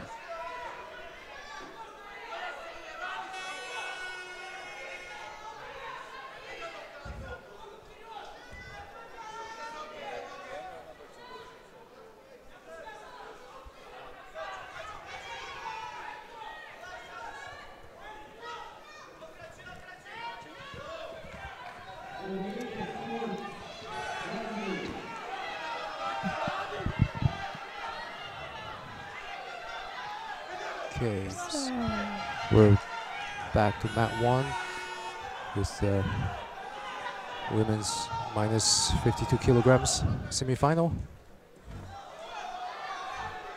And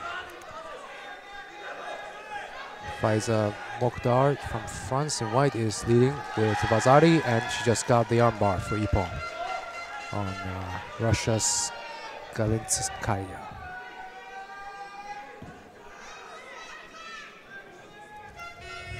Yes. It was a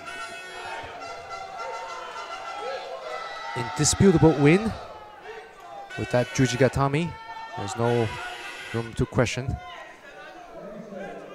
Well, she started the day as the #1 seed, and well, she's been extremely strong, and she's made her way through into the finals. So we'll have an opportunity to see if she can pull it off. Yes. So now she's in the final. Yeah. I'm glad we changed mats and caught that, because it was a nice piece of action. And we're now going to be seeing the second semi-final between Veronica Toniolo from Italy, and she's facing Annika Chico from Austria. So Toniolo from Italy in white, and Chico from Austria in blue. Toniolo came in as one of the favorites. She had 3 wins at European Cup this year.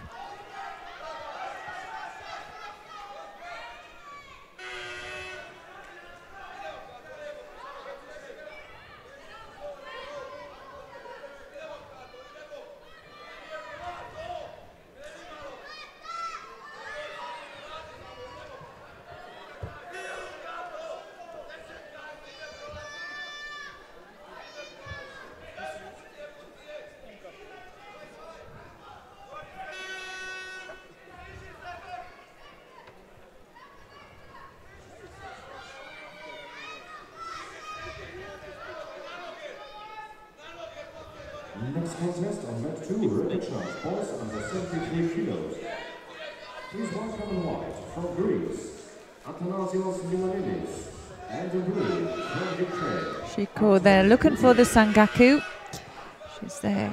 Looks like she has the legs in strong. Now she's just looking to get some rotation. She needs to do it quickly before the referee doesn't think there's going to be any action there. Well, just loses control there. Well, we're just on into the 3rd minute now.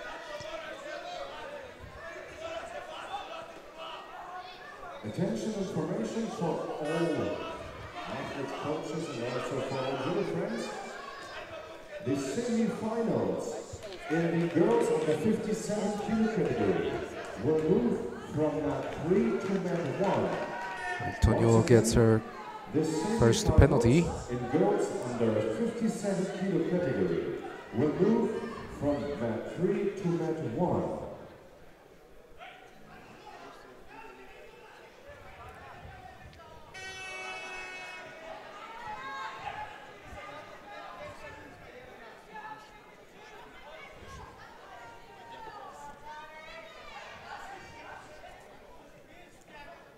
Looks like Toniolo likes that behind the arm grip from the outside. Yeah, looking for. And that's why she likes it. Yeah. That's the Toniolo Toshi counter. Puts her to the final.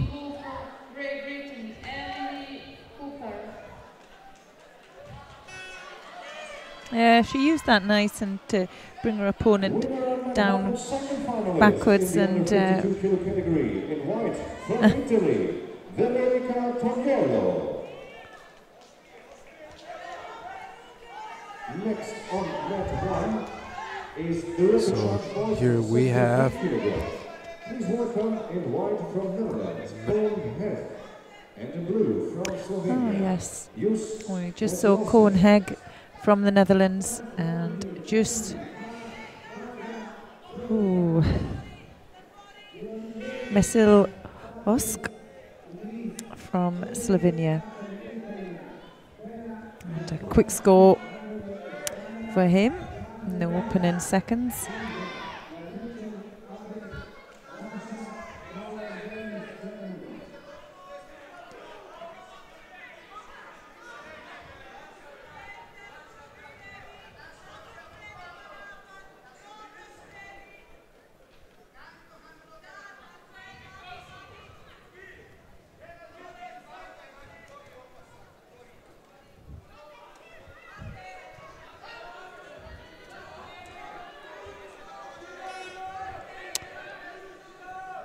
That's a nice turnover. Yes. And well, he manages to get the leg. He hasn't lost control, and there'll be a bit of pressure on his opponent there. And there he is. He's probably in a better position himself that time, but just again loses the control. He's going again. The referee was good to leave it for that long. It was progressive. We're just over a minute gone now.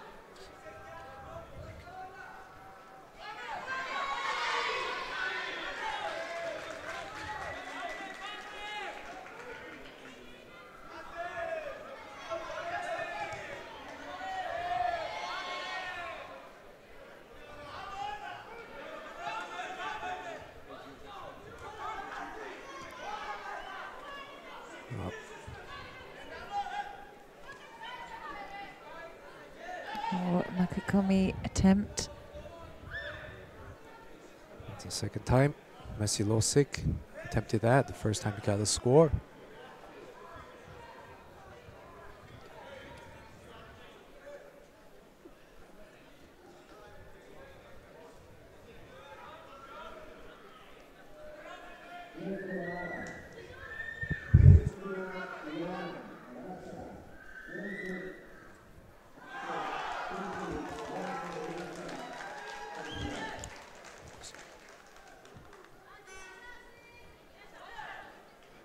So Heg gets the ippon with just about half of the match to go.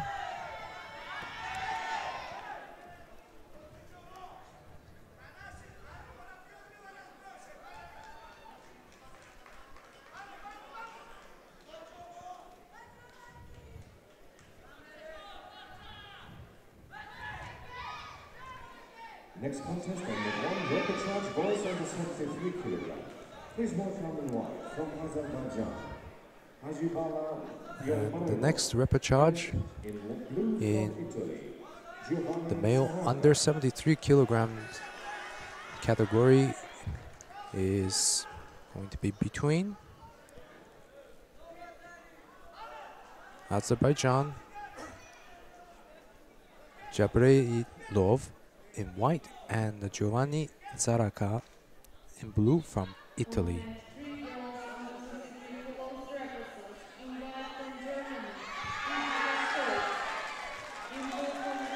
And Zaraka came in as one of the top seeds in this contest, ranked number 3. He was the 2017 European Championships bronze medalist at the cadet level. And now he may be fighting for another bronze medal. Now, the semi-finals of boys under 66 kilo on match 2. Please welcome in white from Spain, Javier Peña Exhausti.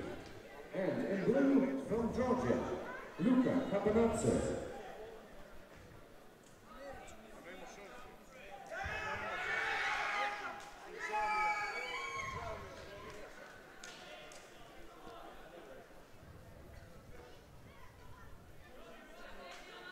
A minute into the match. Both fighters are cautious.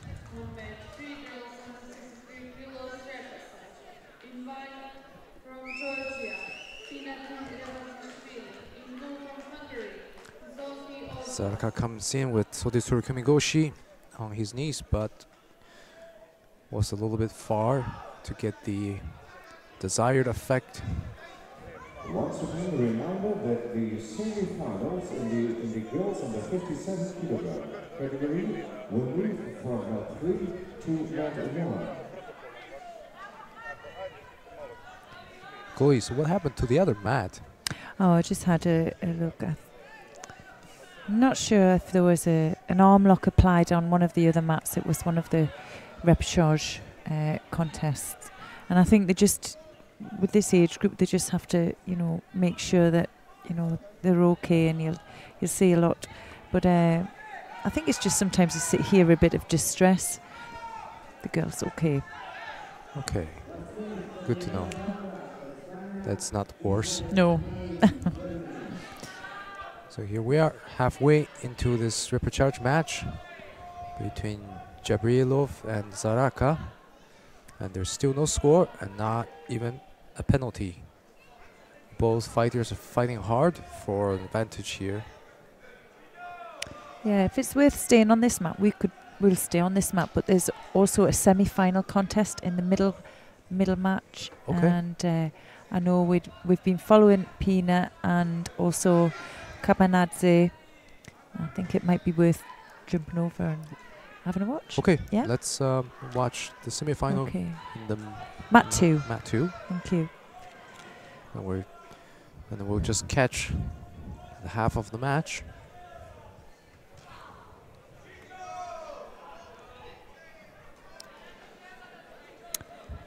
Well, Cabanadze leading by Awazari.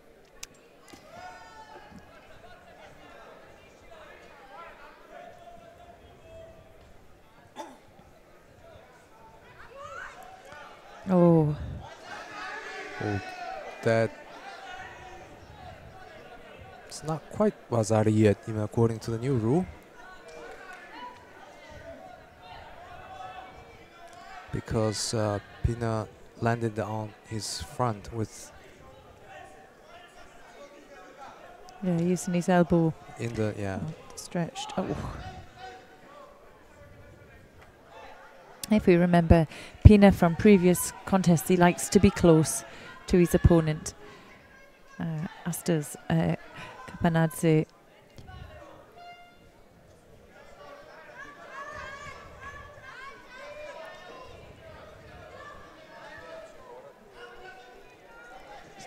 It's really who can control that upper half.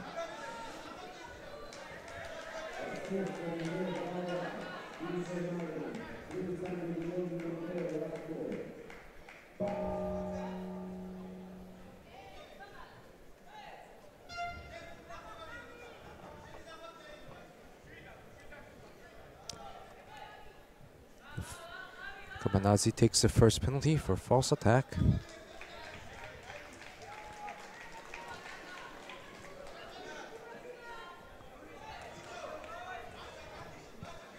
Well, these two are well matched in their styles, as they like to stay really close to each other when making an attack. Mat 1, 5 minutes break.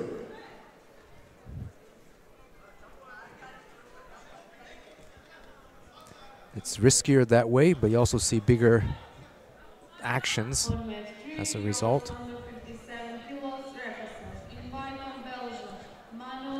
Oh, that was a nice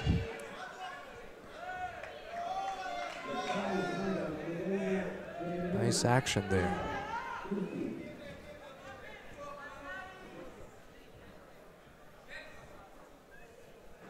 I think that's what that's a Obitori Gaishi. Oh, yes. Under the new classification, came out last year from the Kodokan. I think before this just called a Habarali. All right. Yeah.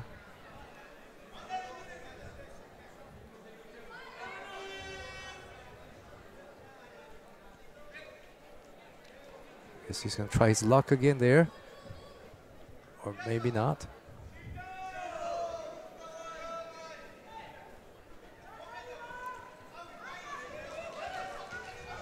Well, Javier Pina himself has some good European Cup results under his belt, and you know he's proved today to be a really exciting fighter. And yes, he is. You know, I think it's not just the risk factor. He's got some real skill here, but he's really up against it here with Cabanadze.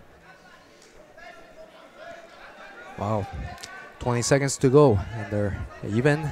Yes. 2 penalties and 1 Wazari each. Yeah, there's no room for error now. Oh! Nice. And that's the technique he tried earlier, Obitori Gaishi. Completely flipped Kapanazi. Yeah, what a great win. And final place for Pina of Spain. I'm going to have another look at this. Yeah, reaches over for the belt. And Leans then back. Yeah. Yep.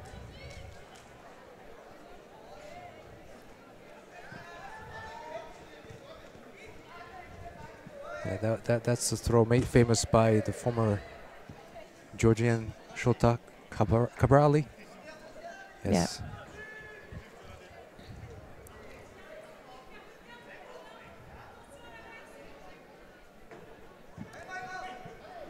Ironically, was used on another Georgian. Yeah.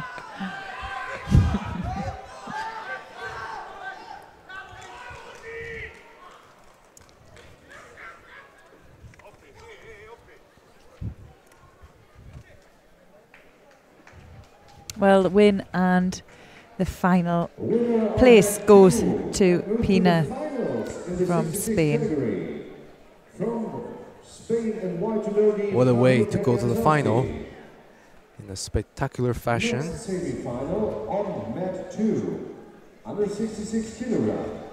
In white from Russia, Abrek Nagushev, and the blue from Germany, Dennis Bauer.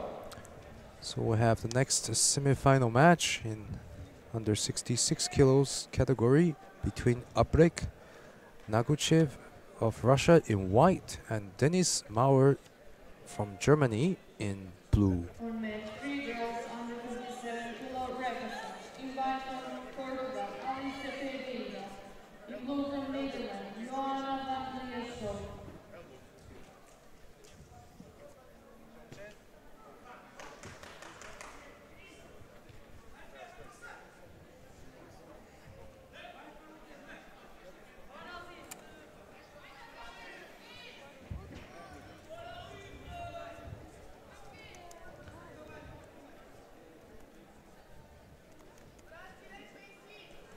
Mauer had a good run today, surprising some of his more favorite opponents, but now he just got rolled into a pin and managed to get out before.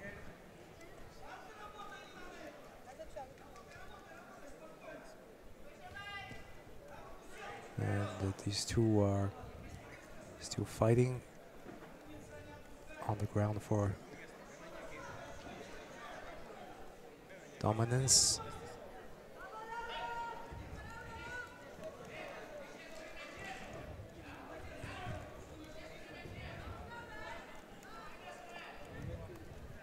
So Naguchev scores a Vazari in the first minute.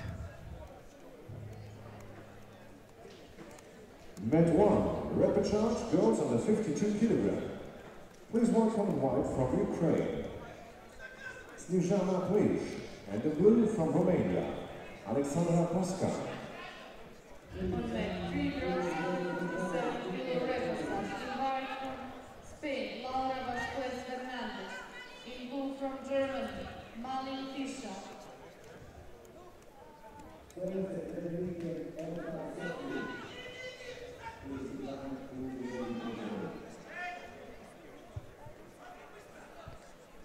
So Naguchev follows up one attack after another, and Maurer was able to defend. And now Naguchev tries to hold down Maurer for Osakomi, but Maurer is able to get out once again. Yeah, we can't give up on Maurer. He's had a really great day. He's come back, hasn't he, as well, Yes. from some really tough opponents.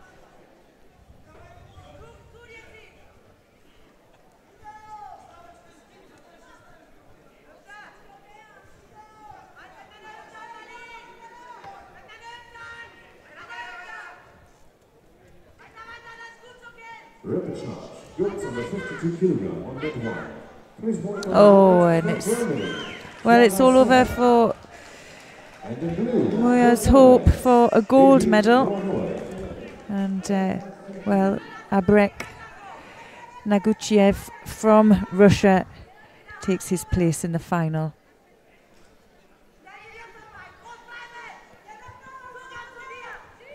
Sumigeshi, direct attack there. Yes. Very nice. Throwing. Of course, we'll Maurer see to the Dennis side. Moya will fight for bronze. Yes. So we'll see him in the bronze medal contest. Well, he has came a long way to the final today, semi-final, and did quite well. White from Russia, Abrek Naguchev. So the final will be between From Germany will compete for the bronze medal. the Russian and Spanish. Pima, yeah. Yes. 5 minutes break on mat 2.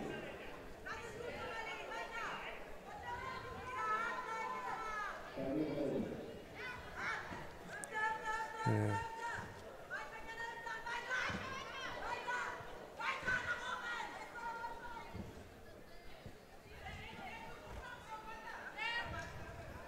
So Let's have a look. We're all repechage now. I think we'll stay on this mat. okay. And we've seen these players earlier on. I see how long they've got. Well, actually, they've got about 4.5 minutes before they come on. So I think we'll ask if we can move across. Let's have a look who's coming up. We have Well, what they'll normally do is maybe fight the repechage contests out, and then they'll start the semi-finals together. Well, maybe not. Let's have a look. We'll definitely try and move mats. Mat 1's got Yeah, upcoming semi-final. yeah, we'll move over to mat 1.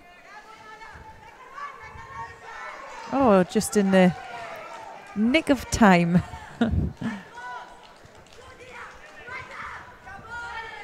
Dewey Loa Noya from the Netherlands, and just clinches that win there.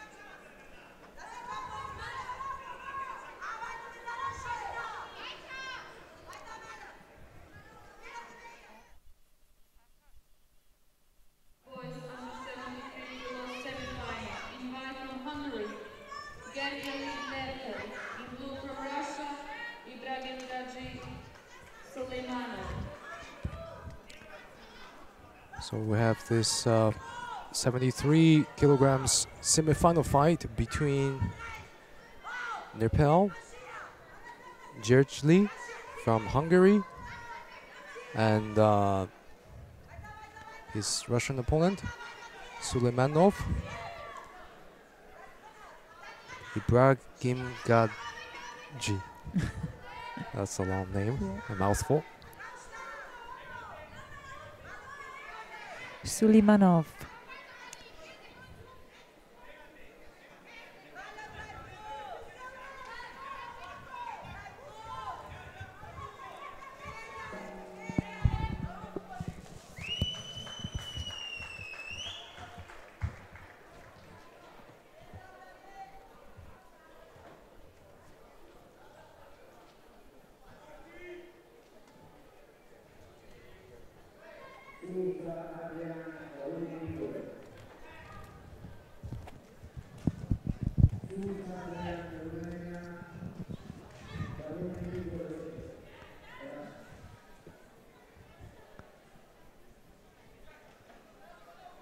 Oh, nice control there from Suleimanov.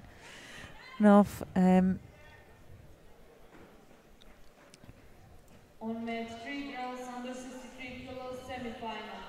I think he's looking up maybe to think there was a score there, although his opponent looked to be, and he was for me, yeah, the Suleimanov was in Tachiwaza at the time of the attack, so picks up the first score in the first half of this contest.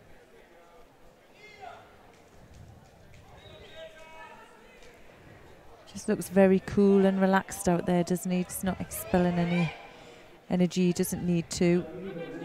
Controlling that high hand coming in, keeping a good posture. Yeah, quick to react to his opponent's movement as well.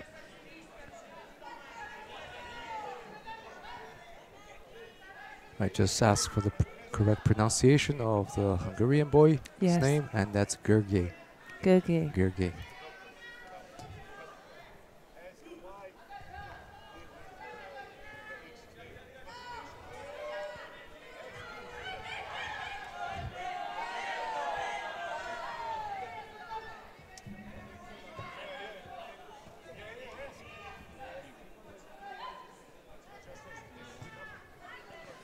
Both are tied up. And Suleimanov just managing to really keep his posture, composure, and he's not putting himself under any danger. He doesn't need to. Just under a minute and a half to go. He's working his opponent in ground, feeding the lapel through, looking for the shimiwaza. But well, the referee recognised it was across the jaw there and calls for Mati.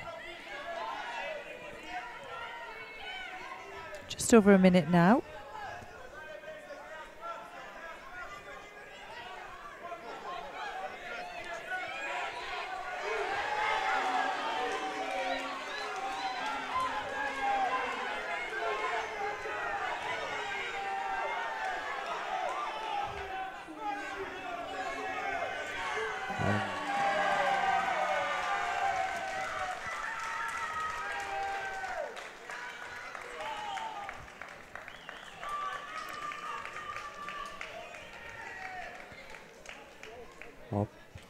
Each receives a penalty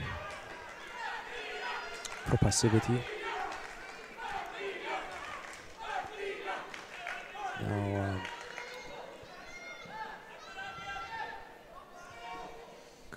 Nepal really has to take the fight to his opponent, as there is less than half a minute left on the clock.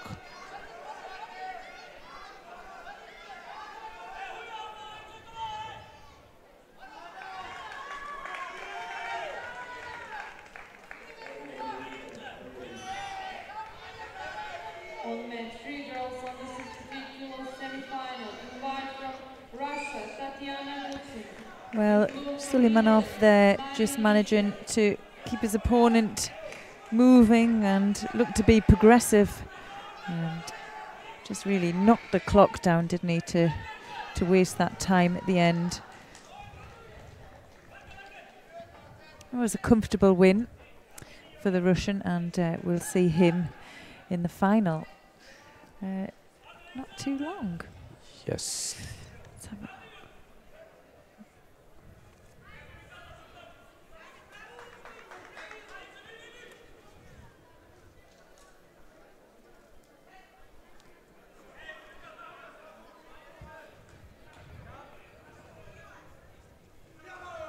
So we have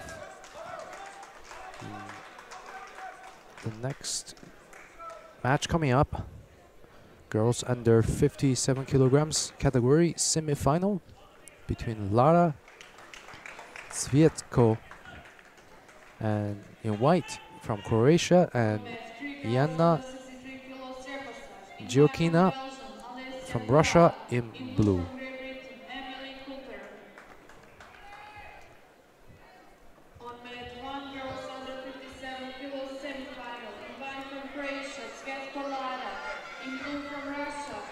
And Cvijetko from Croatia is the top seed here. She won the European Championships at this level, Cadet, last year. And this year she had a win at the Zagreb European Cup. Yeah, it's impressive for a cadet to look to defend a title, isn't it? Considering how many of them go through each year. But just of the age, it just means that she's been really successful at a very young age to be able to come back to this championship after winning it. She only has 2 more fights to win to do that. She's got to get through this one first. Well, she has the strong grip there. Wow, that was a nice move there. Just lost her balance there. Yeah. Well, Zelkina looked vulnerable, and I think the score's gone on there. I would have to have a replay of that. In fact, they just gave that to the Russian. Yeah, that's why. I thought they put the score on the wrong side. Yeah, the Russian looked really vulnerable and used like a scissor action on the legs. It was unusual to see. Cvijetko looks a little bit disturbed by that early Vazari. Yeah, she wasn't expecting it. Because she looked comfortable, she looked stronger in a gripping.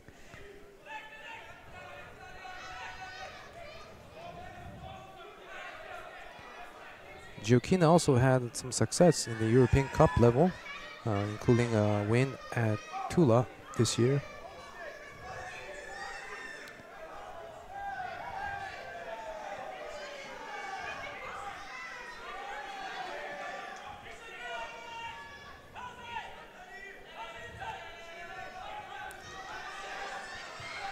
Giokina gets a penalty for a false attack there.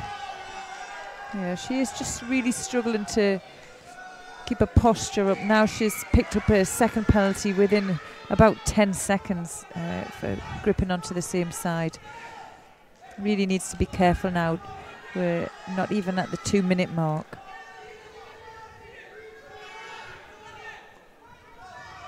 Yeah, she can't afford to make another mistake and penalize herself out of the match.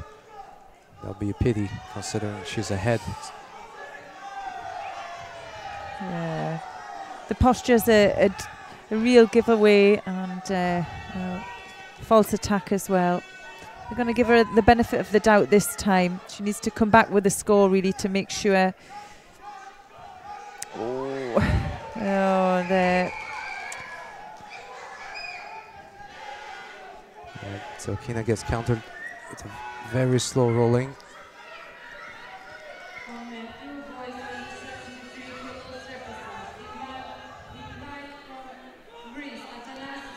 Cvijetko now coming back strong.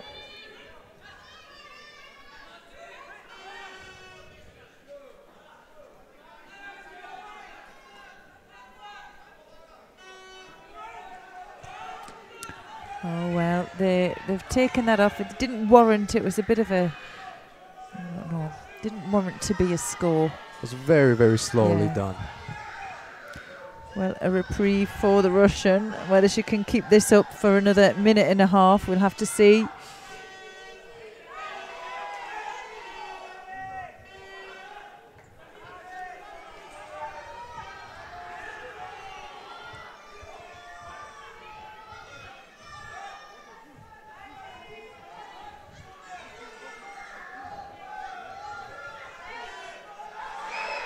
Well, she gets the score that time, secures the hold.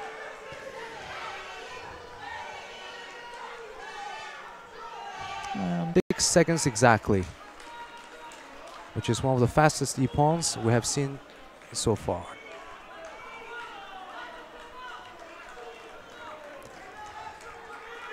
Straight in, grabs around the head and throws her opponent. Let's see that again.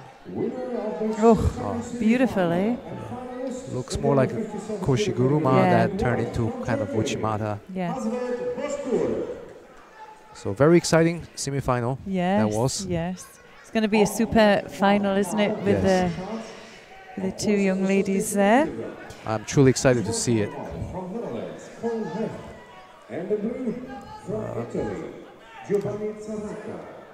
And so here we're back to the male under 73 kilograms category repechage between Korm Heg of the Netherlands in white and Giovanni Zaracca in blue from Italy. On mat 3 girls under 63 kilos surfaces. In Vander, Germany, Quigley Stoll. In blue from Hungary, Augustine.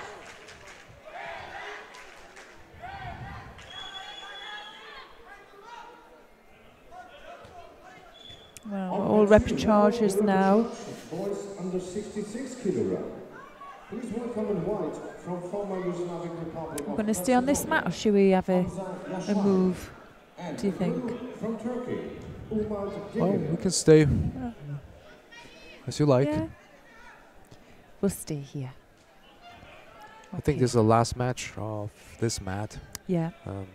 Because I don't see anything here on the next one. Well, Korm Heg in white for the Netherlands. He's facing Giovanni Zaracca from Italy. So Heg in white and Zaracca in blue. Whoever wins this one goes to fight for the bronze medal.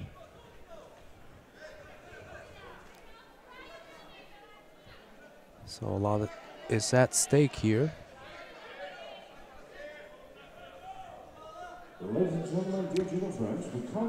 How would you pronounce the Italian surname? Is it Zaracca or It would be Zaracca. Zaracca? This is actually an easier name to pronounce among the Italian surnames.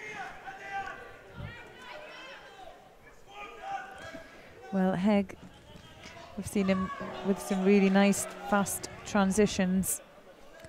And he certainly can't be underestimated here.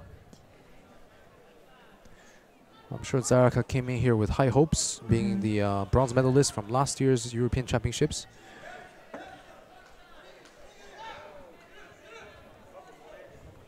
But I think he lost earlier to Zulemanov from Russia.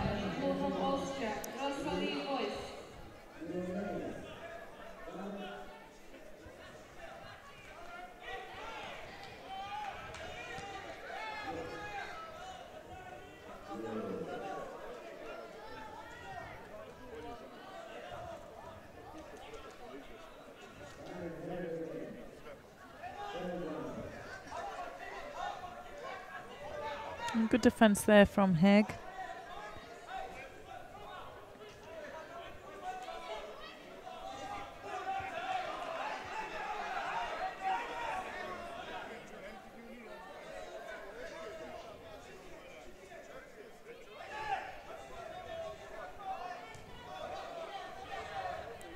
Heg tries to put Zaracca down, pulling behind the neck. Might even get a penalty for that. No, he has 2 hands behind the neck.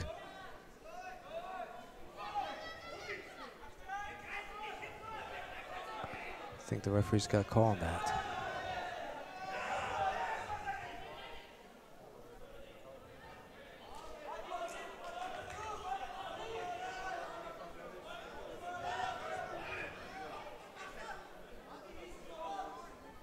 Well, we're halfway now, and no, there's no score on the board. I think Soraka, he's done it a bit more. He's getting to his attacks first, but it's not made any difference to the score and what it could have done. He could be a bit more tired than his opponent now.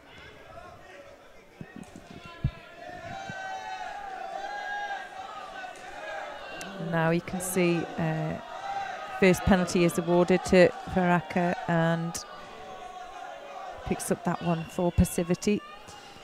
Heg now coming forward.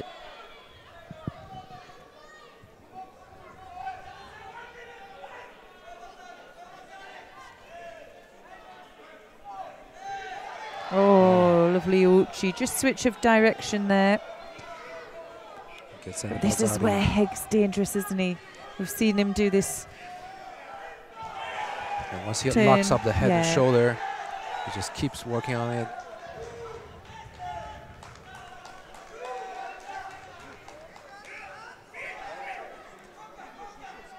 Saraka drops underneath.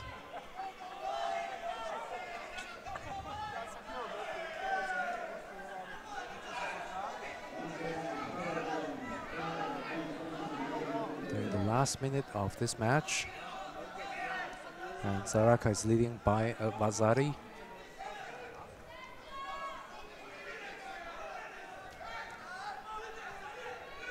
So Heg is pushing hard forward, trying to get that deep over the back grip, and Saraka just drops underneath of him, which is a smart reaction.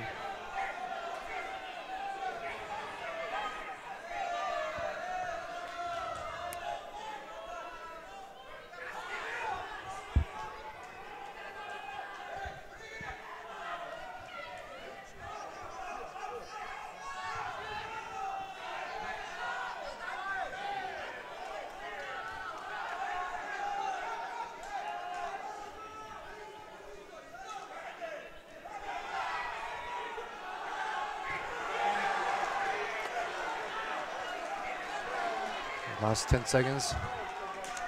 Well, I thought that was a well-fought match for the Italian.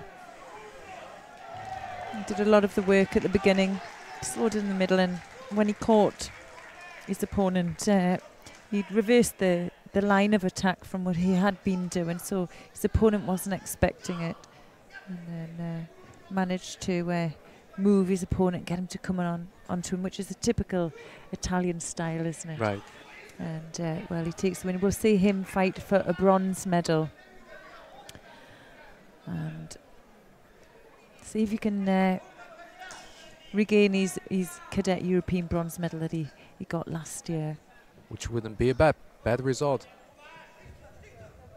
I'm just going to see who won the repechage fight on mat 2 there. Just now? Yeah. Macedonia, Jashari, right. with Uranagi for Ippon. Oh. Landed the Demoiselle flat on his back.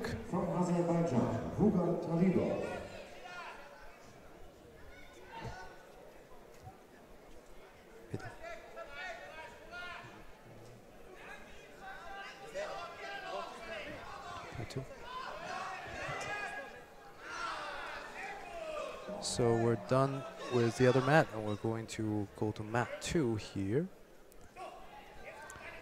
And on this mat, we have the under 66 kilograms repechage between Samuel Gastner from Austria and Vugar Talibov. Both had some nice fights today. Now they face each other in the fight just before the bronze medal match.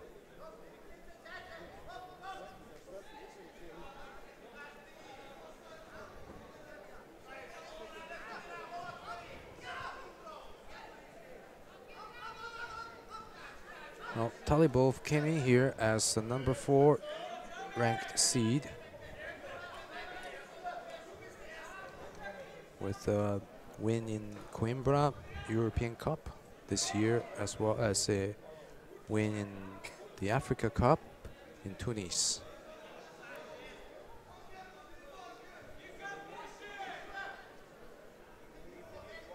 And Gastner took 2nd place at this year's European Cup in Zagreb.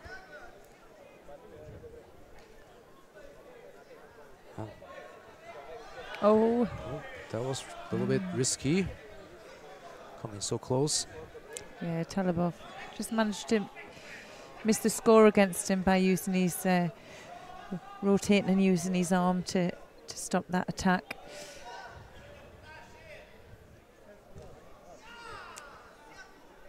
Gastner there picking up Judo penalty for passivity, even though I thought he just exchanged and attacked in that last one.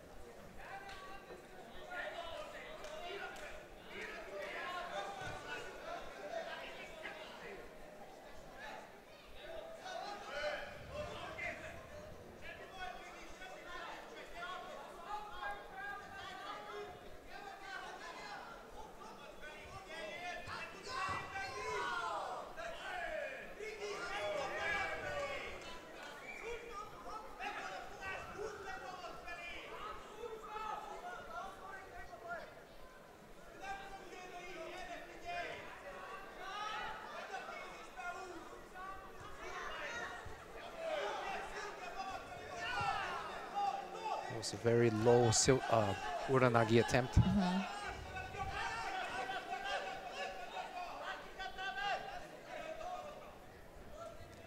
Yeah, the work rate from Talibov is extremely high.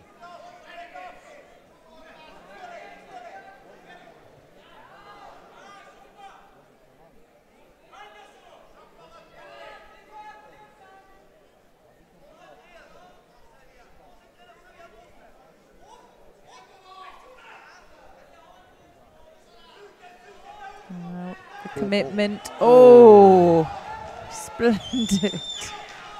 Well, I honestly thought it was going to go the other way there for a second. They called off the ippon. Yeah. Well, he's in the hold and he's going to stay there for the full 20 seconds. The throw was initiated by Talibov, and you know, Gastner reacted and to get his own balance and fell down. It was very hard to see whether he controlled him down. Well, so let's have another look. He's got remarkable height. Yeah. But he lost balance. Well, he had a bit of control, I think, on the upper, in the arms and the shoulders. I don't know if he was trying for uranagi or Utsurigoshi. Yeah, and then forward lost his footing.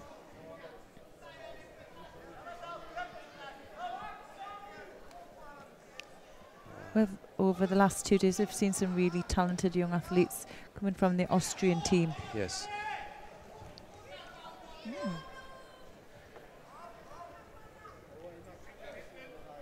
I'll give credit to Talibov for such bold move. Yes. In a high stake fight here. He's not happy with himself, but what he has shown today is he has such ability. And maybe the loss at this level will just boost him even more to work hard and improve and, you know, push himself to the next level. I think so. From my own experience, nothing pushes me harder than the 5th place. Oh. Because you're so close to the podium. Yeah. Or your 7th place, you know. Yeah. Okay, I think we're going to change over, and I think we've just got a short break before the next medal contest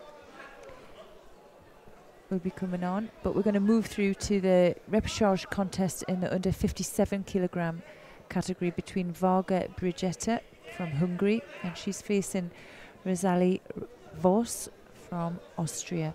Varga in white and Voss in blue here, and well, 3.5 minutes into golden score, a Wazari each and 2 penalties each. So who can keep the clean sheet now.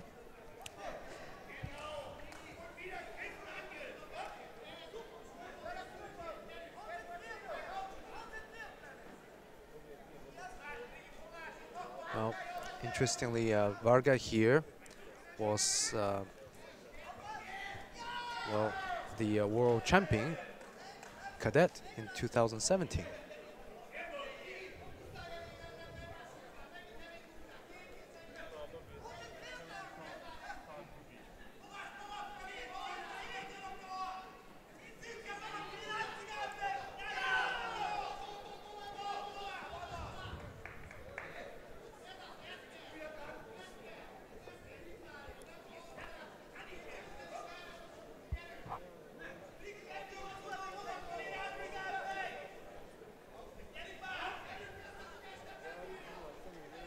Wolves has proven to be a tough fighter today throughout her matches.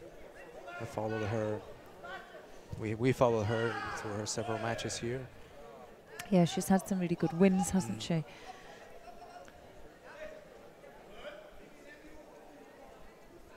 So now the golden score round is going longer than the regular time. Oh, wow. Almost 5 minutes.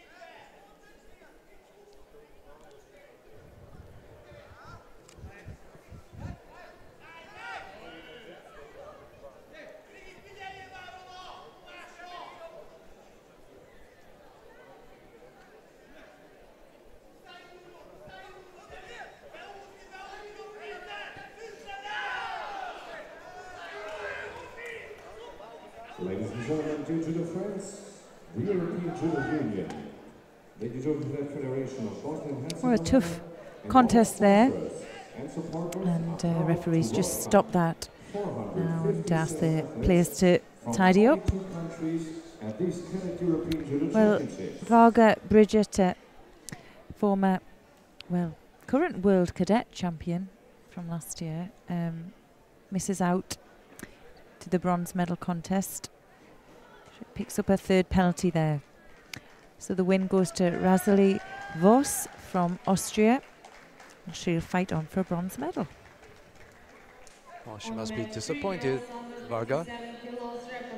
Invite from Netherlands, Johanna van Leeuwen. In blue from Germany, Malin Fischer.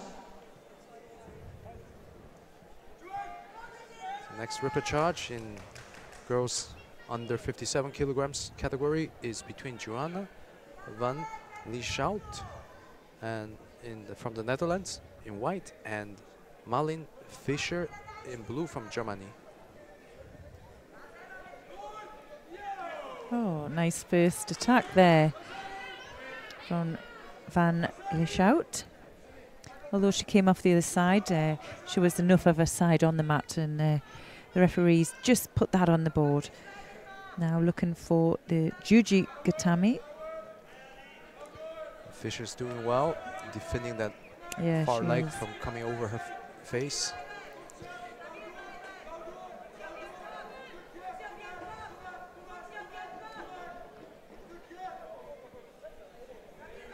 Well, she's looking for the rotation. If she could put some pressure maybe onto the arm, she could get the lockout in that position.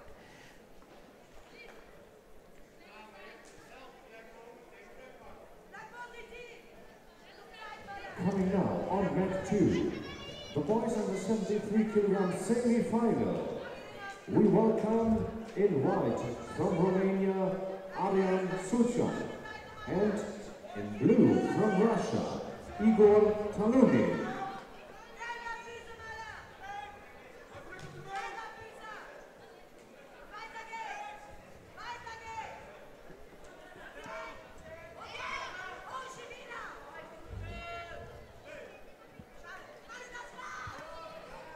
I think we've got a semi-final contest as well on. So if you at home are looking to change mats, you can do so by clicking on which one you want. We're just on 2 mats now in the closing fights of the first session here. And the winner of this repechage contest will go on and fight for bronze Well, Van Lieshout managing to stay ahead with the Wazari, and Fisher now looking for an opening in Nuaza. She's lost a position, really a strong position to attack from. And we're just under the 2-minute mark now.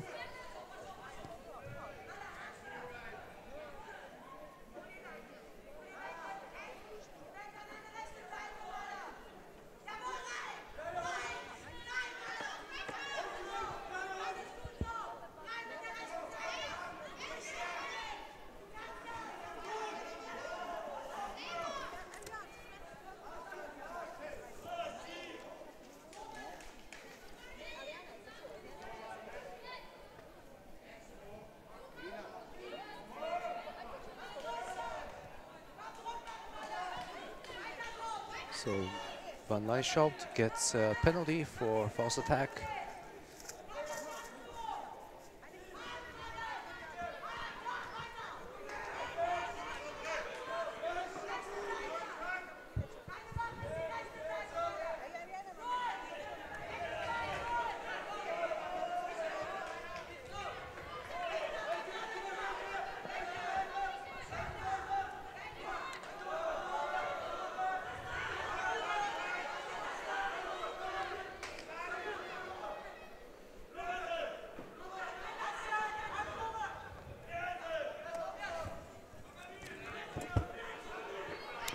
It's a dead giveaway when you look up at the clock, isn't it? Got to just keep concentrating in Nuaza if you want to stay down there. Last minute. And Fisher attempts at Uchimata with no score.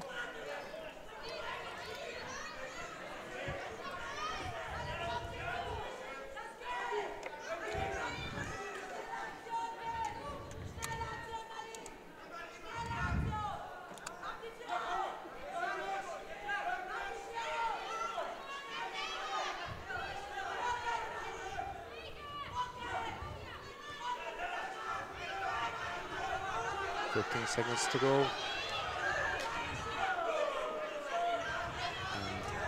Van Lieshout attempts Maki komi, but without much control of the upper body. Well, we're going to see a rush from Fisher now.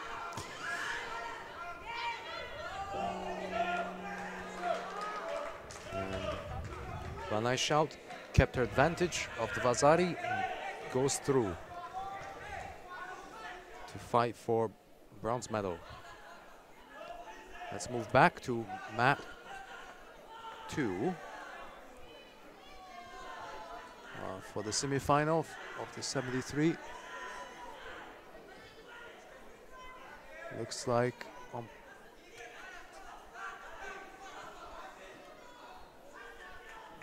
let's see if we can move back to mat 2.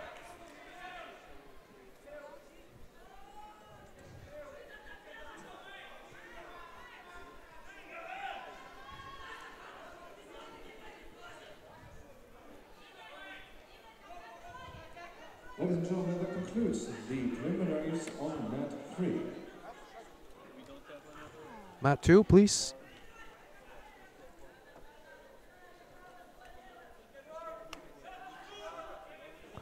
Okay, so we're catching the last remaining minute of the other 73 kilograms semi-final between Adrian Sukat from Romania in white and Igor Talunin in blue from Russia.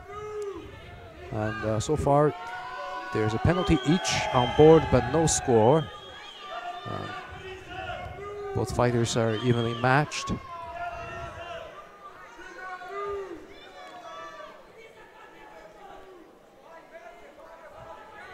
Trying their best to get the other person's sleeve. And here Suka attempts reverse Yonagi, but a little bit off angle and a little bit far.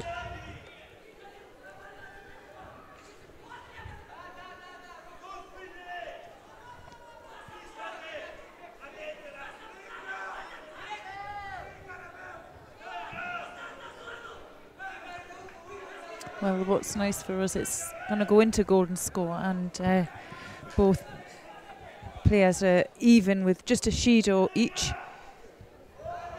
And like we were saying before, sometimes for whatever reason, it can really alter the way players fight going into golden score, as if it's, you know, it's all or nothing, and they'll really go for something or leave themselves open. It's a psychological effect. Yeah. Yeah, the idea of going into a golden score after you've already done a hard 4 minutes contest isn't too appealing. No, it's not. But I tell you what, it's a lot more appealing than leaving it to a referee's decision.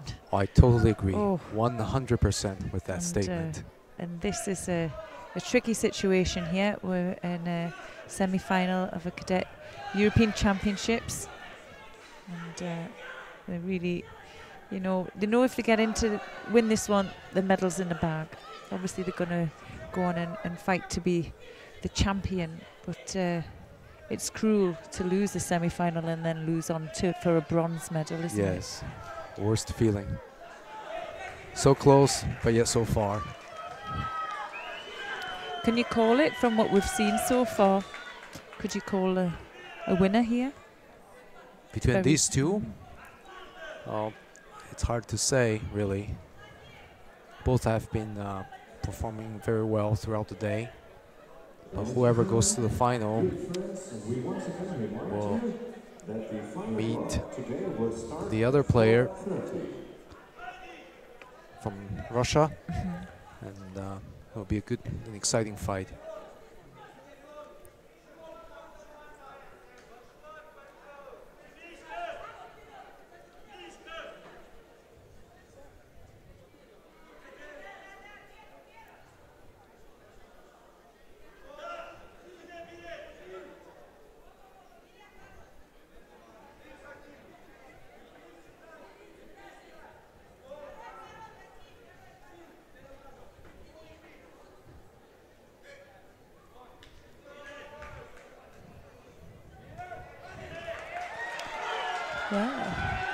Kalinin picking up his second penalty, and that's for taking the wrist. Yes.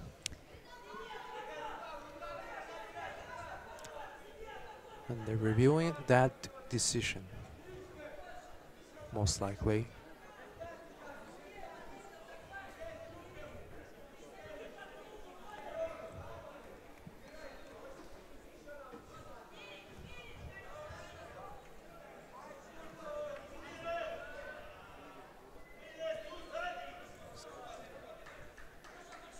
They have called off that penalty. Okay. So back to one penalty each.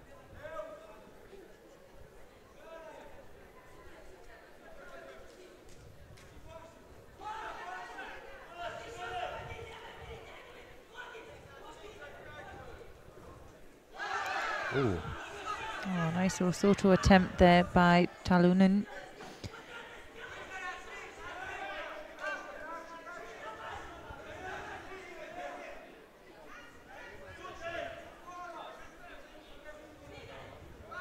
And 2 minutes into golden score here.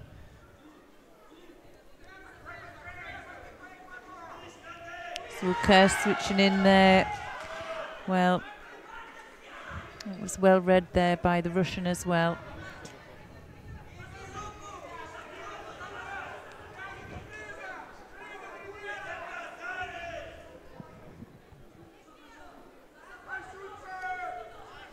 And sometimes the two players are just stylistically a bad matchup, and it's very hard to throw each other. Yes.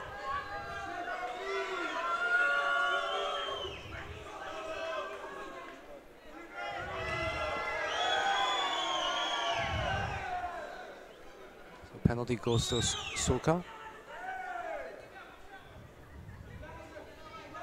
Well, bit of a...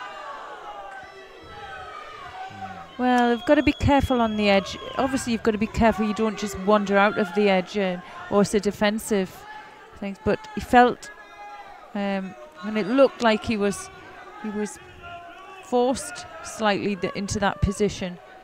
Well,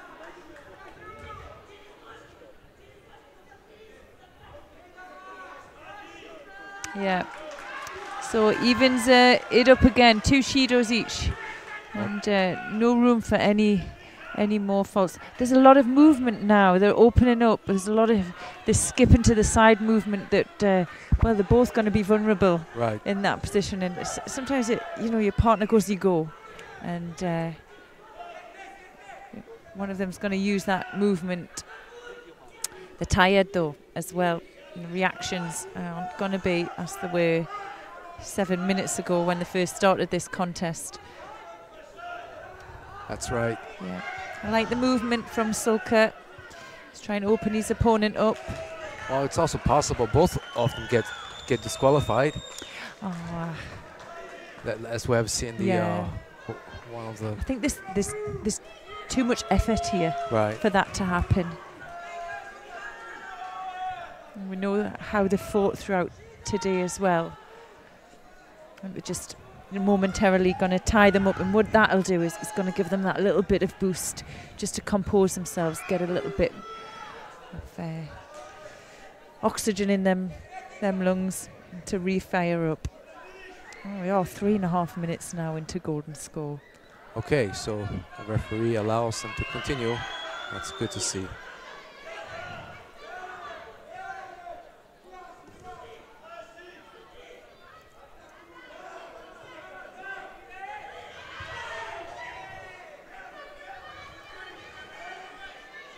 Talib onto the arm, just gets his leg trapped momentarily, and he's going to try and get the leg out now. He needs to control the head first, and well, the referee's not having it. There's enough time down there. 4 minutes now. So these guys have been on the mat for 8 minutes now, fighting for a place in the final here in Sarajevo.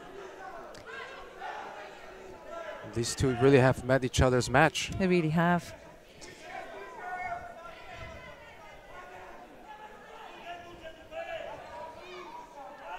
It's going to need a change of tempo, something extra special here to get this win. Not a push out.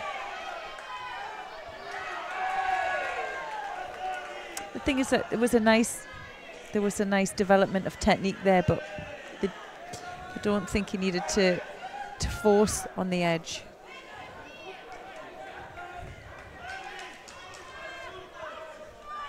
I would like to see them keep fighting even for another 5 minutes until someone just so tired.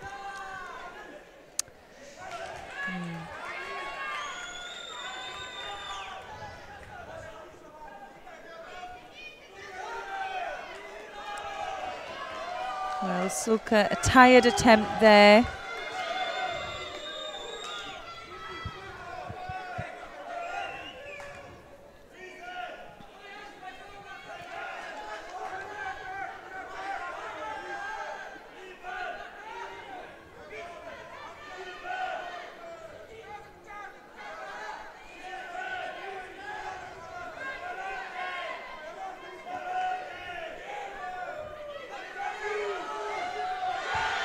Oh, nice Uchimata. Yeah.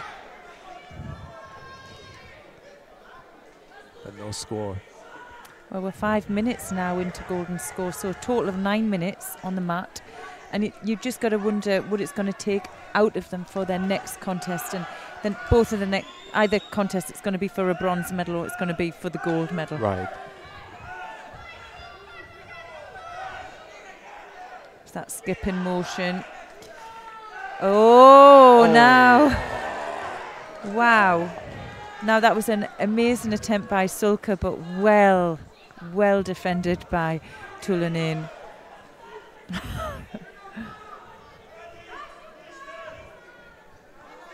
That feeling of getting up when your body feels like lead weight, it's a terrible feeling. But, you know, the fitness of these athletes is superb. You'll see the time it takes them to recover from not being able to move after that engagement to get them back into the middle of the contest area, ready to get stuck in again. Now, here we go.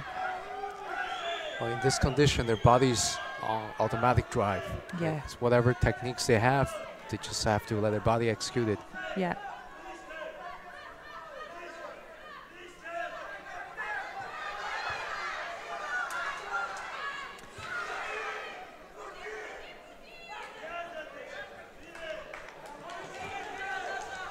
Well, it's nice to see the referee letting them continue this fight to decide between themselves. Yeah.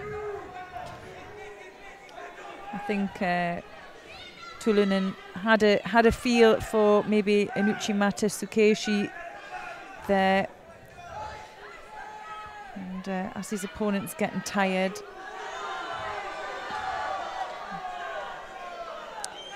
Well, that was a negative attack there from Sulka, and well, he picks the last Judo up there, giving the fight to Tulunen and the final place. Wow, almost 6 minutes in golden score. So I think, well, that's definitely one of our longest contests over the last 2 days. Yes, I agree. Probably by far the longest.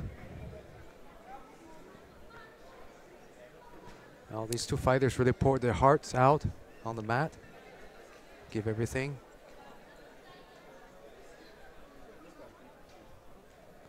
Let's just hope they have enough time to recover before the finals.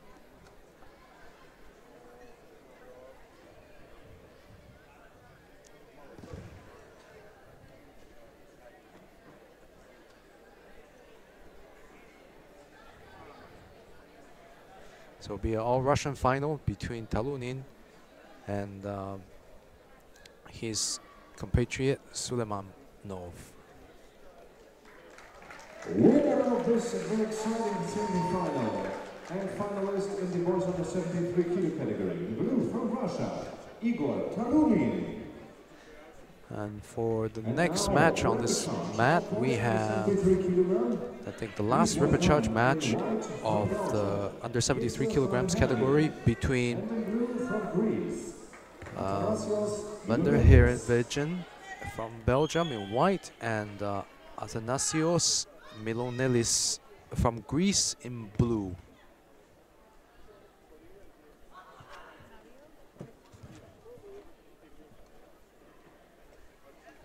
And the winner of this fight will go to fight for the other bronze medal later.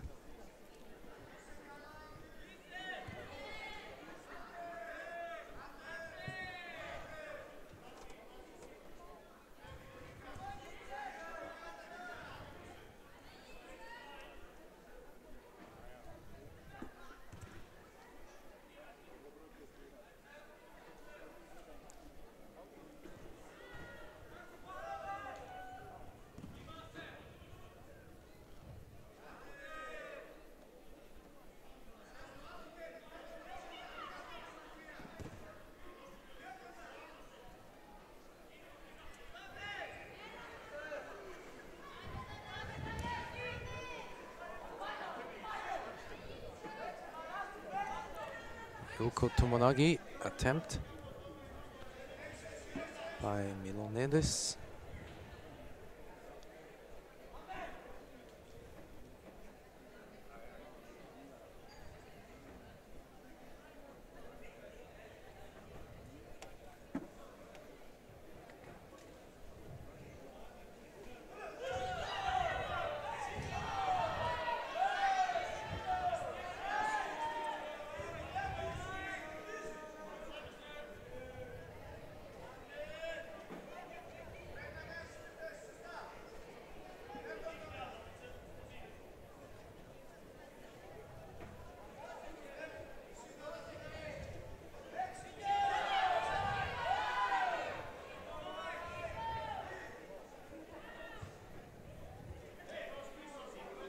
Well, it's pretty even, isn't it, so far? Yes.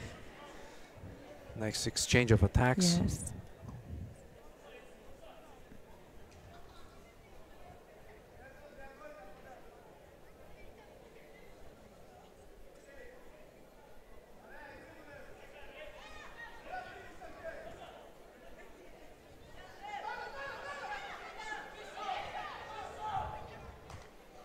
both kind of doing a half an attack and actually coming out of the attack. And when that happens, the best opportunity is to catch your opponent on the way out. And I think it's the tiredness of today and the pressure to get into the next contest here is causing those errors.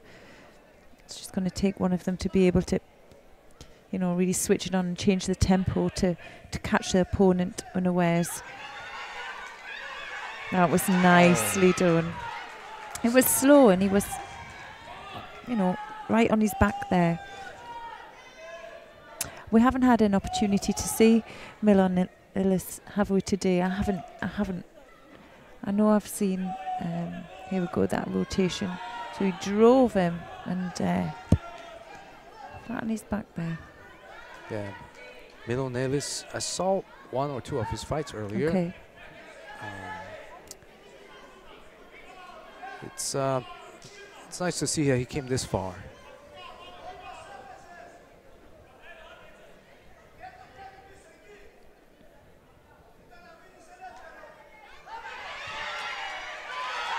Oh, and second Vazari there. Yes. Well, he got right underneath there, didn't he? And nice rotation. And a nice bit of sportsmanship to finish. Here we can see a replay of the two sleeves. Kept driving his opponent right over the top. He just doesn't give up on the technique as he did earlier with the Yuko Toshi. Just kept rolling and driving to the side. So that concludes the last repechage of this category. Yes, we're finished with the first session. We're going to have a short break of about 30 minutes. We're going to be back here at 16:30 local time, and I hope you can join us for the medal matches. So it's a goodbye from me for now. And goodbye. Thank you for watching.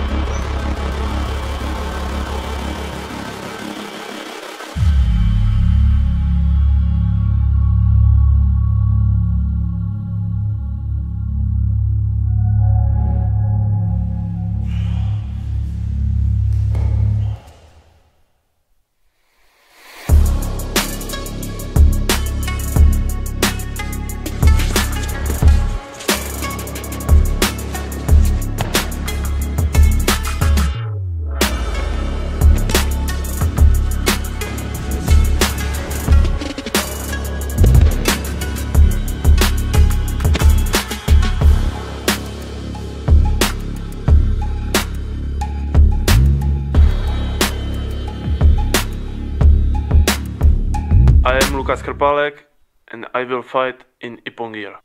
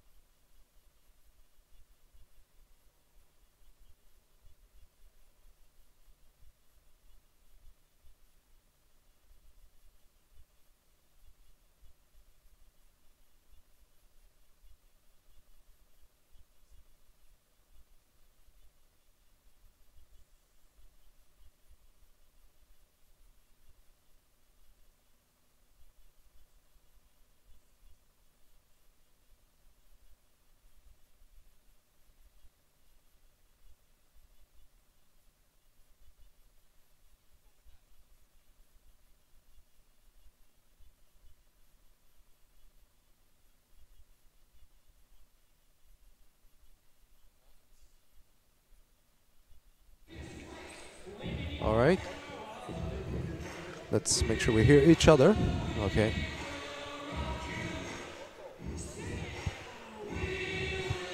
Yeah.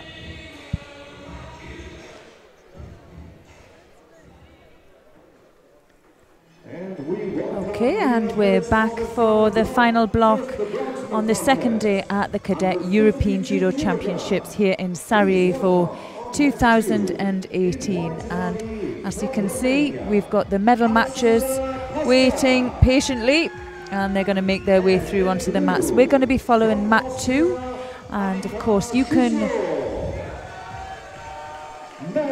picking up, and here we go. Let's give an introduction to the first, I think, mat 2. We're going to stay with mat 2 because I think we can follow the bronze fights and the final fights there, and if we can switch, we will switch to follow the matches as they come on. The first fight is between Alexandra Pasca from Romania, and she's facing Annika Shiko from Austria. Pasca in white and Shiko in blue.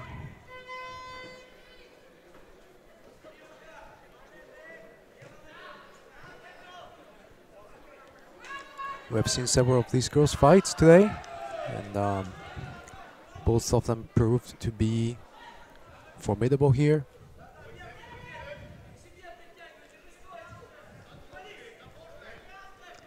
So I'm going to pull up and see where Pasca started her journey today. Well, really unseeded, and she first beat Safarova from Azerbaijan in the first round contest, and then Carla Augustine from Belgium. She then lost out to Galitaya from Russia, and then she dropped down into the repechage, and she won her first fight there against Aguas from Portugal, then beaten out to Plish from the Ukraine, and making her way here to the bronze medal contest. That's a fair few contests as it stood. And Annika Shiko had 4 matches to go to the bronze medal fight, and she beat Yana Makretseva from Belarus in the first round, and Dewey Loanio from the Netherlands second round, Federica Silveri from Italy in the third round, and in the semi-final she lost to Veronica Toniolo from Italy.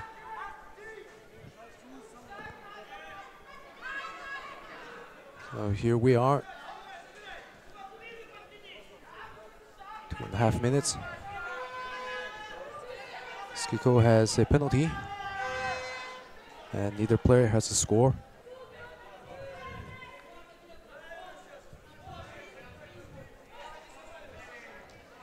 Austrian coach there just encouraging his athlete to move her opponent and switch back, and well, she did well there. She got the movement right, and couldn't quite get the rotation to get the score.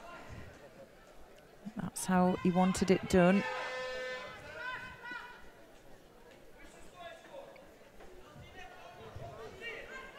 Again with that leg around the outside.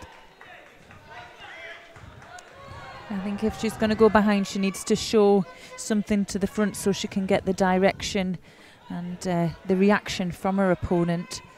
I think it's a dangerous move if she goes behind without that. We know that the Romanian can throw forward. Oh, there's not much in it at the moment, and we're just past halfway mark.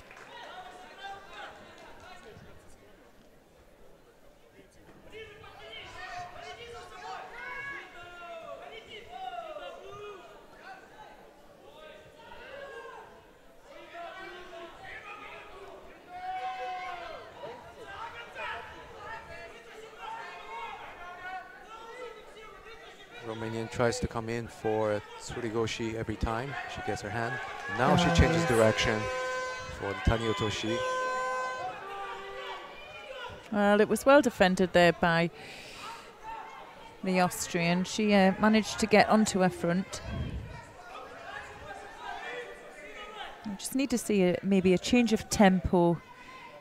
Just everything just seems at the moment to be at the same pace. Right.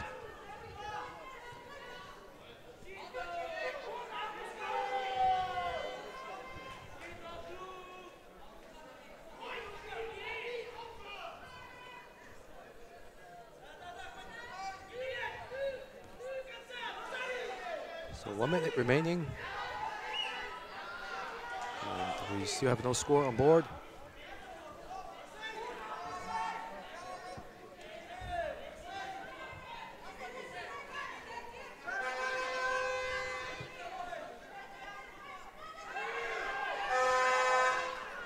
Another Tsurigoshi attempt from Pasca. Still didn't have control of the sleeve for the rotation. Oh. Nice attempt there again by the Austrian.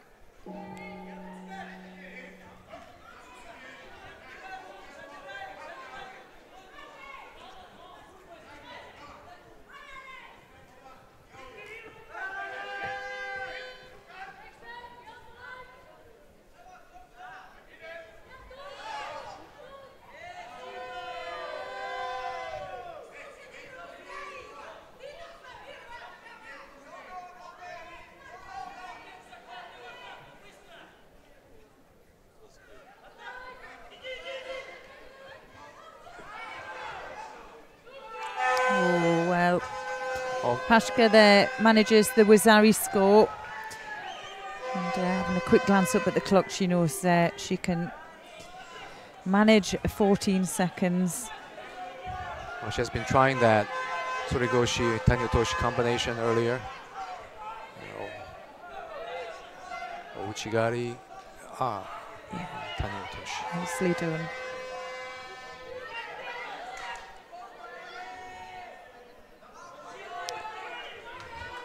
Well, just 4 seconds to go. I'm just slipping out of the grasp of the Austrian player there. And, well, Pasca, she takes the bronze medal.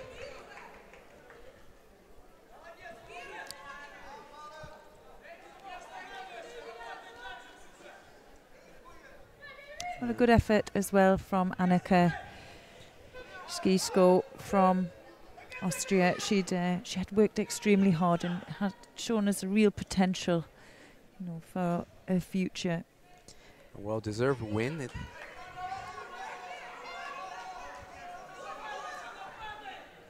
And the other bronze medal match is still going on the other mat. For Alexandra Pasca of Romania.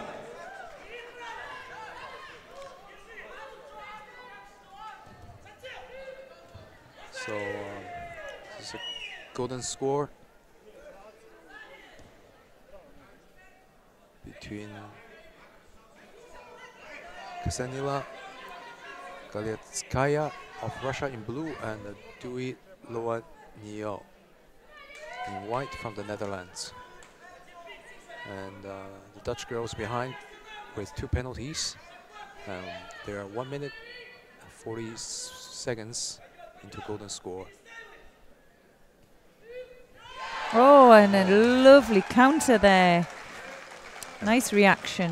And they have given that Fazari. Yeah. Well, Dewey Lo Nuyo from the Netherlands. She takes the bronze medal here in the under 52 kilogram category. Going to have a nice replay here. So Uchimata attempt and then switches. Her opponent uses. She was off balance. There was no Kazushi setup, was there, for that? Nice win there for the Dutch player. So the second bronze medal in the 52 kilo category goes to Netherlands. And we're going to see a replay of that. Uchimata and gets turned over. Well, it was nice to see her get into the bronze medal fight and actually do so well, because in the earlier fights she had really shown some nice judo skill as well. Yes. So well deserved. So now we have the final coming up for the minus 52 kilograms category. And now it's time for the final of girls under 52 kilo category. First, let's introduce the referee for this final, Mr. Petravvic of Austria. And here are the finalists. In white judogi, the silver medalist of the last Cadet World Championships from France, Mockdar. And in blue, the 3 times European Cup Cadet Champion 2018. Well, now the girls are getting introduced by the stadium announcer. They're making their way through. And in white, we have Fazia Mockdar from France. And she's facing Veronica Toniolo from Italy in blue. So Mockdar in white and Toniolo in blue. And both fighters had a very good day, winning. I think the French girl won all her fights by ippon, whereas the Italian girl won most of her fights by ippon, except one fight where she won by. Actually, she did win all her fights by ippon except one. Yes, the second fight she won by Vasari. So both are very strong competitors.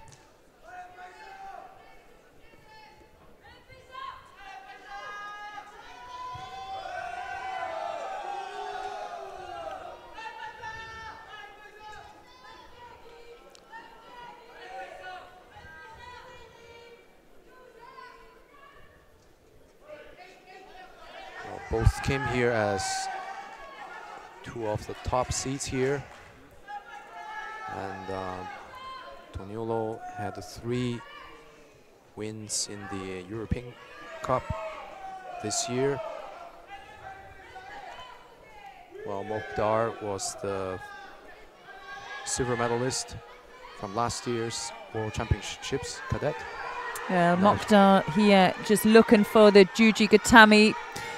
She's using a movement and she gets the submission. She just looked the stronger player, didn't she, throughout that first half of, she does. You know, a movement from a grip, initiating the movement and really unbalancing her opponent, and the strong Nuasa attack there. Yeah, she really stretched that arm out. I think Veronica Toniolo was trying to get out, but it was too late. Yeah. A good win there. So European champion goes to Fazia Mockdar of France. Only 16 years old. And well, already world cadet silver medalist. But well, it's nice to come out on top, isn't it? And be the champion of the day. Still not bad finish for Toniolo, who finished with the 2nd place in the European Championships here.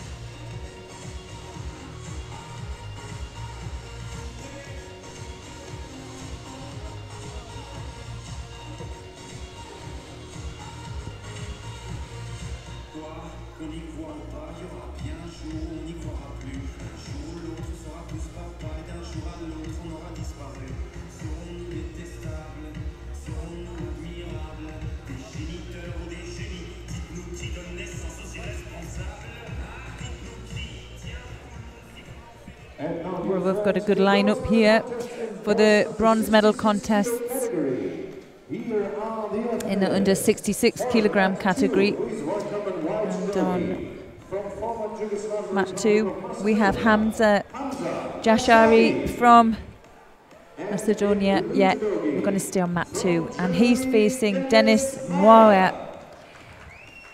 They're going to make their way through now. both had some impressive fights today. Yeah.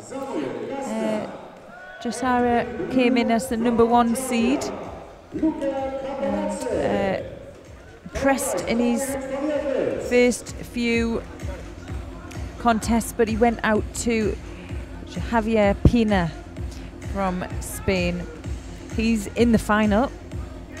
And well, also Dennis Moya, we had the opportunity to watch the majority of his fights, and he just kept coming back, really fit and really determined. And we're going to see how he gets on here. Oh, Well, straight into a Seotoshi, or Soditori Komigoshi there. With no time to waste. well, Jashari has been Yes. superb. That's his go-to technique, I would say. And when we were talking about tempo, Right. he's ahead of the game all the time. Well, they changed that score to a Nippon. Oh, that finished quickly. That was a quick finish, wasn't it? Oh, Didn't get to see Moya. He did so well to get to the bronze medal contest as well. Although he'll be disappointed not to be on the podium, he's got to be proud of his performance today. Well, we're going to move now on to the adjacent mat, and we're going to be seeing Samuel Gastner from Austria, and he's facing Luka Kabanadze from Georgia.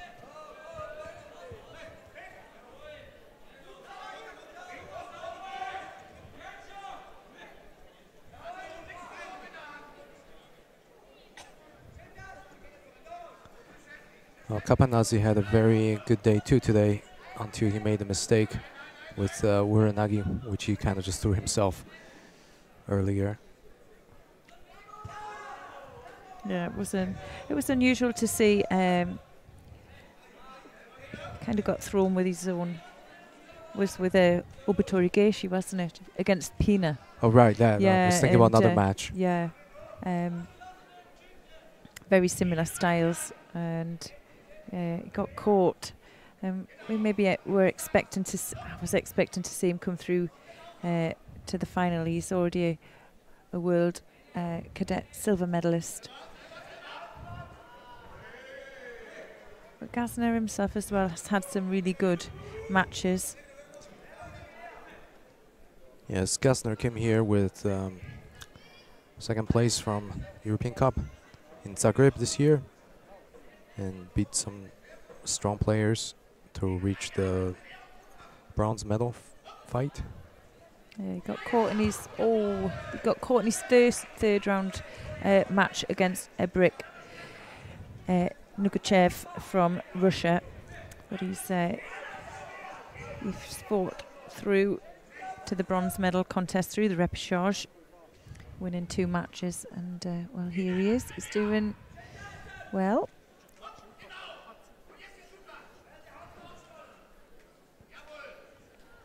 Of all the matches Gastner won, he won by Ippon. So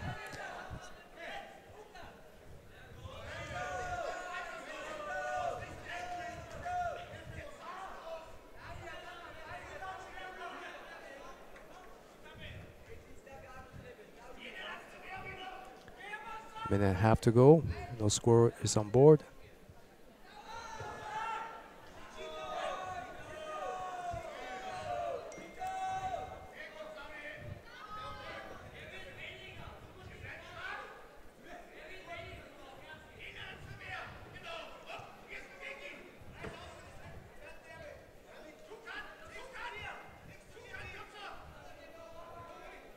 Both fighters are taking an extreme stance there, and Kapanazi comes across with a hip throw attempt.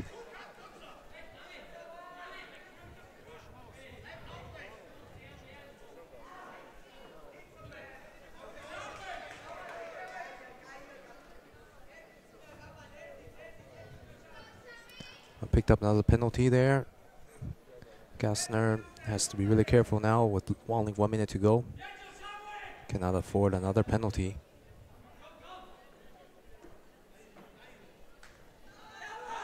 Oh.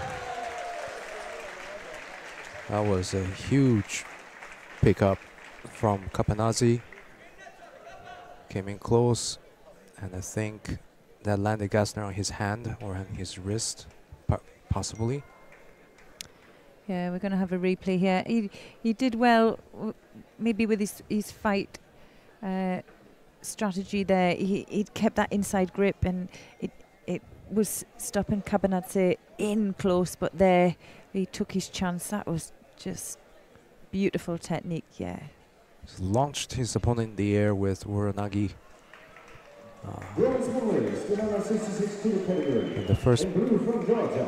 The second bronze medal goes to Luka Kapanazi from Georgia.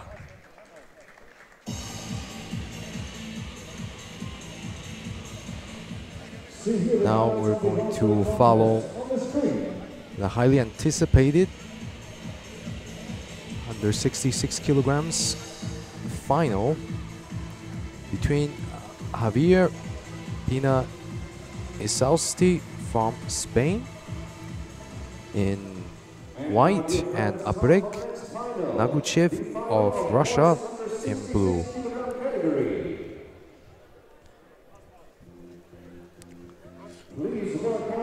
So Naguchev from Russia came in as the number 2 seed with a strong result from last year's World Championships at 3rd place, and 2 European Cup wins this year. And Javier Pina Insausti came with a 2nd place at the European Cups this year and 2 3rd places at the European Cups of the same year.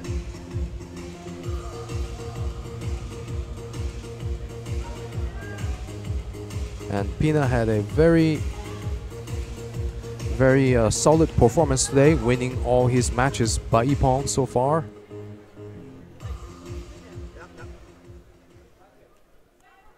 And the same can be said for his opponent, Naguchev. So let's see how they face off each other here.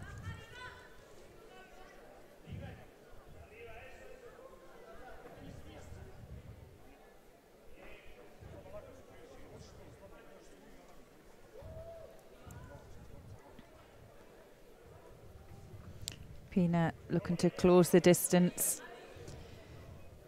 He's got that long reach.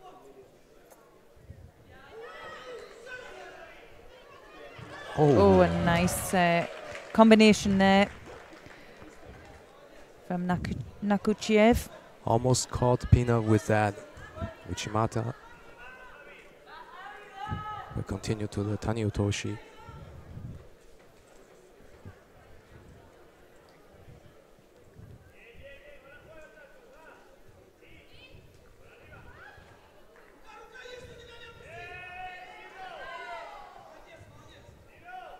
You see that in the replay of Tani Utoshi kind of transferred into Yuko Otoshi.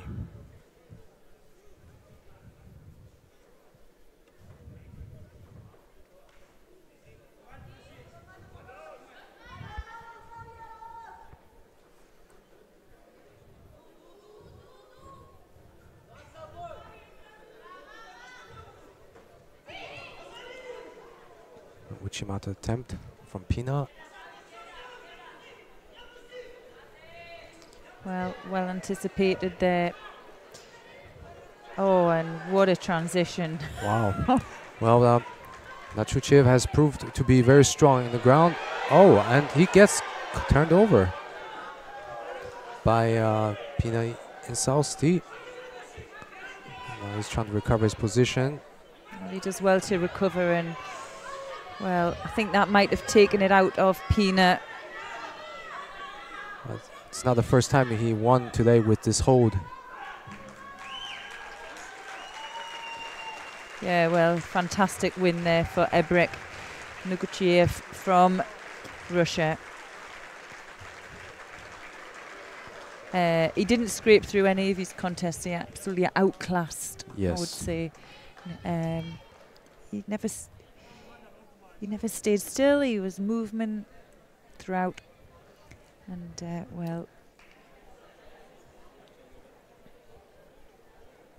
for me, though, Pina had a fantastic day as well. Really solid performance, winning all his matches except this one by Ippon. But even when he lost, you know, he lost in style. Yeah, and he put a good effort in there as well. Well, fantastic win there. Abrek. Oh, and follows it up. Lovely combination.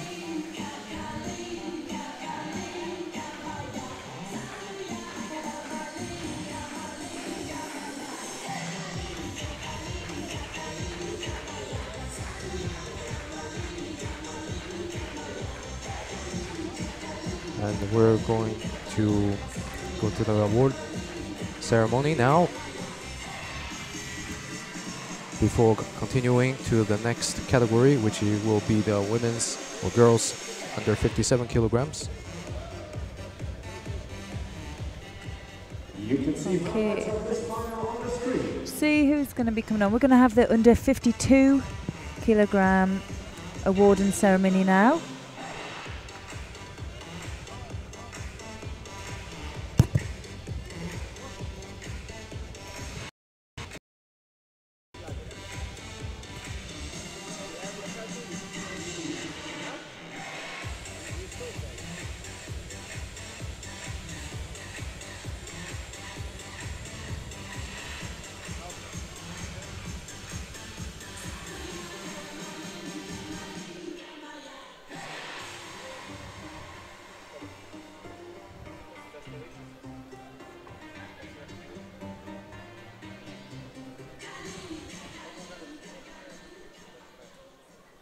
Ladies and gentlemen, now the awarding ceremony of girls under 52 kilo category.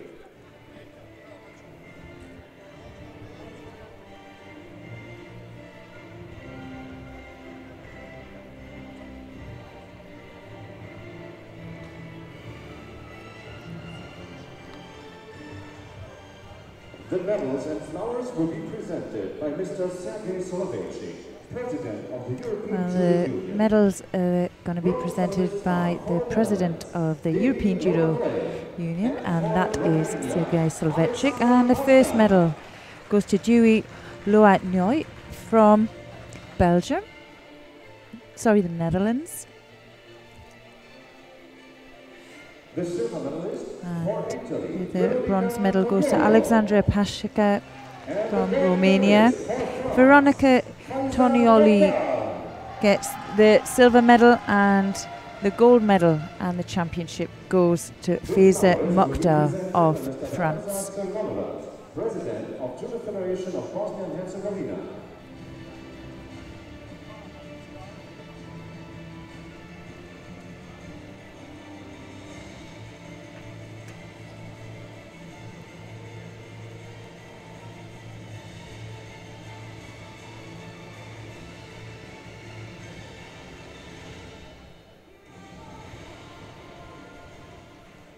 Ladies and gentlemen, now please stand for the national anthem of France.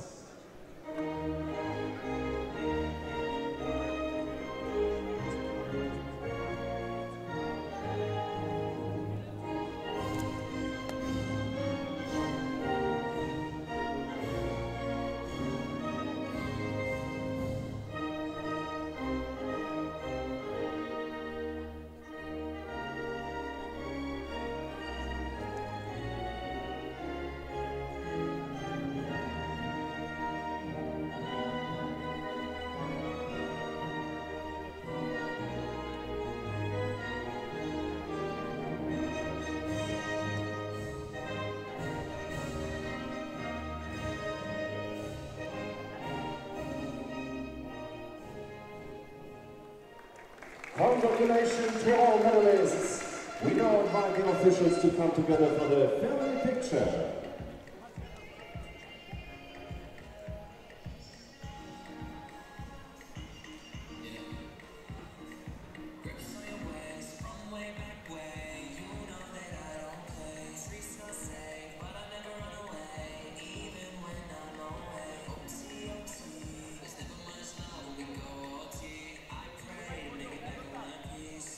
now it's time for some nice live action, some live cam action. You know from yesterday, some fun action. We go on with our dance cam. Whenever you see yourself on the screen, just dance. Here we go. Yeah, come on, dance.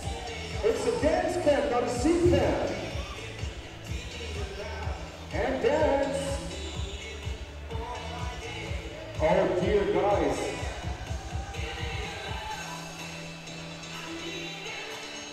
That does great so far. Come on. Yeah, that's what I know from the Dutch guys. Yeah, dance.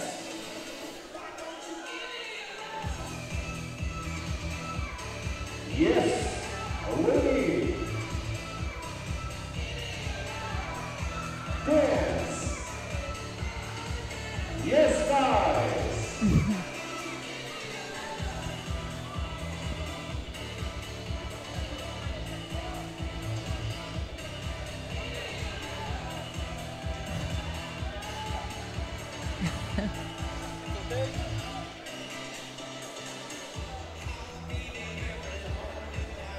Yeah, dance it, come on!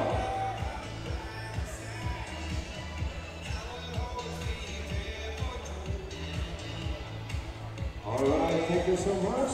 Next time, come on, let's do Well, it. bit of dance cam. Yes, the receptive audience. 57 kilo We're scary when we needed him. Welcome the athletes. The dance cam was a big hit in Tel Aviv for the European Championships, the Senior European Championships. The atmosphere, the crowd was incredible. Now then, let's see how the crowd's going to take this. We've got a double Austrian final, I think, and well, you can see them now making their way through. White, we have Rosali, Wos, and in blue we have Lisa, Grabner. Both are from Austria, so this will be a all Austrian bronze medal fight.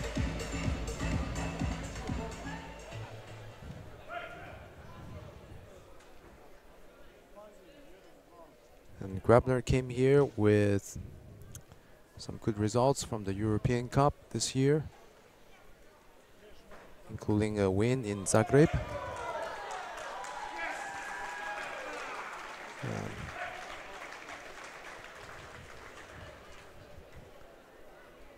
It looks like on the other mat, the bronze medal fight has already been won very quickly at the beginning.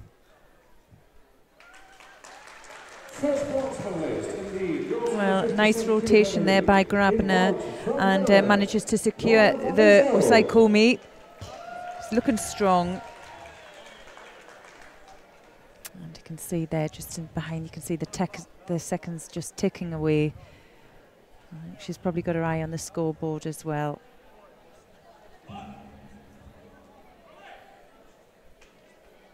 And she takes the win. Yeah. Bronze medal goes to Grabner. Yeah, she took the win gracefully there, didn't she, and helped her opponent up. There was no big celebration. And the second bronze medal. Both athletes fought extremely well today. They both had some really good wins. And the other bronze fight finished very quickly in the beginning seconds. So here we'll be going to the final match of the girls under 57 kilograms category between Lara Cvijetko from Croatia in white and Hasret Bozkurt from Turkey in blue. And Cvijetko here came in as the top seed in this tournament as the current European champion. Yeah, and well, Hasret Boskurt came in at number 2, so the seedings for this final have played out perfectly. Well, it's a second chance for Laura Tvetjetsko. She's already won the championship last year, so she's going to try and defend her title, which is impressive in itself. And I haven't had an opportunity to see Boskurt compete today. Maybe the end of one of her techniques, very, very strong, very sharp. And Svietko is only 16 years old.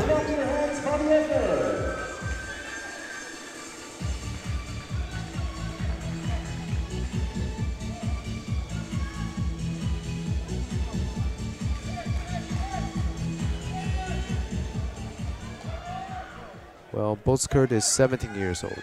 And now here they face off each other in the final.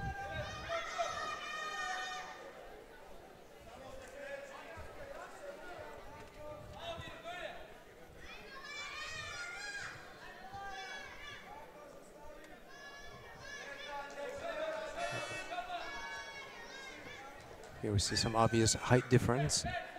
Both girls are trying to get their grip.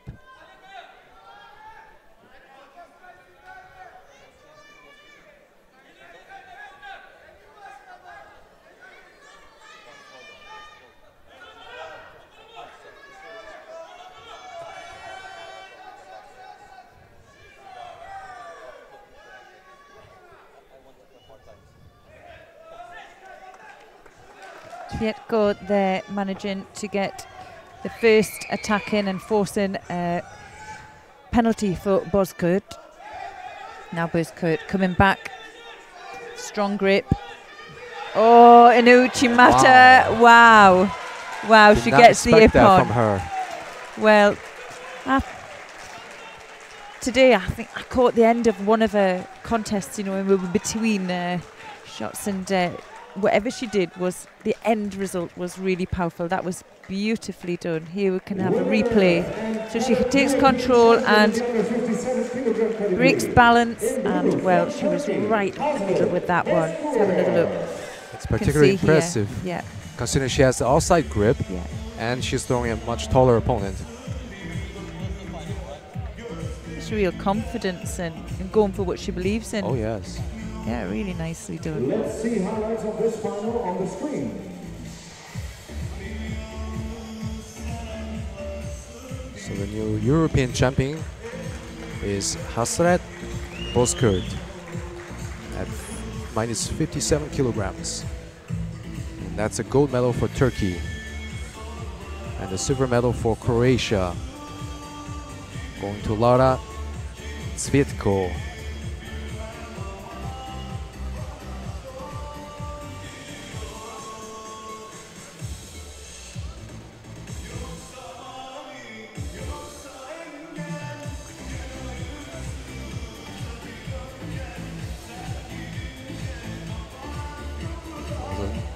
Solid ippon from the Uchimata.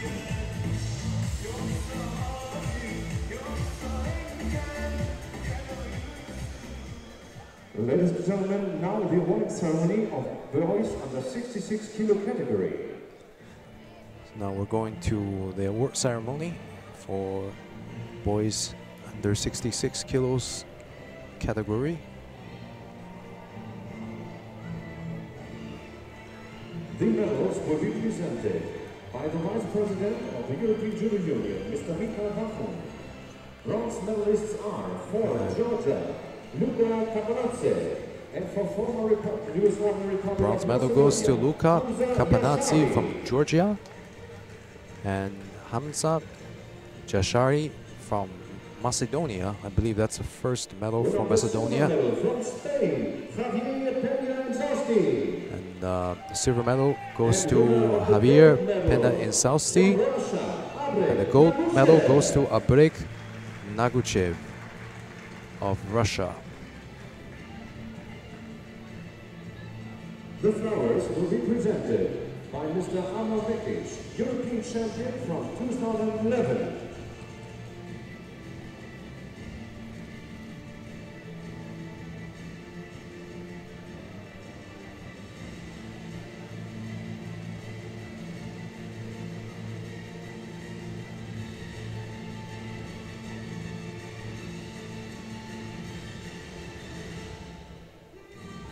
I have to say, overall, every medalist had a very nice performance today.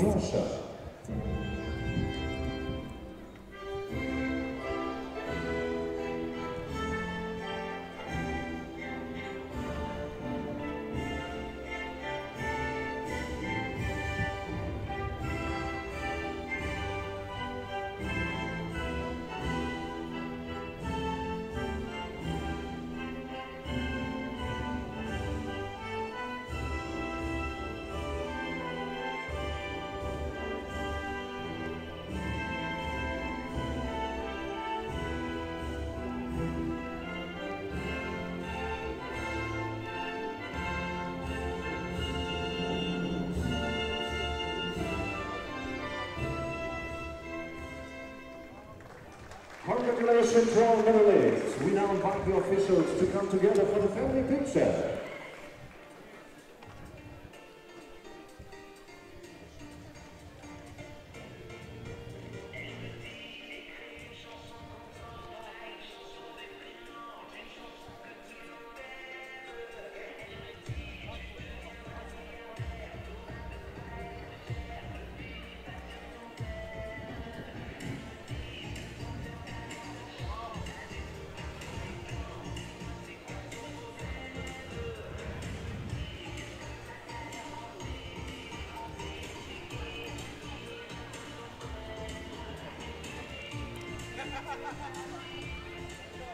Okay.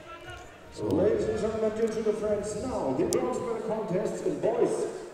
Coming up next, we have the male under 73 kilograms category bronze medal.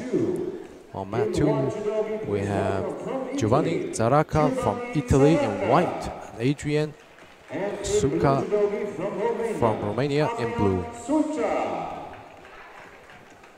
Please welcome for mat 3 in white judogi from Greece, Athanasios Milanelis. And please welcome in blue from Hungary, Cadet. Clap your hands for the athletes. Giovanni Zaracca came in as one of the top seeds here with a bronze medal from last year's European Championships. And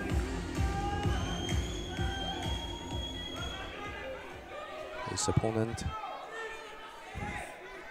Suka, also has 2 wins at the European Championships this year. I mean, European Cup. Yeah, Adrian Suka came in as the number 2 seed. And,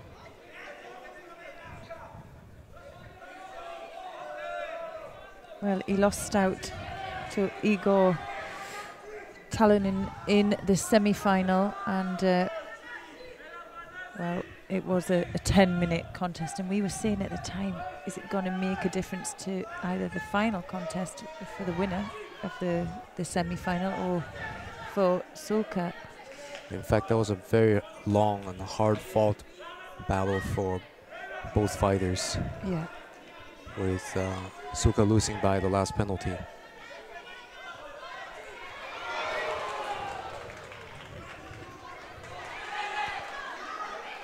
And Zaracca lost out to the finalist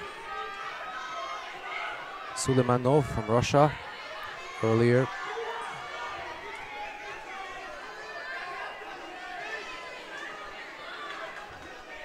But he won most of his other fights by Vazari or Ippon.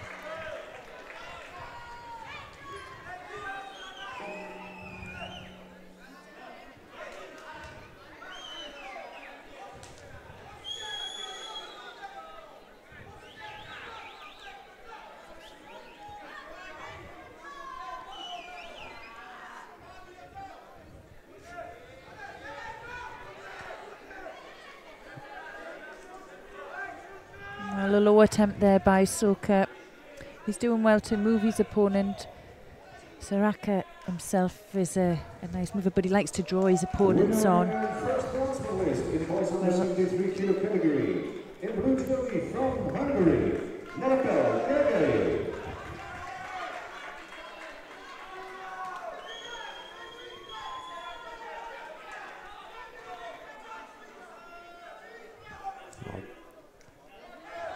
The first bronze medal just went on the other mat to the Hungarian boy. Oh! And now Zaraka got thrown by Suka. And yeah, we're going to have a review of that. it's a very low drop, so this Turkican Goshi. It was a impressive throw, let's say that, but he did land on his side, so he gets Wazari for that. And a bit of drama, I think, a bit too much drama on the mat for me.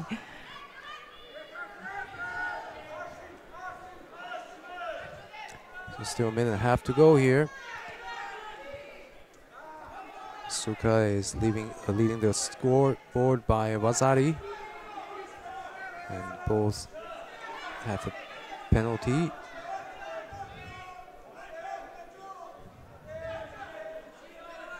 Now he's doing well. He has the inside lapel grip there. He's just moving his position constantly and able to determine where his opponent is. Looking now for the transition.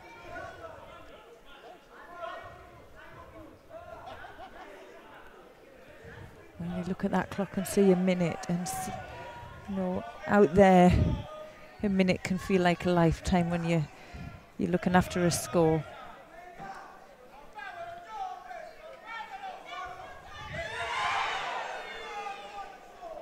And Saraka tries to do a drop solitary komi of his own. Yeah, he started leading the movement there, and that's what Soka just needs to be aware. He was hasn't looked in danger up until now.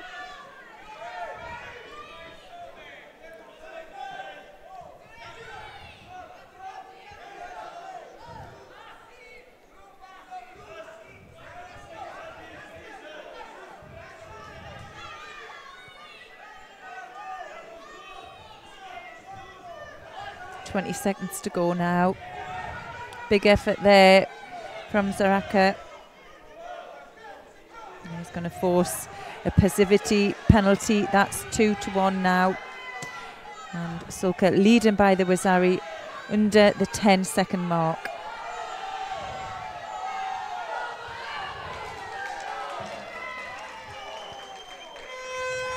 Well, a well-fought fight by Adrian Sulka, and the bronze medal, well deserved.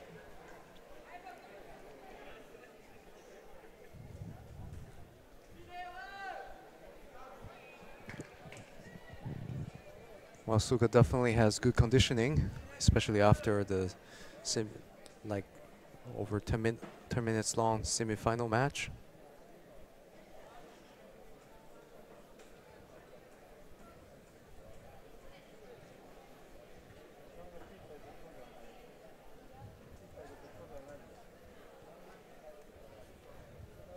Winner and second bronze medalist in boys under 73 kilo category. In blue from Romania, Adrian Sulka. There goes the action, which throws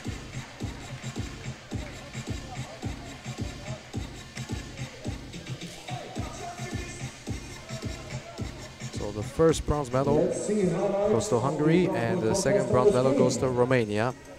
So here we have an all-Russian final with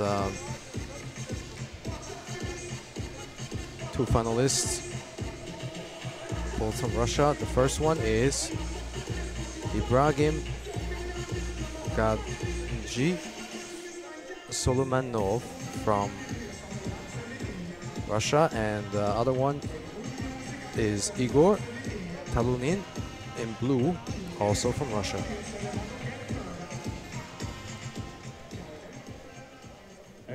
out into the first time for the final in boys under 73 kilo category. And I'd like to introduce you the referee for this final, Mrs. Judita Pizarora Igor of Slovakia. And here are Igor the Talulin finalists.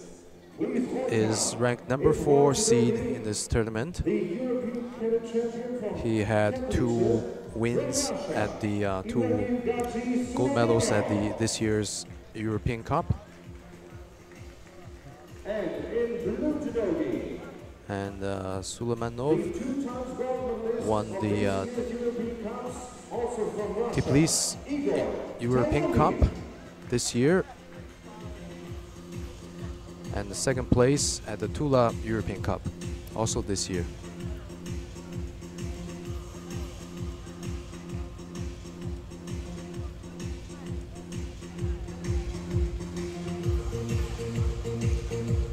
Suleymanov had a strong performance today, winning 3 of his 4 fights by ippon.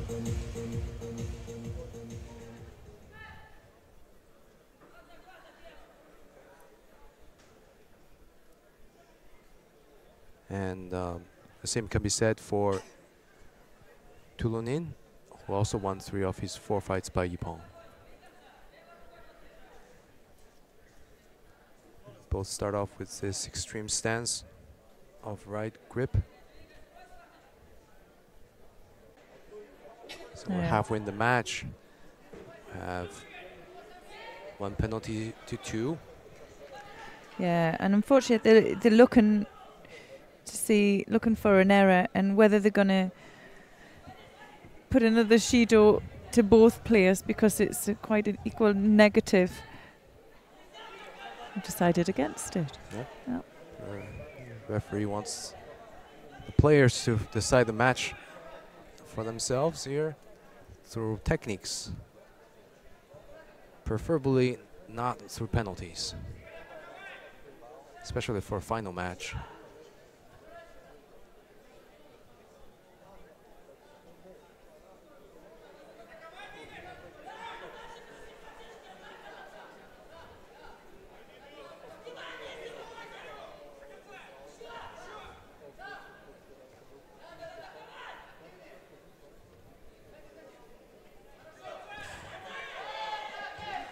Well,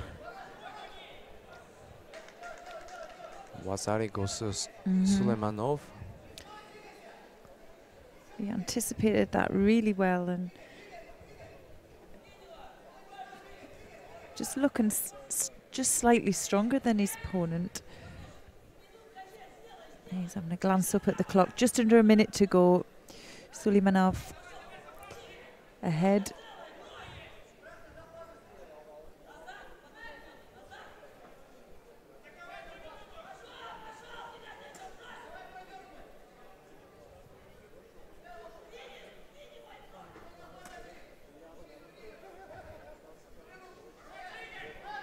Oh, and the second counter there. Well, he had to go for it, and it wasn't to be. It's either that or taking another penalty. Yeah. Took the risk, especially with this Haragoshi, and got countered with a solid throw on the back. So the gold medal goes to Suleymanov from Russia, and the silver medal goes to Talunin, also from Russia.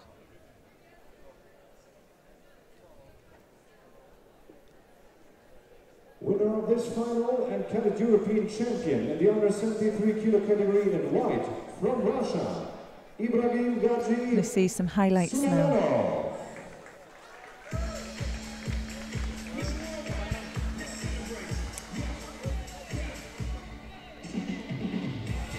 There was the low Sianagi, and he just came right underneath his opponent's legs and managed to secure the overall.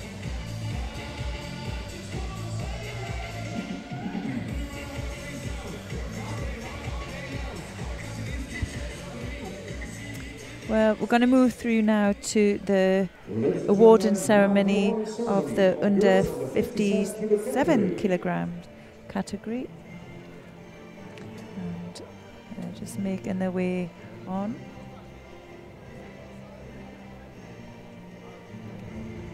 And well, a super win there for the gold medalist. But before we mention it, I think we're going to... Bronze medalists are for Netherlands, see the bronze medals, and the first bronze medal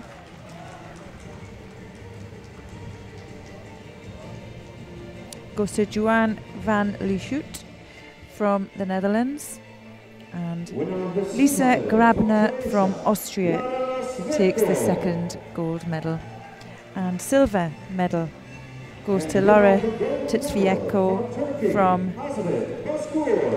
Croatia, and Harriet Boskirk takes the gold, and a European champion. Yes, the new European champion of this category.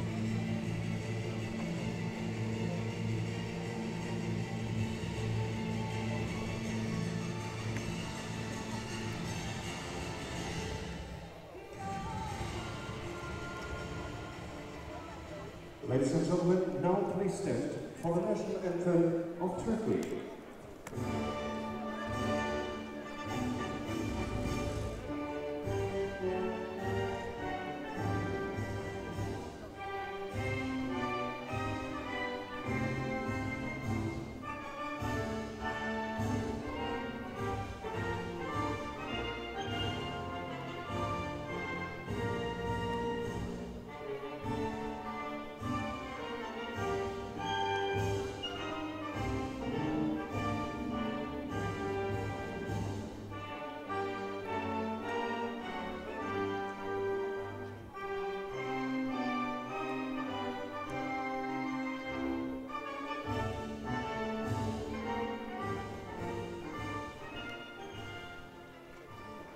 Congratulations to all the medalists. We now invite the officials to come together for the family picture.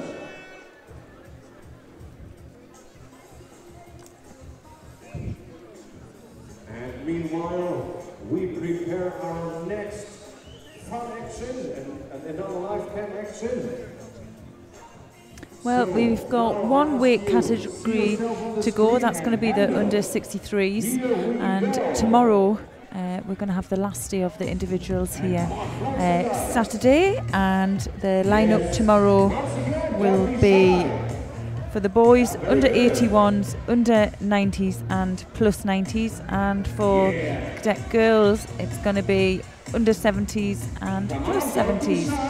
Really looking forward to seeing the heavyweights take to the stage, and on Sunday it's the first time we're going to be seeing the mixed team event where we see 3 boys, 3 girls in each team, and there's a lot of teams entered as well, so that's going to be something to really look forward to. And if you have time on Sunday, try and tune in for the action. Team competition is always exciting. Oh yes, I always enjoyed it. We didn't follow closely too well the under 63 kilograms category today, but the upcoming matches we have our 2 bronze medal fights and the final. Let's have a look who we've got coming up.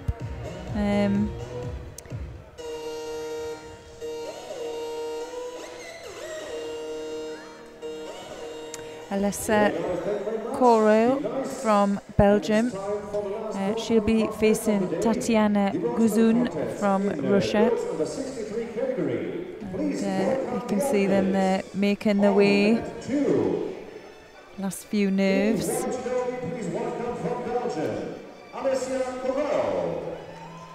Want to stay mat too? Or yeah, I think we'll stay on mat. Okay, let's go to 3 for a change. Go to 3. Let's go to 3. Yeah. So we have. Oh, go on then. You do it. So mat 3 we have Shofi Ozbas from Hungary in white and Ayten Yaksan from Turkey in blue, fighting for one of the bronze medals.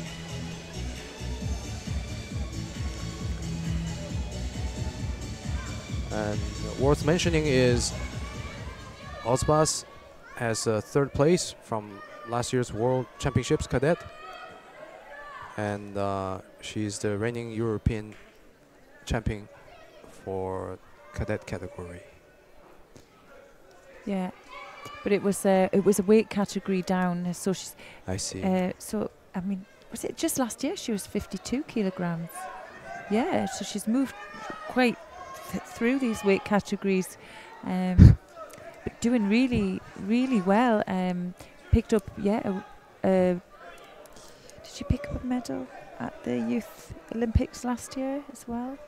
I did she go out? didn't I'm see not that. sure. But she's been a real favourite on the cadet scene, and just goes to show she started getting some really great results at a young age, and well, she's still here.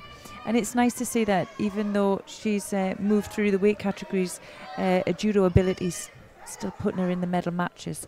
That's something that it's really important at a cadet level and a junior level to allow the athletes to move through the weights if they're growing.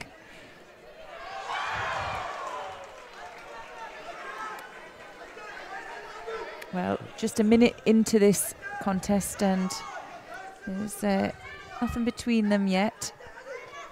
Oh. We know Ozbaz, she's loves her big hip techniques, and she is searching. And well, Yeksan, she's done her homework. You can see her holding off on that left sleeve grip. Putting in her hips herself.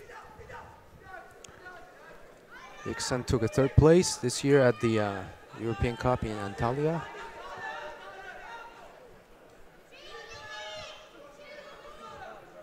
And now she's trying for a bronze medal at the European Championships here.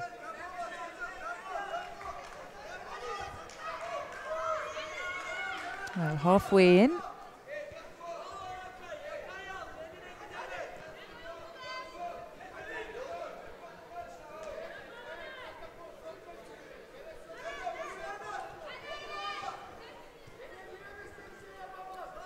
There's no score to either player here.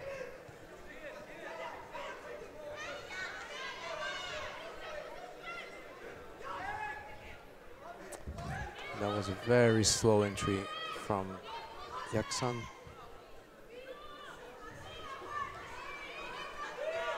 Now Ozbaz now just opening an opponent out, looking for an opening. And get the time down there. You really need to get working really quickly if you want your options to stay open in Newaza. Well, 1:20 to go.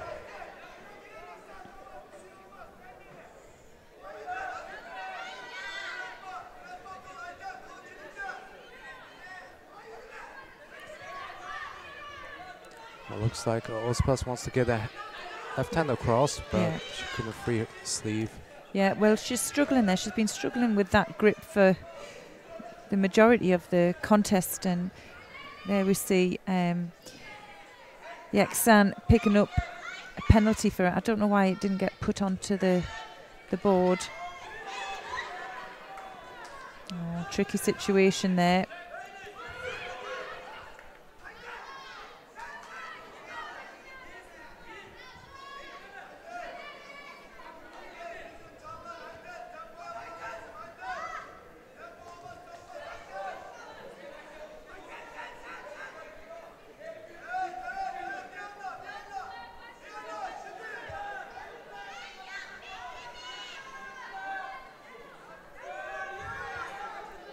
With less than 20 seconds to go here. And we have a penalty on the board. Well, the win on the adjoining mat goes to Alessa Corot from Belgium. And there we see Osbas managing to secure the Osai komi. And she taps. Yeah. So the ippon goes to Osbas of Hungary. First bronze medal in girls under 63 She got that, secured that hold right on the clock. We couldn't see from a different angle whether there was maybe an arm lock or an udigarami or anything like that going on.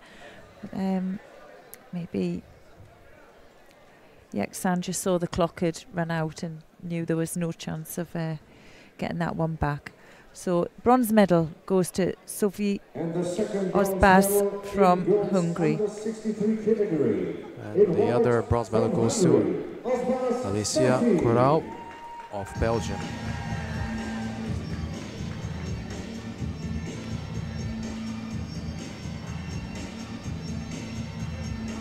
Let's see highlights of the announcement contest on the screen.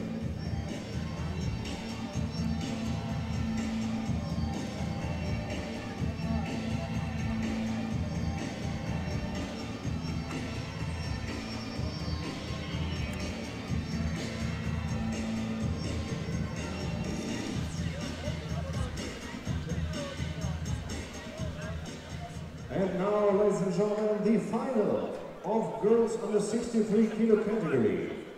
The referee for this final, Mrs. Kelsey Dutch of Germany.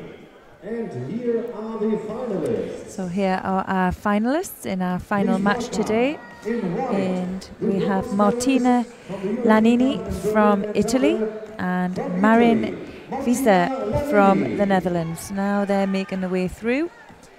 So we have Lanini in white and Visa in blue. Good, nicely composed. Lanini had two bronze medal finishes at European Cups this year, and Visa had two second place finishes at European Cups this year as well, and she also won the Berlin European Cup. Well, I've not seen that before. I think Lanini there side skipped onto the mat quite eloquently. Well, he's there strong over the back grip.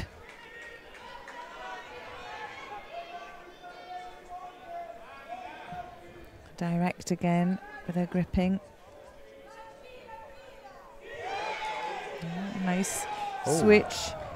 And well, Visa controlled that down, didn't she? It was very reminiscent of the Russian final. Yes, but it looks like Lanini kind of like did a forward roll as she was doing the Silnagi.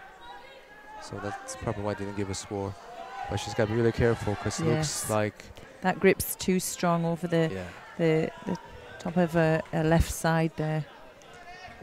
She really needs to get some movement going before coming for that drop Silnagi.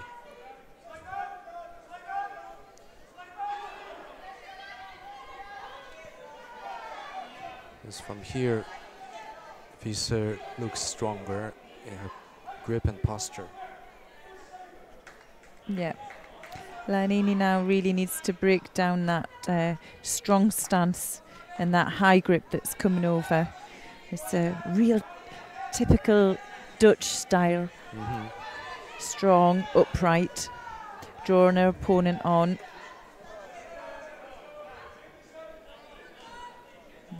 Using their height advantage. Yeah, forcing the Judo. So Lanini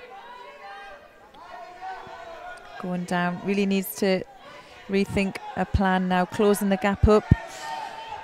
He's Lanini is very defensive in this position. The arms stretched out, but well, if she's going to take that grip over the top, they've waved it off, but we'd like to see some you know, if you've got such a dominant grip, use it and let's see a throw from it. Right.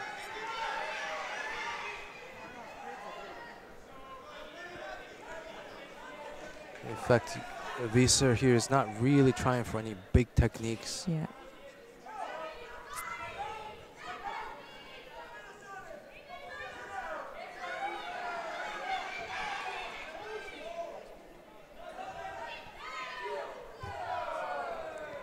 Now he tries also Togari from the side. Landed Lanini on her knees. And Lanini picks up a second penalty here. Well, Lanini, she needs the inside grip.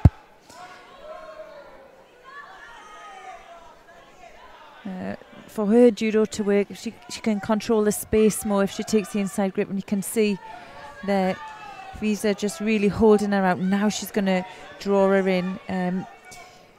You know, for the low Sianagi players, they like a bit of space to be able to get that action reaction and move in, and well, it's impossible if you get your head pulled in at that position. You're right. But Visa picks a penalty for pulling the head down. No. I'm not sure if it was for pulling the head down. I wonder if it was just for holding and not attacking. So you can still look passive with a strong grip. You might be right. Yeah. Well, big effort there from Lanini. She is looking to throw. She needs to move her opponent.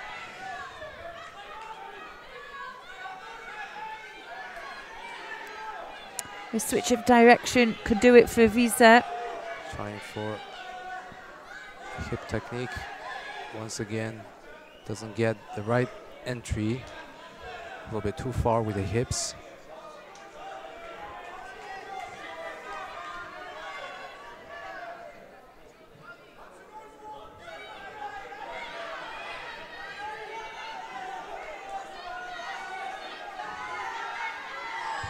Oh, and catches her there.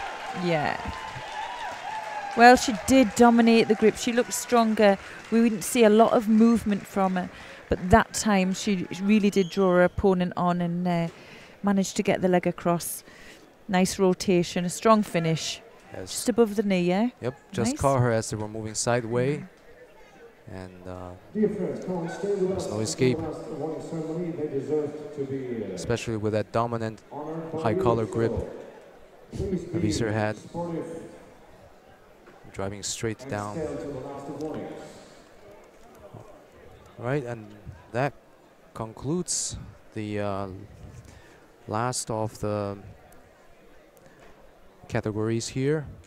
The gold medal goes to Marine Visser of Netherlands, and the silver medal goes to Martina Lanini of Italy. And that concludes the girls under 63 kilos category and the last fight of the day. Shortly we'll go to the award ceremony.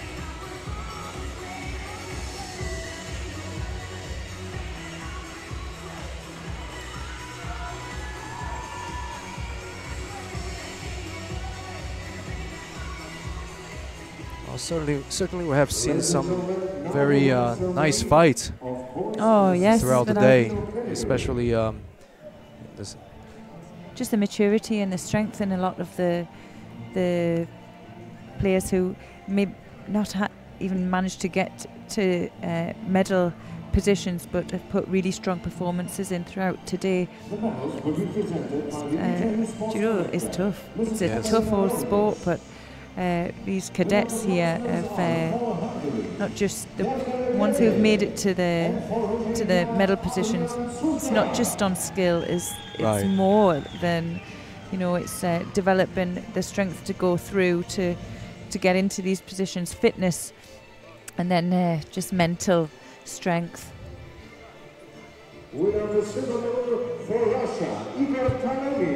So medals here being presented in the under 73 kilogram category. We have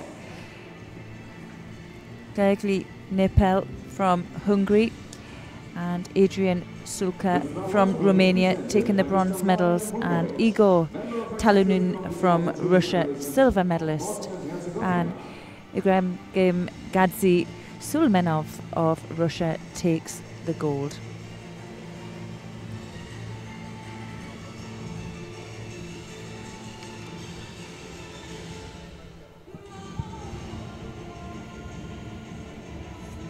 Ladies and gentlemen, now please stand for the national anthem of Russia.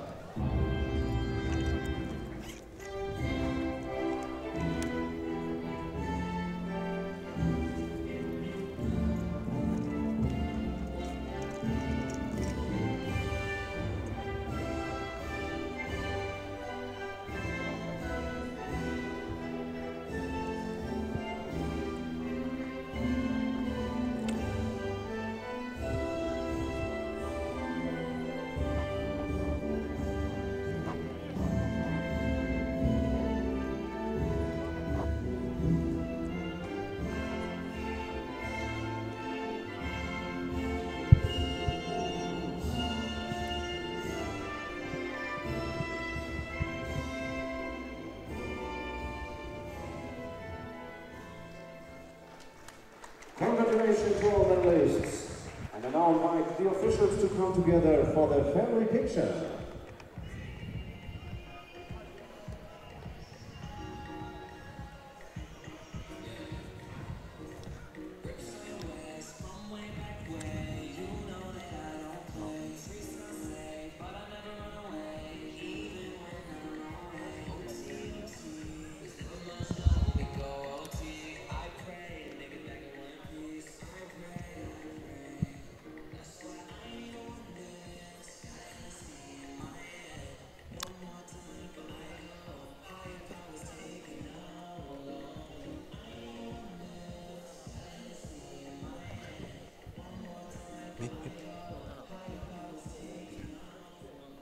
Coming up in a few seconds, the last award ceremony of the day for girls under 63 kilograms. Okay, so coming up next is the last award ceremony of the day. That's the girls under 63 kilograms category.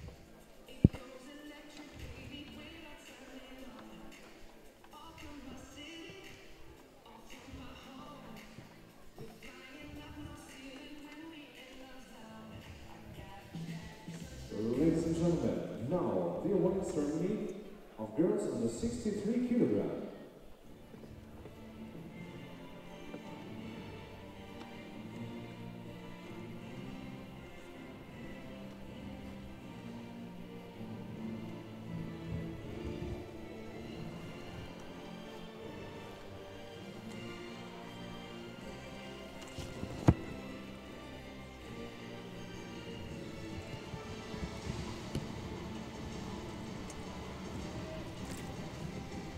Venderand will be presented by the Vice President of European Judo Union, Mr. Kucher.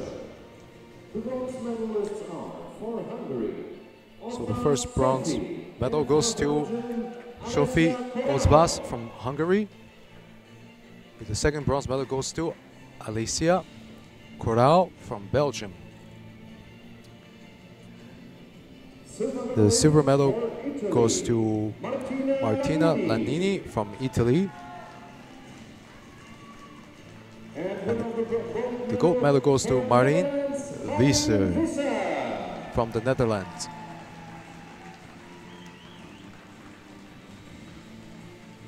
The flowers will be presented by Mr. Goran Suvila, European champion from 1974.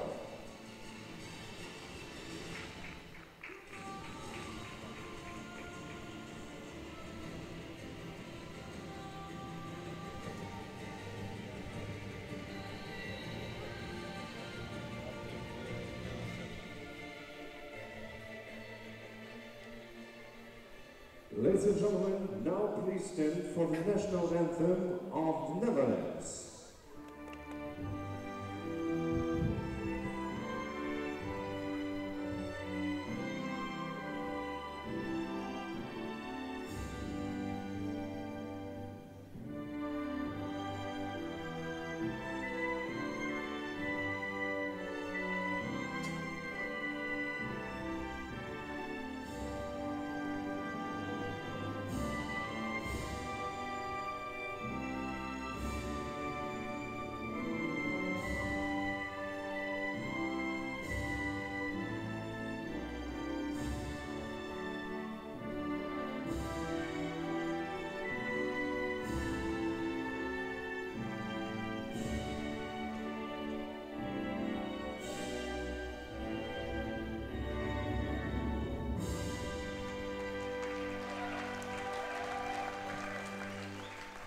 Congratulations to our medalists.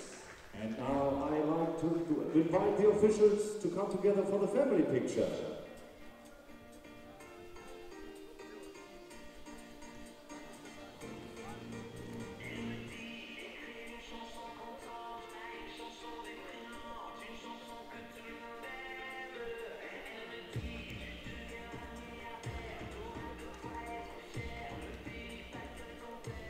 Ladies and gentlemen, that concludes day 2 of the Cadet European Judo Championship Sarajevo 2018.